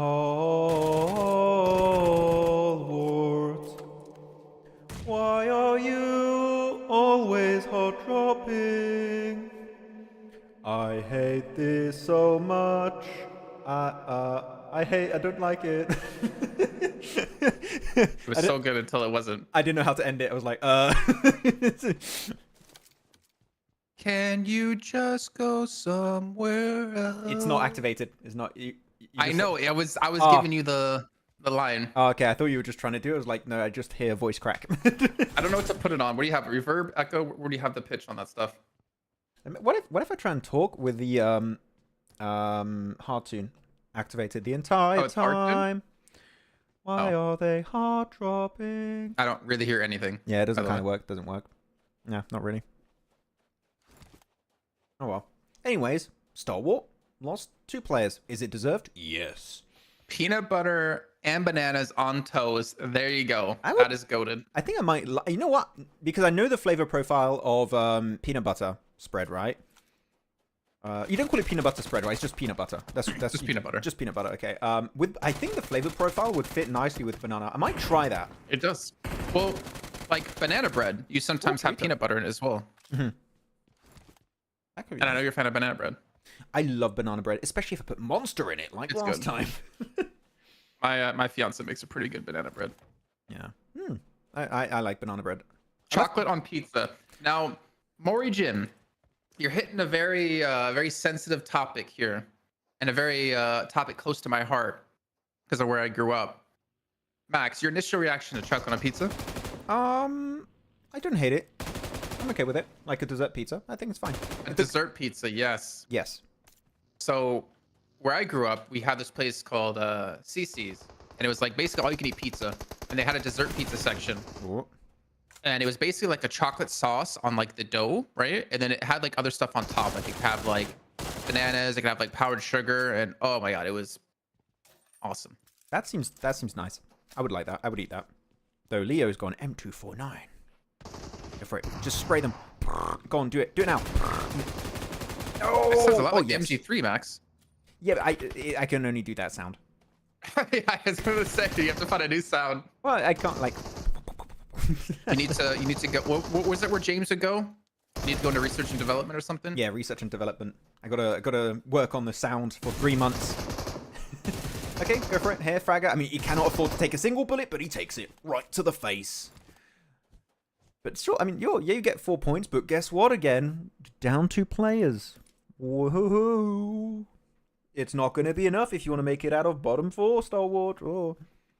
I wonder what Hardbass are like right now. They're just like, wait, what? They feel very lonely. one- Our friends, where are they?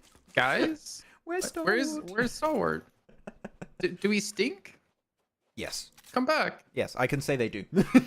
Gameplay-wise, in-game. They smelled them coming a mile away. Like, oh, that's a hot drop right there. I hate it. Move away. Well. Big Look who's Stalwart back. within 2 kilometers from us. Yeah, Niptura's here. Niptura, not even here at the start of the broadcast. Very disappointed. Very disappointed. No one even missed you, Noctura. They were like, "Oh man, thank God Jason's back. People you don't were- need any more nuh-uhs in the stream." People were like, oh, I can say what I want without getting banned. Yes, freedom of speech. Elon Musk is gone. Oh. Actually, You never believed Noctura what the problem was. Actually, no, Elon Musk that made the Cybertruck, right? I'm not gonna joke to you. Before, like, when it was initially announced, I because I passed my driver's license and stuff. I just don't drive. I was genuinely like, I was like, I would confirm a lot points, a lot of them. Gosh. But I was genuinely thinking, that's a cool car. I kind of want to get it. And literally, I think a few weeks after, I was like, I was very stupid. Why would I get that? Because it feels so weird too, because where I live, I live in a very small town called Saumur in France.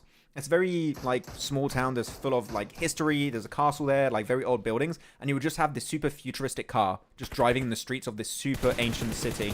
It's like, that would be very weird. I kind of like it. I'm not gonna lie. I don't like it. I think it's cool. I thought about, like, when I moved away from Germany, if I was in a car, I was like, I think I'll get a Tesla because I feel like they're pretty decent. But even now, I'm just like, Tesla, I don't know. I mean, I don't hate the electric cars, but I'm just like, I don't know, with all the stuff surrounding them and the problems with the Cybertruck and losing appendages when you shut the trunk, the hood. I just like it. I like Tesla and stuff, what they do. Cool stuff. Actually, guys, if you could have any car... Dodge Viper. Dodge Viper. I was going to ask you. Let me ask the chat. I will ask you after, Jason. Wait a second. Chat, if you could have any car skin or even new car, if you want to like implement a new car entirely, you can. What kind of car would you like to be brought in the game? Your turn, Jason. Dodge Viper. Dodge Viper. My dream car. I do know that car. That is a cool car. I would have Wait, hold on. Let me finish. Okay. The worst part of the Dodge Viper, I probably can't fit in it. Because what is it? It's very low, right? It's a very low car. Oh, it's a sports car, so it's like, Yeah. you know, low, compact. It's like in PUBG Mobile. Sometimes you see a player get in a car and his head is peeking over the roof. That would be, that would be you. That would be me IRL. That'd be me IRL. I already have. I mean, even in normal cars, I have a hard time sitting perfectly straight because my head hits the top. Yeah. So we have Dibby saying the BMW. Oh yeah, we don't have BMW, right? That would be nice. I like that. 350ZZ Nismo. That is very specific. No idea. I think Kalaris heard. Oh, BMW. Oh, an M2. BMW. How about an orange M2? Orange? Yes. Oh, Los. We didn't talk about it. Look at that Los Leones circle. Ooh. Okay, I am. Guys, lock in. We're locking in. We finally have a Los Leones finish. Yes. A PMGC finish here. I remember with RRQ Athena. Yes. Yeah. With Beer 11. Yeah. Oh wait, and the I old remember PMGC. doing a VOD review. Yeah. I remember doing a VOD review actually. With I think 2 casters I won't name. As we looked at Blink and John actually like commentate this. Was that the one? Was that the startup on the phone? One? Yeah. No. Okay, I mean this is going to be a very okay, guys. Because it's a city finish, I want to open up the prediction gates right now because we have no idea what's going to happen, right? If someone predicts correctly, who is going to win this game, I'm going to follow you on Instagram, okay? I don't know if that's worth anything. Probably not. But if anyone in the chat correctly predicts now, right now, who wins a Los Leones finish out of all the teams alive, so 52 and Everest are out, I will follow you. Pandemonium, I might follow you if Lakers win. I might. I just might follow you. Okay? It's time to predict. So you don't follow me. I'm saying a team that's not even playing today. The anti-prediction. Yeah, exactly. Okay, it is time to predict. Every time you guys talk about PMGC, someone from IHG gets eliminated. Oh, yeah.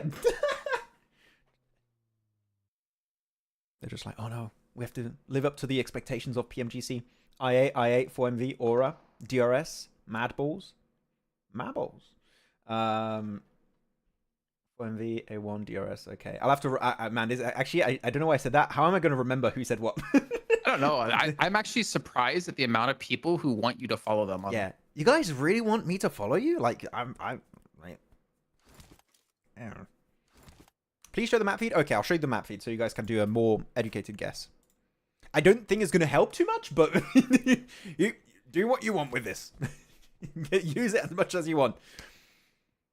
So again, 52 and Everest. That'd be really funny. By the way, that'd be really funny if it's like, okay, you just leave the camera on us and they don't get to see in game at all, and they're like, okay, you have to predict who's gonna win, and I'll follow you. There's just no way. Just put a black screen, just like now predict, guys. Yeah, this is going to be a tough one. I mean, if I had to really look at any team right now, I'm still going to wait for the circle. I would still be looking at DR. Okay, it's a proper, guys, it's a proper Los Leones finish. IHG in a good spot. No one's going to gatekeep them on the west. DRS got the good high ground position. MadBulls could go for wide wrap. Aura could go for wide wrap. Muerte can go for wide wrap. A1 could go for wide wrap. There's a lot of wide wraps. So, yeah. 50... Speaking of wraps, I'm getting hungry. Me too. Oh, yeah, give me a burrito right now. Would you count it as a wrap? I mean, technically it's got a tortilla around it, so it's a wrap. Do the Drake meme of like, burrito? Burrito. Burrito? No. Burrito. Yeah, very nice. Okay, but yeah, this is going to be kind of a bloodbath. This is... Is this where Nathan predicts correctly and you have to follow him? No! No, I do not want to follow Nathan. He's a weirdo. No, not Nathan. Set yourself up for this. You've summoned him now. You've said it. He's going to try and predict. He's going to be the only one to predict the correct team. That's so many predictions. Let's go. Which team impressed you this PMSL CSA season? Daniel Hussein for MV. To be honest, I know 4MV had a decent placement in PMGC. I thought in PMGC 4MV were overrated. I think they were not performing based on the expectations a lot of people set for them at the start of the season. But I understand the hype now of 4MV, watching PMSL CSA a lot closer than I would in the past. And man, they're good. Like, they're just the team that impressed me the most by a significant amount. Of course, MadBulls, we know MadBulls, IHG also because they won PMGC, but really that has impressed me based on my initial impressions on the team, 4MV. What about you, Jason? Who would be yours? I'd say MadBulls actually. I mean, 4MV when it comes to like an individual basis because of like Doc, like what we've seen him do with nades and such. But MadBulls, I didn't expect them to be as good as they actually are being right now. So I think I thought they would struggle more. Yeah, I did also think they would struggle more transitioning from EU to CSA, but the transition has been a bit rough at the start, but now they've built that momentum. They're used to the lobby. They know what to expect. Their game plan is very, very efficient. Again, not flashy, but consistent. So I agree with that point. What about you guys in the chat? Which team has impressed you the most? Someone in chat did say like MadBulls were playing without, I think, English week 1 because of visa stuff. Were they? I don't remember that. Oh. Yeah, that's what kind of stands out to me. I didn't really actually notice that, and I don't remember who was even playing. Who was in instead of English? I don't remember. It makes sense. English has always been a standout player back in EU/CIS. How many more weeks? So, M-Chain YT, this is the final week of the league stage. So on Sunday, we're going to know which 16 teams are qualified into the finals.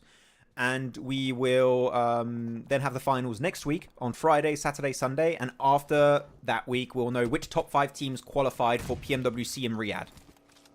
Right. It's top 4 teams in the group stage and 5th place in survival stage, right, Jason? I think it is. Yep. Yeah, that's it. Good push up here. A1 eliminated. Hardbass. So all you guys who picked A1, done. GG. Game over. No follow. Do we have someone? Yep. Who am I? A1. Or Nab Hulk, A1. Sazad bin Azad, A1. Oh, he's going to get the res. Maxman Cast, A1. It's wrong because I'm not Maxman Casts on YT. I just realized that Turris said, I want a classic car, a Jaguar. Jaguar. So you want your car to break down all the time while you're driving it. Okay. Jaguar would be cool. Come on. I would love a Bugatti Veyron. I love that car. I think it looks great. I don't know if it runs great. I just like the car. Okay, Muerte going to take casualties here. And you have 13 teams. I don't think we're going to see too many teams get eliminated now. I would still favor IHG and DRS purely because of the fact that they have a lot of breathing space on the west. I'm going to show the circle again. In case you guys maybe want to change your prediction, which I'll allow it. I'll allow it. You can still change your prediction now. If your team got eliminated, you can change it. This is your last opportunity to change your prediction. Do it now, okay? Which team are you picking, Jason? Which one are you going for? Bro, I'm going to close my eyes and point somewhere on the screen, and that's the team I'm going to pick. Like, you kidding me? This is, like, if anything, I don't even know, because you could say, like, a team center, right? So you don't have to move as much, and you're going to have the zone. But then also the other way, if you're on the outskirts and the zone comes out towards you, then you don't have to move too much. There's no way you predict this right. It's the same as predicting on phase 1 when you have 16 teams, 64 players alive. Pretty much, yeah. Exactly.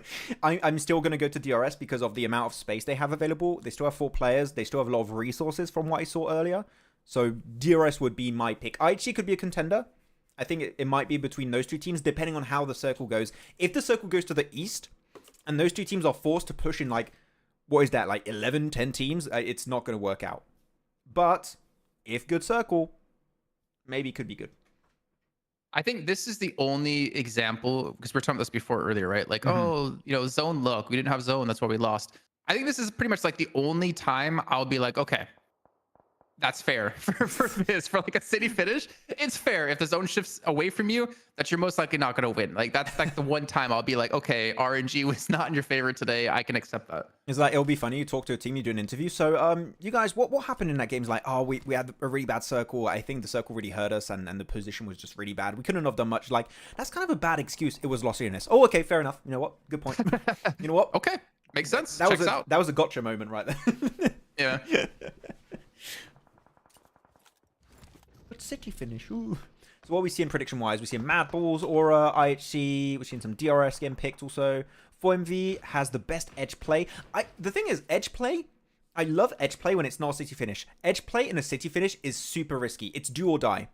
It's like, if the circle comes your way, you're golden because all the teams are pushing your direction. You're going to do amazing. If you are playing edge and you have one singular bad circle, you have to take not one fight, potentially multiple fights with a very high chance of you getting third-partied. That's why I don't like edge play when you're on this. But the thing is, you don't have an option, right? You don't have an option. Mori Jin. The odds of getting this right is the same as Max getting 10 elims in Classic. Hey! Excuse me? Max consistently puts up more than 10 eliminations a game. Consistently, no, but I do get like some. Shut up, Max. Okay. He doesn't know. I got your back. It's the one time I'm actually talking positively about you. The one time. So let it happen. True, true. Keep going. Continue. 10? What?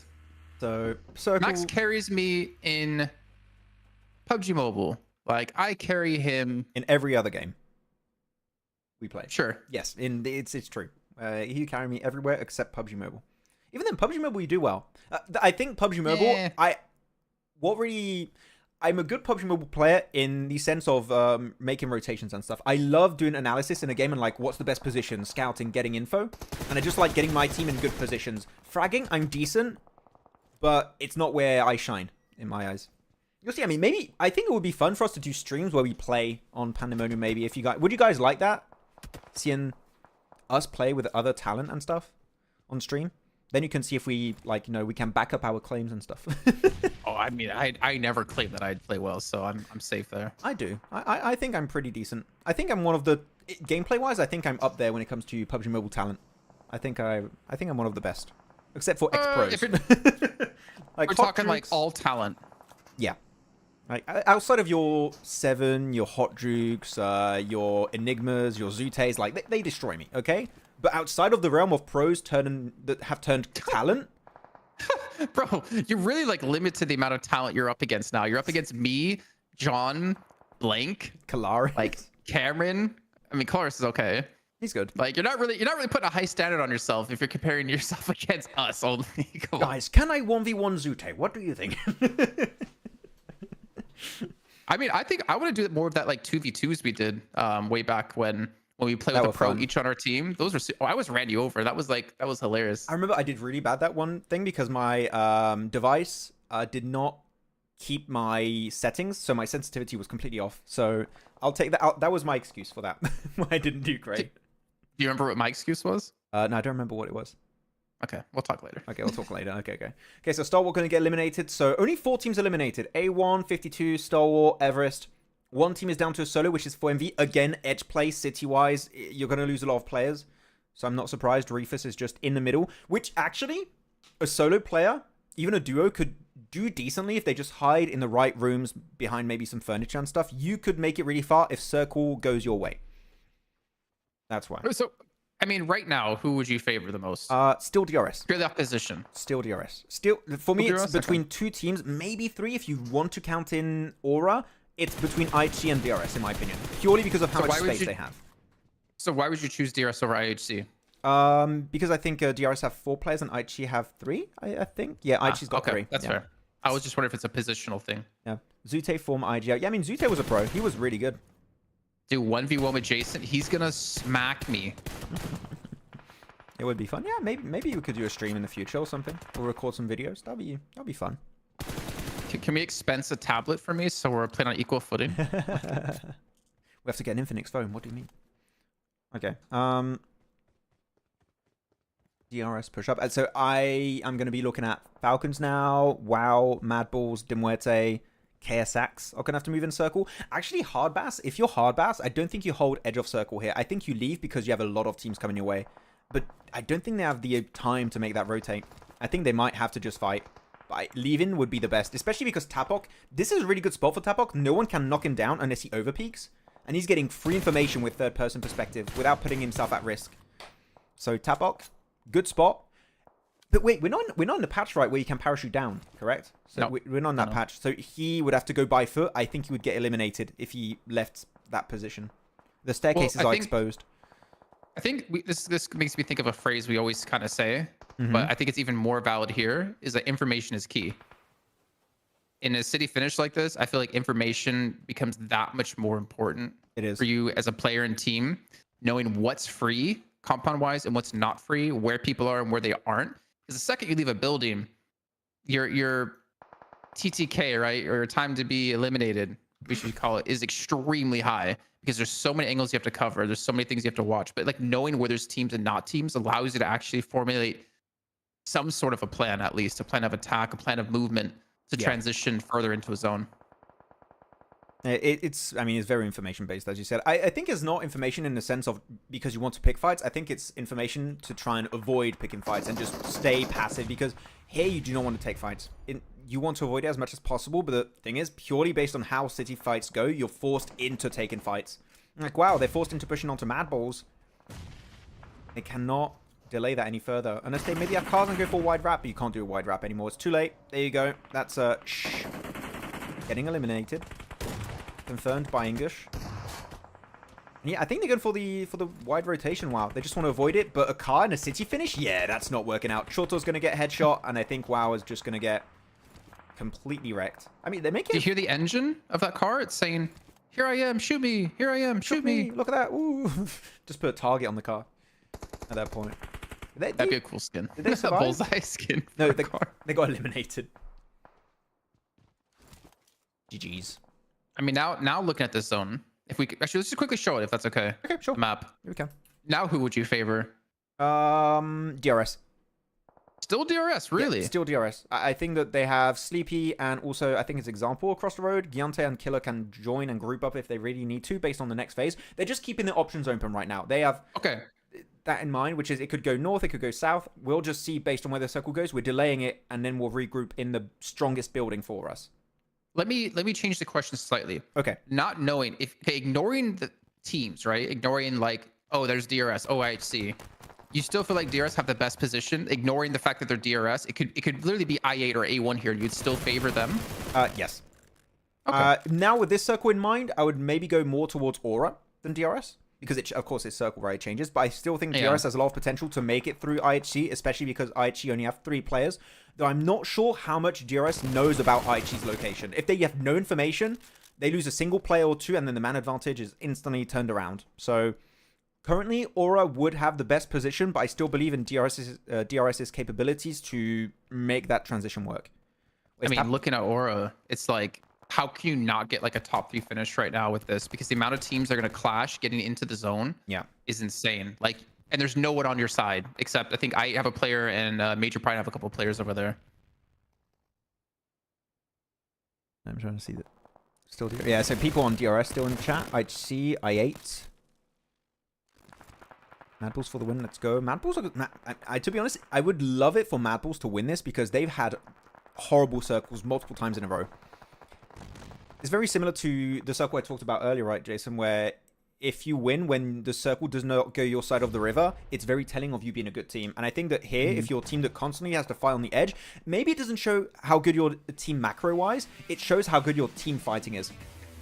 You've been able to win multiple times back-to-back without losing so many players. Do you just get eliminated? That's impressive. Oh, we got the music blasting, and there's a ton of teams left. But to be fair, this is the time to use it. The game. This Wait, is did like the game the perfect sound? hype Huh? time. Do you guys not have any game sound? You should have game sound. I can take a look at the stream. Yeah. Game sound. Did it disappear for a second? Weird. For me, it was fine. I didn't touch anything. I think. Keep believing in the real snake. Oh man, they're gonna snake it this match. Don't worry about it. Oh yeah, there's music on stream. Yeah, there's sound. It's fine. I think it was just low because we were doing flybys, so we couldn't see. Okay, Hardbass. Good from Hardbass. They delayed taking the fights on the east, which is what they should have done. Though Tapok, did Tapok make it down the tower? The thing is, we saw he was just getting sprayed from other angles. I don't think Tapok can regroup. Look at Aura's position, by the way. 2-2 split. Tapok. They got Himson and Mafia Ninja in the eastern building, and they've got Malik and Sky in the western building. Got to cover some angles, again, gain some information, but there's still quite a few teams on their side of the road now, which is kind of unfortunate, I feel like, because I imagine a lot more teams would have been eliminated making that transition, but I guess there must be like insane smokes to allow the crosses to happen like this. Yeah, it's going to be heavily based around how much utility you have. Smokes, as you said, is going to be important to cross, especially what would be really good nade from Flique. If you can smoke windows from, for example, I8, you're going to buy a lot of time, like 30 seconds. I think that should be the next move from MadBulls if they make it to the dip. Do you want to go in the dip because it's very nadeable? I don't think so, but I don't think they have many options. So that's the issue. You're just forced into very narrow decision-making options, which right now is making it to the dip. Or maybe you go to the west, but then you have to fight DRS, and I don't think MadBulls want to do that. I think they want to make it across the road. Yeah, you can't. MadBulls get eliminated here. I mean, I'm eliminated, maybe. Maybe they can keep alive with one. Yeah, the thing is, if you survive just an extra 30 seconds, that might be the difference between no placement points and maybe 3-4 placement points, because a lot of fights are happening. Just a few seconds can have a big impact in a city finish. Though, now I'm looking at DRS. If the circle goes north of the road, I think that's where we lose them. I think this cross, with this many teams being here, not quite what you would expect to work out. This is still so tough. This is like such an RNG fight going on here, or such an RNG zone for these teams.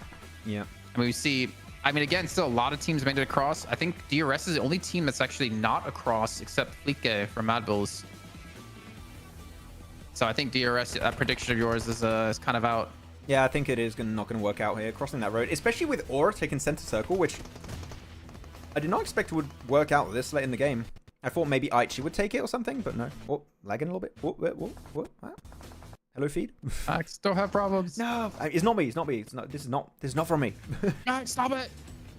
Make sure your video card's plugged in. It is. I plugged my screen in it.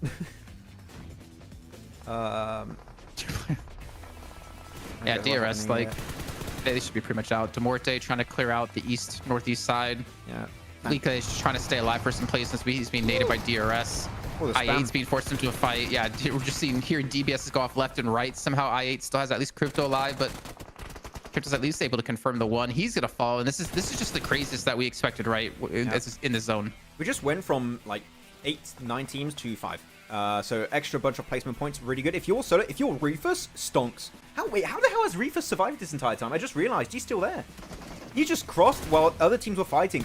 In terms of timing, that must have been really good from Reefus. GG's. This is top. He's gonna get top 3, I think, because DRS are gonna get eliminated. I think we're gonna lose Teak from the Muerte. This is looking like yeah, podium finish from 4MV.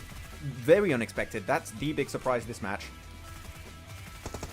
Well, I am gonna scroll back and see who said Aura. Okay. It might not be. Good. It might be. Okay, that's it. DRS eliminated 4th place. Oh no, 5th place, 4 eliminations. 3 teams remain because Muerte also get eliminated in 4th. So yeah, man, Reefus gets a huge top 3 game out of that. Though, okay, Aura's got to be careful, man. Going upstairs like that, that is going to be dangerous because they're going to be in the blue zone in a few seconds. Yeah, Reefus eliminated, top 3. And Road got the res. Can someone make it over to that small wall over the road? Man, they need to go for the wall. Go for the wall. Go for the wall. No one's making it to the wall. There's a wall on that. Can you see on the right of the screen above the cameras of the players? I want them to go there because they're going to get pushed out of the building here. Man, they're all going down there. That is super risky. Oh, they're all lined up. Oh. Yeah. I mean, it kind of worked out because of IHC holding that position because they had to play close to the wall, right? So they don't get shot from above. From the high ground position Aura had. And then Aura kind of funnels them into a tight position and then just comes around the corner. I wanna highlight this. I wanna really dive into this play because I find it very interesting. I'm gonna put music also for you guys. Wait, you can't see my mouse, can you? Let me make it so you guys can see my mouse. Give me a sec. Clean feed, capture cursor. Wait, oh wait, the feed just went black. Oh, there we go. It's back. Nice. So you can see my. Can you see my mouse now? Yeah, you can see my mouse. Okay, so this wall, I love to have the opinion of the chat, especially here. This wall, currently, I think would have been the game-winning condition for IHG if they could send some plays over. Maybe if they had a bunch more smokes, they could make the run across, because it's really hard for the entirety of Aura to peek from this building because it's a wall.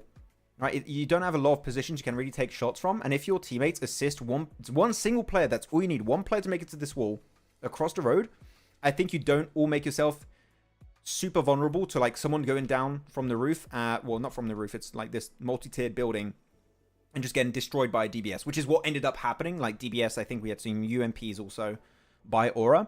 I think what you do is you send 2 players to the wall of Aura and 1 player on this little like brick wall on the side. I think maybe that would have been a win from IHG. If again, this is like very nitpicky because I feel like under pressure, like how IHG were in that game, you might not realize the wall is there because you're so focused around Aura, they just didn't even realize that option is available. Right?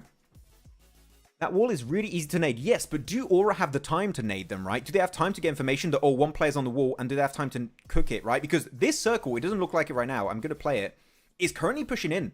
Aura are getting forced outside of the building purely because of that. So I think that if they send a player around now, I don't believe Aura would have had time to react in time to nade that wall. I don't think they would have. Again, that's if you do the smoke road. Without a smoke road, you can't make it to the wall. You can't make it there. I don't know. I mean, yeah, I don't know. I think I'd have to actually like be in that position on Aura's side to see just the angles you have on that. Again, it's very nitpicky, important. right? I think it is just very much in the details. But that's just my opinion. I predict Aichi. Okay, so what we're going to do, because I feel like it's going to be impossible for me to go follow everyone. Picture. You've got a picture? Nice. If you did predict it, I will compare it with the picture that Jason took of the predictions. Send me a message on Instagram, okay? And I'll follow you. Okay, for those who predicted... There's only 2 people that I had. The chat couldn't go farther back. All right, okay. Well, if you're one of those 2 people, DM me on Instagram and I'll check it after the stream.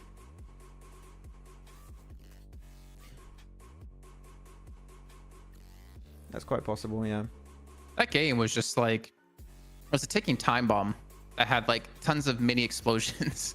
Like mini bombs at the same time, you know what I mean? Because there was like obviously some phases that did happen where you would see a lot of skirmishes and fights, but it was just like, you know, something's about to go down. Yeah, I love city finishes, not because of like how it really shows a good team, because I think that it's a bit random in a sense. It just feels like a completely different game when you go from all terrain knowledge, compound crashes, all that stuff, to a pure mad city finish. It feels like a different game entirely. I love it so much. 0-2 is overrated? Not at all, man. Darling in the Franxx is really good, Konsu. The last 2 episodes are weird, but Darling in the Franxx is goated. Really good show. I got so confused what the hell you were talking about there. No, it's an anime. Don't worry. Really? No, I never would have guessed that it was an anime, Max. I would have known. I predict Aichi. Well, it was Aura. So, no follow for you, Stunner. Don't worry. If we get another city finish, there'll be more opportunities to get the infamous Maxman follow on Insta. Don't worry. Oh, Teak top fragger. Oh, nice. 838 damage, 4 eliminations, good survival time. Of course, he did make it to, what was it, top 4? Top 4, top 3. No, top 4. He got top 4 for Muerte. So GG's there. And even Foops, man. Wow. Yeah, but again, like city finishes, you're not expecting necessarily one player to massively stand out. Yeah. It's which, if you do have one player stand out, that would be insane, but no, it's not going to happen there. There you go. Match summary. Oh, okay. That's what Vlad said. What? Yeah, you talk about Boruto. I thought he was talking about One Piece, but no. That's Boruto. Okay. He's a burrito fan. Uh-oh, I'm in trouble. Guys, so I might be fired. So, Tura, need you here tomorrow? Yeah, guys, I'm getting fired because one guy in PUBG Mobile Esports team loves Boruto. So he didn't enjoy my comments, so I'm officially fired. So it was cool being with you guys for all this time over the years since 2019, but he's the new Gaben. Yeah, Boruto is the reason as to why I'm fired. So adios.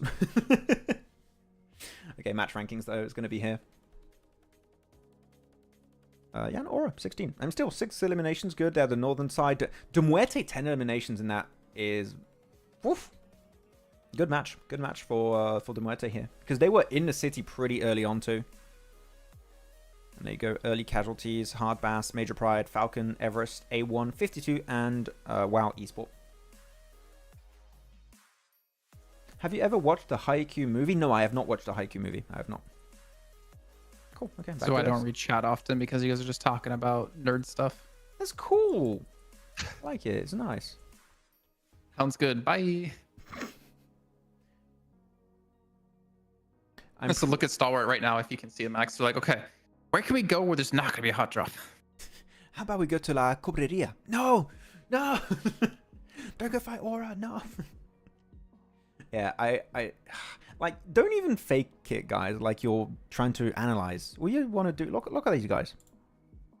Look at Stalwart. They're like, ooh, what are we going to do? We don't know. Hot drop? Are we going to hot drop? Or are we going to hot drop? Yeah, exactly. Yeah, Aichi stats.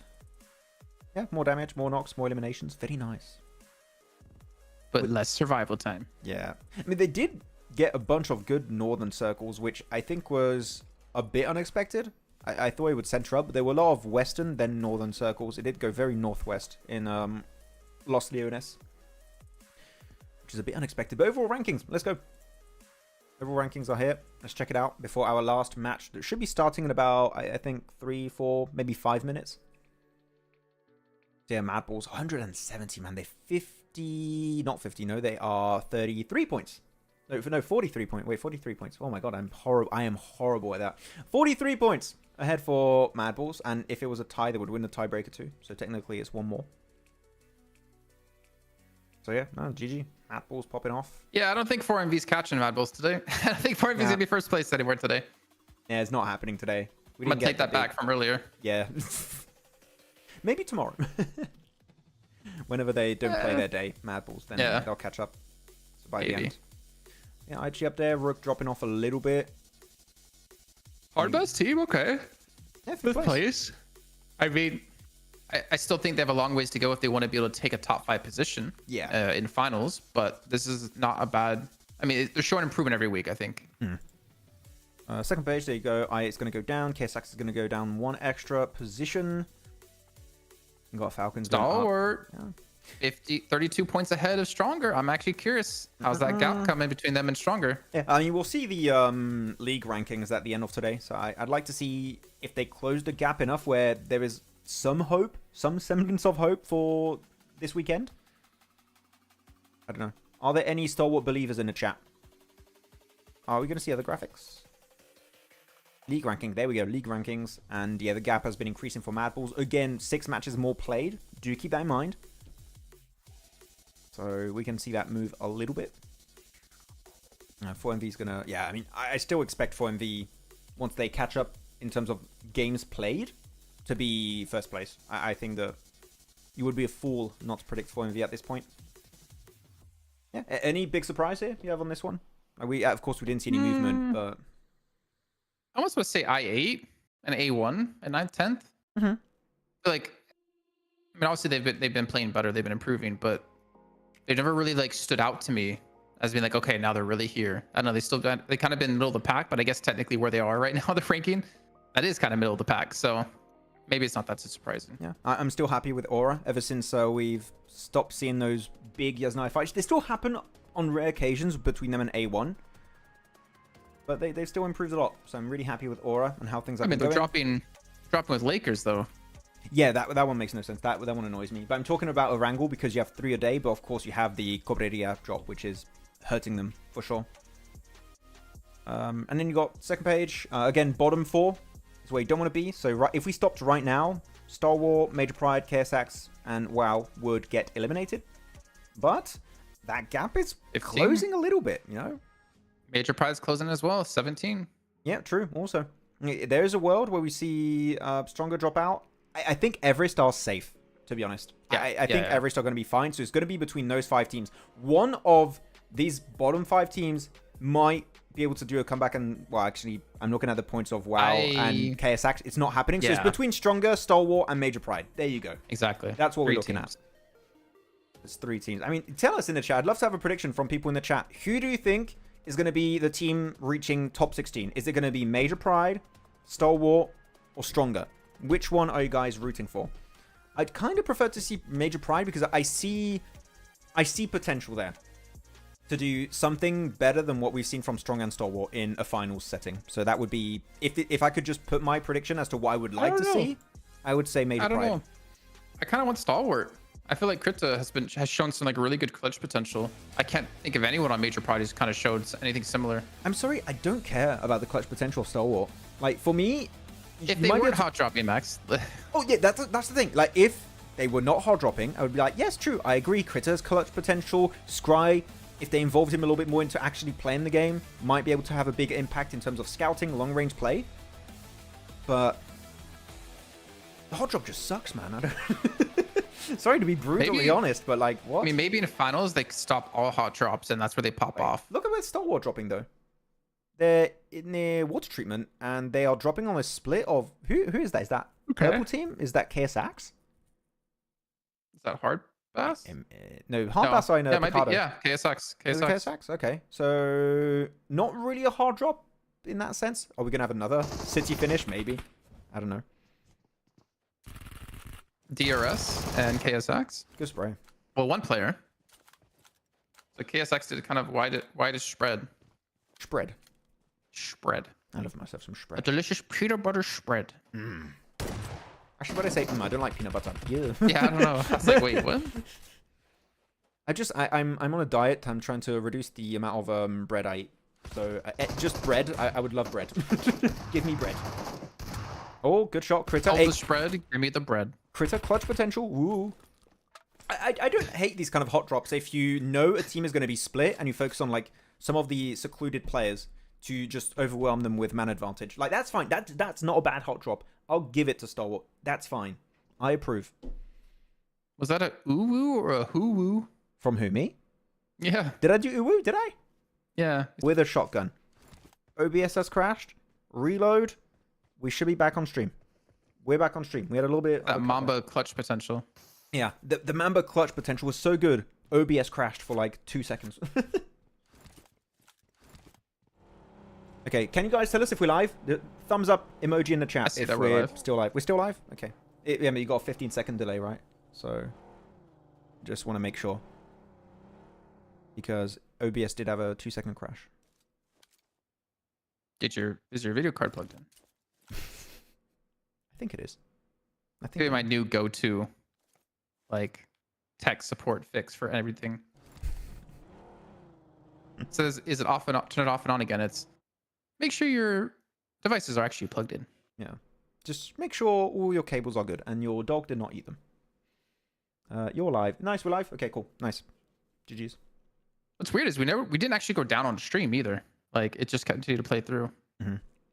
So OBS crashes, but yeah, because of the 15-second delay, I think it just paused and took back a few seconds prior. I think that's what happened. Okay. I'm kind of thinking now, because now we had some of the early fights break out, I want to do the typical question with the chat during the early game. I don't have an idea of a question, though. Do you have any ideas, Jason? Or otherwise, we can ask for the chat. Actually, that's going to be the question for the chat. Chat, do you have any questions or topics you want us to talk about during this early game? Anything? What is the most goated ice cream topping? Okay, not flavor then. Topping. Oreo crumbs. That is amazing. Oreo crumbs on an ice cream. Okay. Very good. Or Biscoff crumbs. I like that one too. Yeah, I know you like Biscoff. I love Biscoff. So good. Especially when you spread it. You don't have toppings? I don't know. What does that even mean? I don't usually put toppings, but if I had Neither to, do it I. would be that. Nougat? Yeah. Coconut? Are you talking like shredded coconut? I'm assuming shredded coconut. Coconut, though. I feel like coconut really limits... Actually, no, maybe it doesn't. I was going to say, maybe it limits the kind of ice cream you can have, but like... I guess fruity you can't really have with it, but like chocolate you can have with it. Vanilla you can have with coconut. Does it make sense? I don't know. You might think I'm crazy, Jason. I mean, I know you think I'm crazy, but even more than like I already am. I hate, and I truly mean, I despise the flavor of coconut. But one of my favorite smells in the world is coconut. I love the smell. Hate the I can taste. understand. Yeah, that's how I like my shampoo is coconut. I was gonna say flavored. How do I? Well, you're not supposed to eat your shampoo. That's some great shampoo. I mean, for me, I feel like gasoline has a really like nice smell, but tastes horrible. Wait, did you take? Wait, what? Tastes horrible? No, I didn't taste it. Like, just but I know like, it probably tastes horrible. How many calories would you have in gas? Same with cigarettes. Actually, I hate smoking. Never do it, but I kind of like the smell of like cigarette smoke once in a while. Really? Yeah. Oh, I hate that smell. So we had coconut, Biscoff spread. Eat it with a spoon. Are you playing an EMEA, Neptura? I think one of my favorite toppings for ice cream is actually maraschino cherries. Ooh. Too sweet for me, but I could eat a jar of those, and I'm not even kidding. I have. Rohit Shetri says, "Can these guys talk about the game?" No. We're talking about ice cream, okay? Again, I'll repeat it because I just for you guys to know. No, let me repeat it. You repeat it. Let me repeat it. Okay, go for it. Don't say it rude. Say it nice. Your voice is muted. Really? I have my FX on. Maybe I need to update my drivers. Yeah, I think you need to change the output. Yeah. Ladies and gentlemen, wait, what output? What output should I be on actually? I don't know. I've done my settings years ago. I haven't touched it. Okay, so ladies and gentlemen, watch the stream. This is not a official broadcast. This is a watch party, which means we chill. We talk about random stuff a lot. And when the game starts picking up, we start talking about the game because that's what you can do on a watch party. Yes. If you want an official stream, you need to go learn another language or just not understand what the casters are saying and watch on one of the other channels. But we are here to have a chill time, talk to chat, because we never get to talk to chat when we're actually doing like official broadcasts, and have a bit of fun. Yeah. And hopefully you guys are having a bit of fun too. I actually really like it because I feel like I've got a lot more information from the chat than I would do just like covering the tournament, casting it. So thank you guys, making it also fun for us and hopefully for everyone else out here. So it's a cool time. Tell us, actually, would you guys like a watch party for the full season? Like, nothing confirmed. Like, it's just question, just speculation. Would you guys like a PMSL CSA full 2024 season watch party for English? Because I don't know if they're going to do an English stream. So I don't know. I can hear you now. Yeah. No, still not working. Yeah. I think I just need to update it. I don't think I updated my drivers on it when I reinstalled Windows to fix my video card not being slotted correctly. There's been an update for that a few days ago also. So that might be why. Yeah, tell us if you guys would like it. Snickers ice cream? Yeah, Snickers pretty good. Twix ice cream. That one. Peanut, like, some people really hate on like salty sweet, but like peanuts in sweet things, like pineapple on pizza, like peanuts in ice cream is actually like really nice. Jason. It gives you like a salt. Jason. Look at Circle, Jason. Look at it. I don't want to. Is it ice cream flavored? Yes, it shifted over to cookie dough ice cream compound. Oh, my favorite compound. It's ice cream compound. Yes. Actually, I have a super good follow-up question once you're done with this. Yeah, and I'm just looking at the circle. Really good for FMV. They got a lot of space. Actually, wait. Big brain. Go for... I can't quite show it with my mouse. It's not visible. Go onto the church compound over to the west. For 4MV, you might still need to rotate, but in terms of information gathering, 4MV, if they go onto where Apex is right now, you can see down there, that is a goated position in this game. Circle might not go your way. Long-term information, it is the best by a long margin. So please go down. Violet ice cream. What's violet ice cream? Violet? I don't like violet. Violet's overrated. I have the ultimate question for chat, and I really want to see answers for this. Go. If PUBG Mobile had an ice cream flavor, what? You know, Ben and Jerry's, whatever, they do like these ice cream combinations, whatever. If PUBG Mobile was an ice cream flavor, like what would be in it? What would the flavor be? Like what would be in it? Like would there be nuts inside of it? Would there be like chocolate inside of it? What flavor would the ice cream be? I know. Hit me up. I'm curious. What do you have to say, chat? It would not be an ice cream. It'd be a sorbet. And it would be pomegranate, because in French, pomegranate, you say grenade, which is grenade. And I think that would fit the theme really well. Yeah, it would fit all 5 French people who...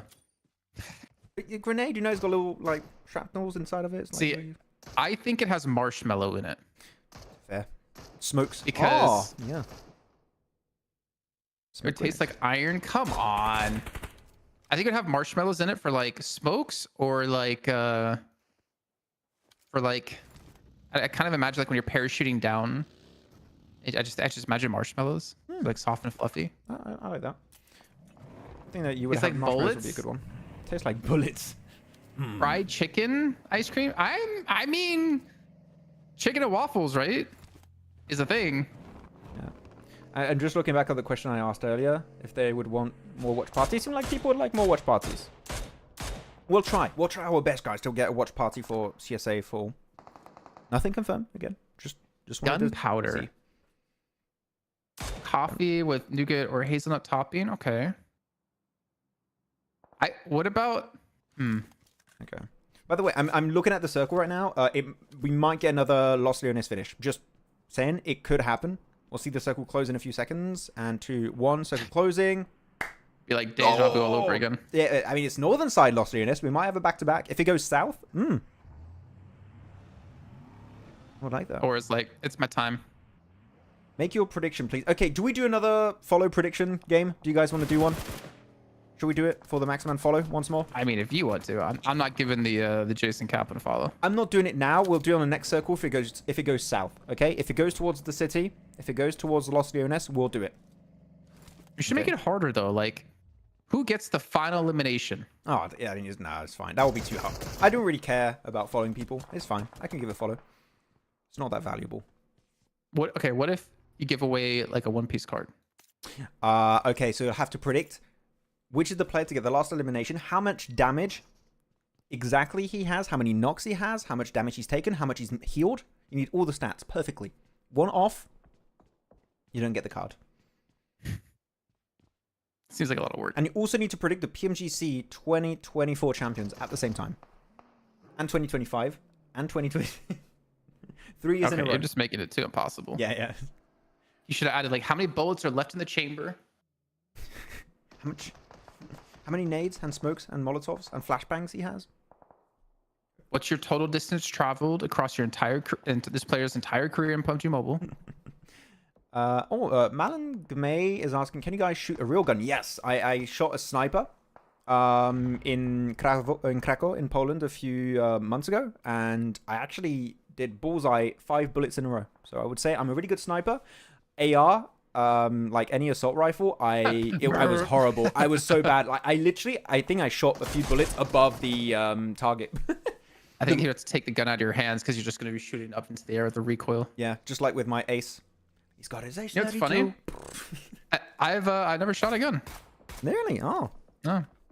And I'm the American here. I was about to say that. Was like, should I say that? I've held a pistol once, and it was really heavy. But that was it. I was like, they are heavy. Yeah. Nothing special. Who here in the chat actually like does a sport shooting guns? Because that's a thing, right? It's a sport. I think. What is it called when you shoot those little discs that are thrown in the air and say like shooting? Pull? Is that what it's called? No, I'd like to do that. That's fun.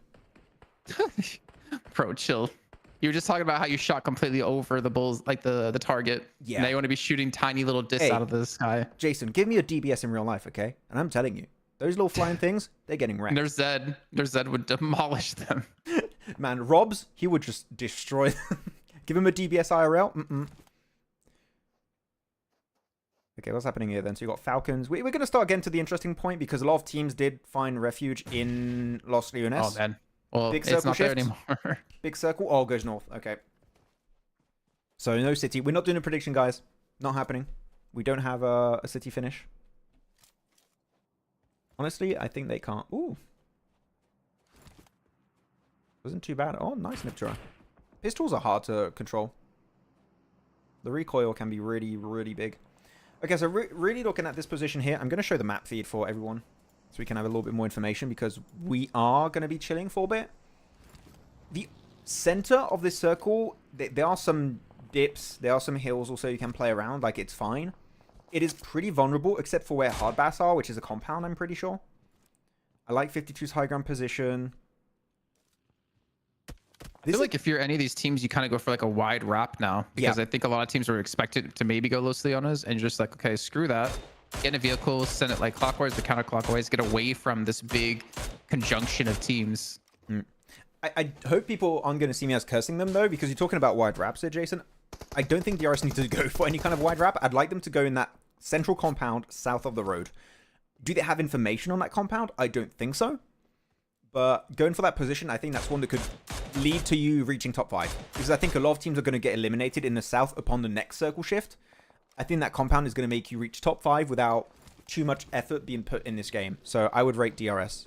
Sorry, DRS fans, they're cursed, but that's going that's back to cursing DRS again. Yeah. I mean, who are you picking, Jason, on this? Do I have to? You don't have to, but like, do you have any team that stands out to you? Like, position-wise? Just say you don't want to give. I'm thinking. Okay, I'm thinking. Chill. No, I was talking. I was reading a comment. Perfection. I was responding to a comment in chat. IHC's winning. IHC's winning. Mhm. Okay. I mean, IHC is the odds over there. They got 4 players alive. Yeah, man. Could be them. Man, did we? I want to show the map feed again. I think, yeah, look at that. Stalwart sent Leo across to the compound I wanted DRS to take. And now Stalwart are going to take it. I don't think DRS are going to be willing to do that transition anymore because it would require fight, which is very open to them getting third-partied, maybe by Falcons, maybe 4MV, maybe IHC. I mean, there's a lot of time between crashing and a team, I think, third-partying you. But yeah, obviously not really fully knowing the story as we can see. And DRS did get knocked, actually. Was that Sleepy who got knocked? I don't think he's going to be confirmed, but I don't actually know. There's someone there to res him, so he's okay. Yeah, he's fine. He's okay. Just a little nap. He'll be back. KVNG is gaming is asking, is there going to be a watch party for MEA or you mean EMEA finals? No. So these watch parties are only doable if there's no English broadcast to begin with. Like there was not going to be an English broadcast for CSA. That's why we have this watch party. But EMEA has English coverage with John Allen and Blank. So go support them. Go check it out. It's going to go live right after we end, right? I think it's in 45 minutes it begins or something. So please go support them. Say you come from Jason and Maxman, you know? Why'd you put my name first? Because. Okay, just from Maxman then. Just say you come from my place and Jason said definitely Max not check and him out. Jason. Okay, big circle shift. Where's it going? Onto Hardbass, okay. Now, the thing is, a lot of teams are going to be forced towards Hardbass. I don't know if they'll be able to weather the storm this game. Because they're going to have a lot of attention thrown their way. Yeah, I mean, a lot of teams are going to have to move for this one. Especially because the Los Leones, not as many teams spread out and like went around as much as I thought they would. Yeah. You still have like 4MV, Everest, A1, I8, WAOW, Muerte, MadBulls, 52, kind of like all still clogged up, kind of indirectly by each other. Yeah, that's the thing. You're not going to have everyone survive. You're going to lose a lot of players on that southern edge. Eastern edge too, I think, because 52's got a good high ground position. I think they're going to pick some fights against maybe Muerte, maybe MadBulls and IHC. Actually, I'm looking at 52. They're not peaking as much as I would expect. But they're in circles, so maybe they're waiting for teams to start rotating, and when they start moving, that's when they're going to start peaking and being more aggressive. That might be what we're going to see.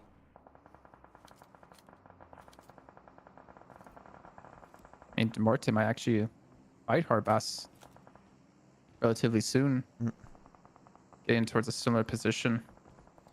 But like, I think here it's like very scary because now you definitely don't want to force a fight with Hardbass because that third party, I feel like the proximity of all these other teams makes it very difficult to successfully pull this off. Yeah, you're just, because they're so close to one another, third parties are going to be happening all over the place. Big pre-fire there, Falak. Also, KVNG is gaming said, all right, thank you guys. Quick question is I didn't see that. Yeah, PMPL Africa does not exist anymore. It is gone. They're part of EMEA. Yep. Okay, good little spray there, Crypto. Nice. Come on. Give some eliminations to I8. They need it. I mean, they need small wins. I think give some to Stalwart somehow. No, don't deserve it. Stalwart, go get involved. Don't deserve it. No. I need it. They deserve it the day they stop hot dropping. How boring will finals be though if there's no hot drops? I don't care. I want good strategic approaches to the game. You know? The correct answer is finals isn't gonna be boring at all. Finals is gonna be pretty insane. Yeah, finals. I mean, you're always gonna be paying attention to top 5, right? Compared to here, you're looking at top 16. We kind of know which teams are gonna make it. We kind of know how many points the teams are gonna get heading into the finals. So, like for me, that's the only storyline that's worth mentioning is the bottom 4. But every single day, every single game in the finals is going to be super interesting because of that top 5 kind of storyline. Okay, really good. WAOW eliminated. I8 get 2 eliminations in that fight versus WAOW. I think they got third partied a bit and lost a few eliminations. So it looks like Falcons is trying to hold off DRS as well towards like the northwest side. Yeah, I don't like the Nazed is so far away though. Like he's what, 200 meters away? I mean, I'm curious of the angle he has from there, to be fair. Yeah. I mean, I wonder how much he can see, as you said, yeah. If he's got a really good angle to stop them peeking over the road, then sure, why not? Stalwart eliminated. That's it. Stalwart, no. Only 2 points. Yeah, I mean, I'll repeat myself. I don't want to see them qualify. I mean, at least they lost to the team that I had to win. Yeah. It's nice because I can really say my true opinion on these watch parties. I don't want to see them qualify. I would sugarcoat it if I was casting an official broadcast. I would be like, maybe they'll change it next time. No. Oh, deserved. I can't wait. Not deserved. I can't wait until we work an official show together and I'm just really push you on it. Like, what do you think about Star Wars? Oh, you know. You know. Okay, so Falcon. How many players do Falcon have? They have 1, 2, 3? 3 players? Three, I think. Yeah, they lost what is that? Well, they got rid of DRS though. And now 4MV are looking for the potential fight too. I think they realized Nazed was split. Oh, So Muerte fighting up against Hardbass. yeah, big push. I think they knew they were going to get backfield. So actually picking a fight this early is good. You avoid getting third parties by teams that are rotating away from the blue zone. I think the timing of this fight makes a lot of sense. They don't win it, but I like the idea behind it. I think it makes a lot of sense. Hold. So yeah, GG. Good defense. The curse works. Yeah, a little bit. Goodbye, DRS. No.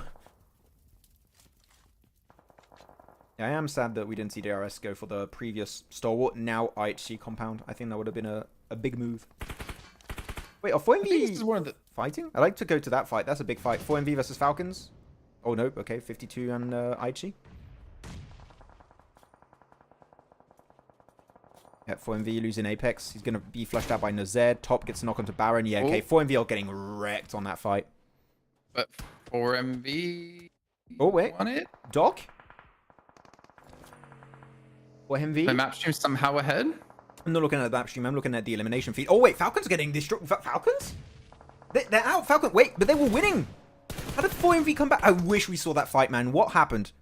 I think Baron and Doc just popped off at the end of that fight. They clutched it. What happened? I really wish we saw that fight. Oh, that was that. I was kind of ahead.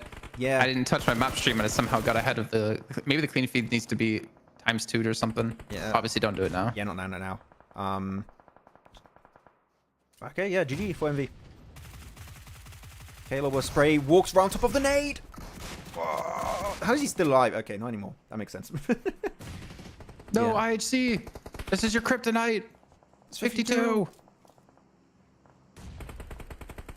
He's got 52 esports. Okay, good spray down here from Demo. 7 eliminations. That was a stretch. Yeah, that was a bit of a stretch, I know. I mean, good. IHC clearing all of their side. You talked about IHC, right, being the team you were potentially looking at, I believe. I think Yeah, that was it. yeah. It was actually. So currently 7 limbs. off to a good game. They're still playing Edge though, and now you don't have a lot of good available positions open to play.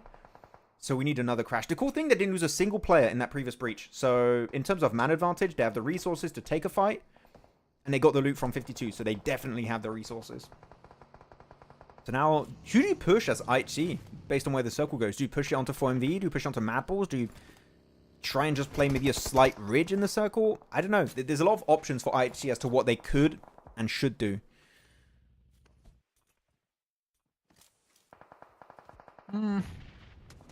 What I can see on the map feed, I don't really know. Like, if I knew Hardbass was there, maybe I'd go for a push onto them. But the fact is, like, there's too many teams in close proximity for sure now. You have 4MV, MadBulls, Everest, think a little bit too split to go for the send. Ooh. I8 are grouped up for it. Actually got that right through the smoke. 3 bullets. Nice knock onto Sinister. Okay, tell us, what do you guys predict in the chat now? Who's going to be taking this win? You got a lot of big contenders here. Everest, nice little push-up. 9 circle, though. Just trying to get ahead of the competition. Ahead of A1. If MadBulls can win this, that'd be their 3rd win of the day, wouldn't it be? Would it? I'll have to check. I think it would be. I remember They they won won Sanhok. 2. They won Sanhok.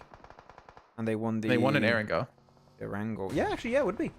Win number 3. We've had a lot of days where they get 2 wins and almost the 3rd. But... Would that be the first day we get a team get 3 chicken dinners in one day? Or did that happen already?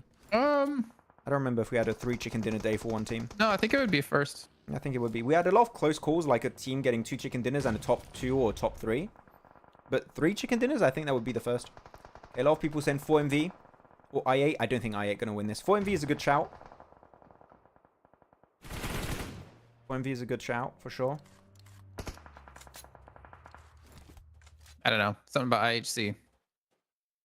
And me predicting them makes me believe. 9 limbs. They're filling at this game. Ooh, Everest. Good nade. Oh, an avalanche of nades coming their way. I like that. I like that a lot. What?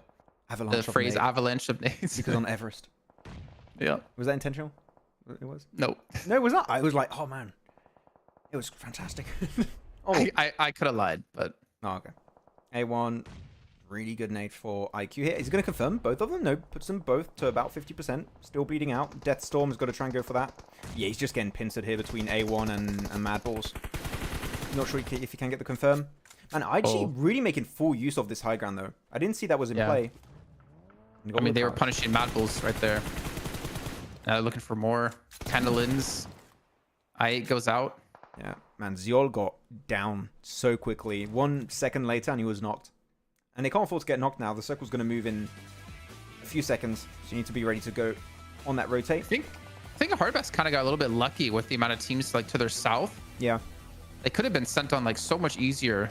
Obviously, again, like that whole idea of because there's so many enemies around you, you're kind of safe in the chaos that happens from that.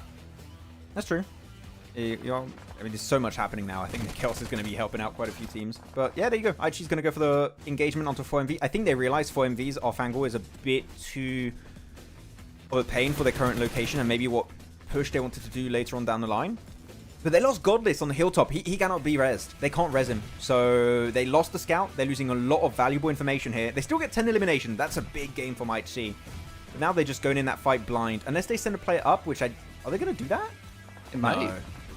Actually going back uphill. They're not in circle. They got 50 seconds. They don't have a lot of time to do that res. They need to be super they've got quick. time, but they're giving up, I think, a lot of information that they were gaining or a lot of ground they were holding. Yeah. Like you mentioned before, they were holding high ground, taking a lot of shots off of this. That allows like other teams like 4MV to maybe take some ground against them. But I'm actually surprised they didn't leave like maybe one player back just to keep gathering information while they went to go res. Yeah, I thought they might try and do that. But no, I mean, they got the res from MCN. They got the res. IHG back up to 4. He's got the first A2. Get in the car. Get back downhill. Fight for MV. You need to eliminate 4MV. If you're IHG, that is your main threat to this potential win. Zol's going to get flushed out. Reefus has got such a good angle, by the way. Really good knock onto Zol. Yeah, I think Reefus... Sinister, what do you got? Win it. Oh, Flique is just dancing around the tree.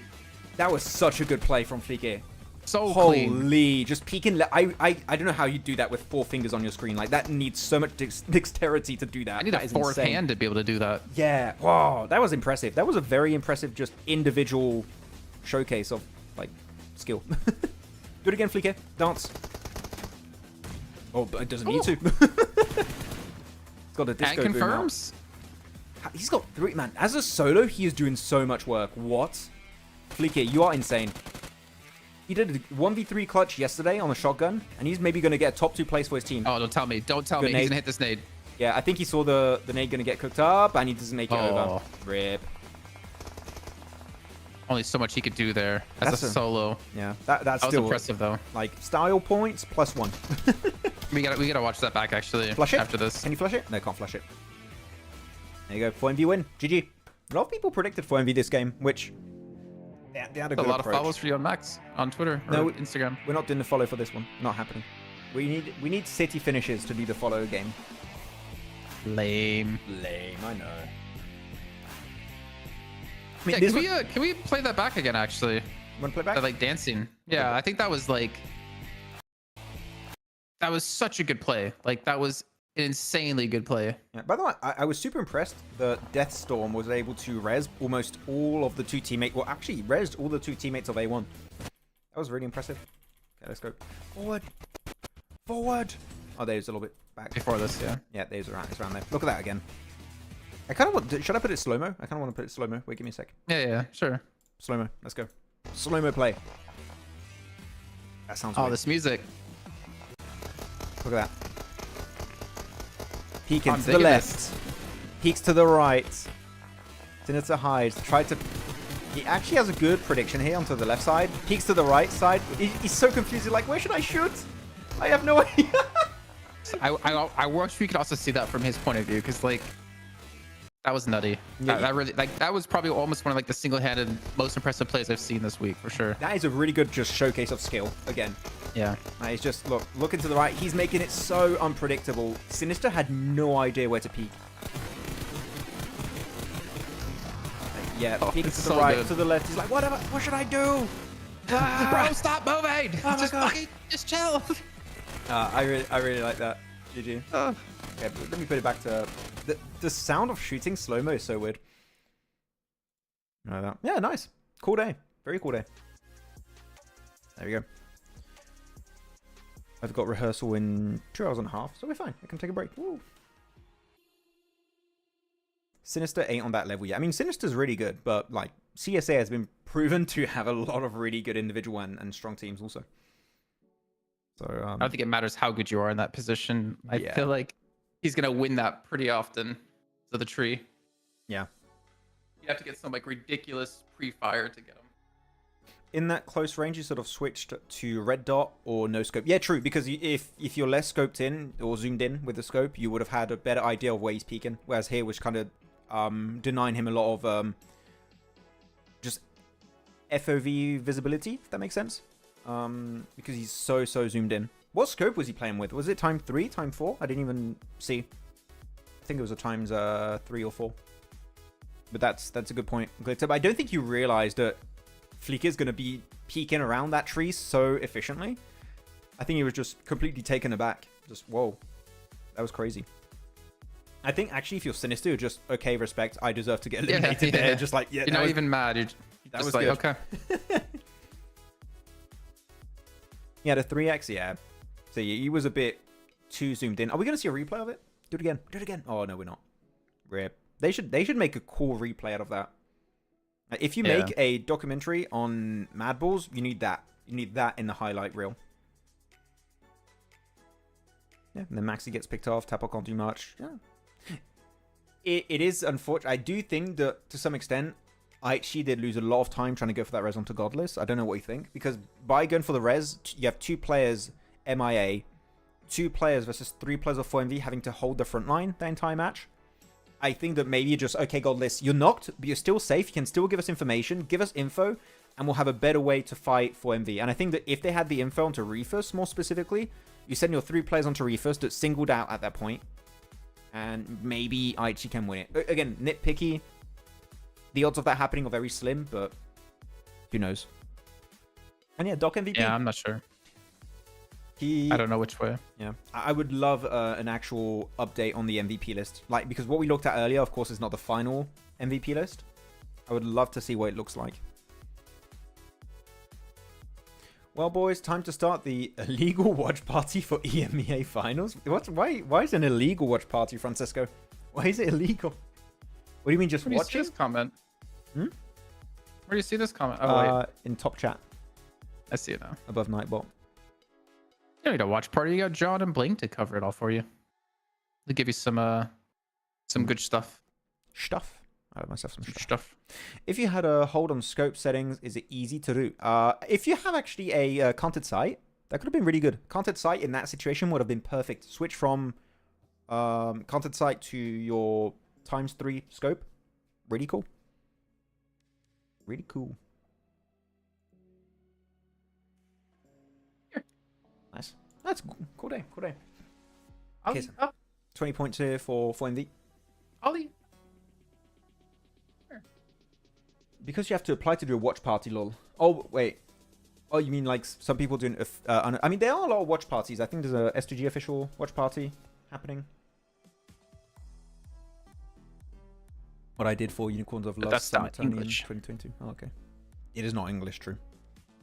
No, just, if you watch it in English, just check out the official English stream from John and Blank. And tell him Max and Jason sent you there. Yeah. Oh, so now you want to send people there. Oh. How do you think... I said earlier, why is my name first? I don't know. I don't really care. I just say it randomly. Actually, there is a reason. I never like putting my name first because I feel like people might think I put myself first. Like every time I made a social media announcement with ESL for like talent on shows, I would always put my name last, like in the tags, not in the graphic because it doesn't matter. But yeah, you just typically go by alphabetical.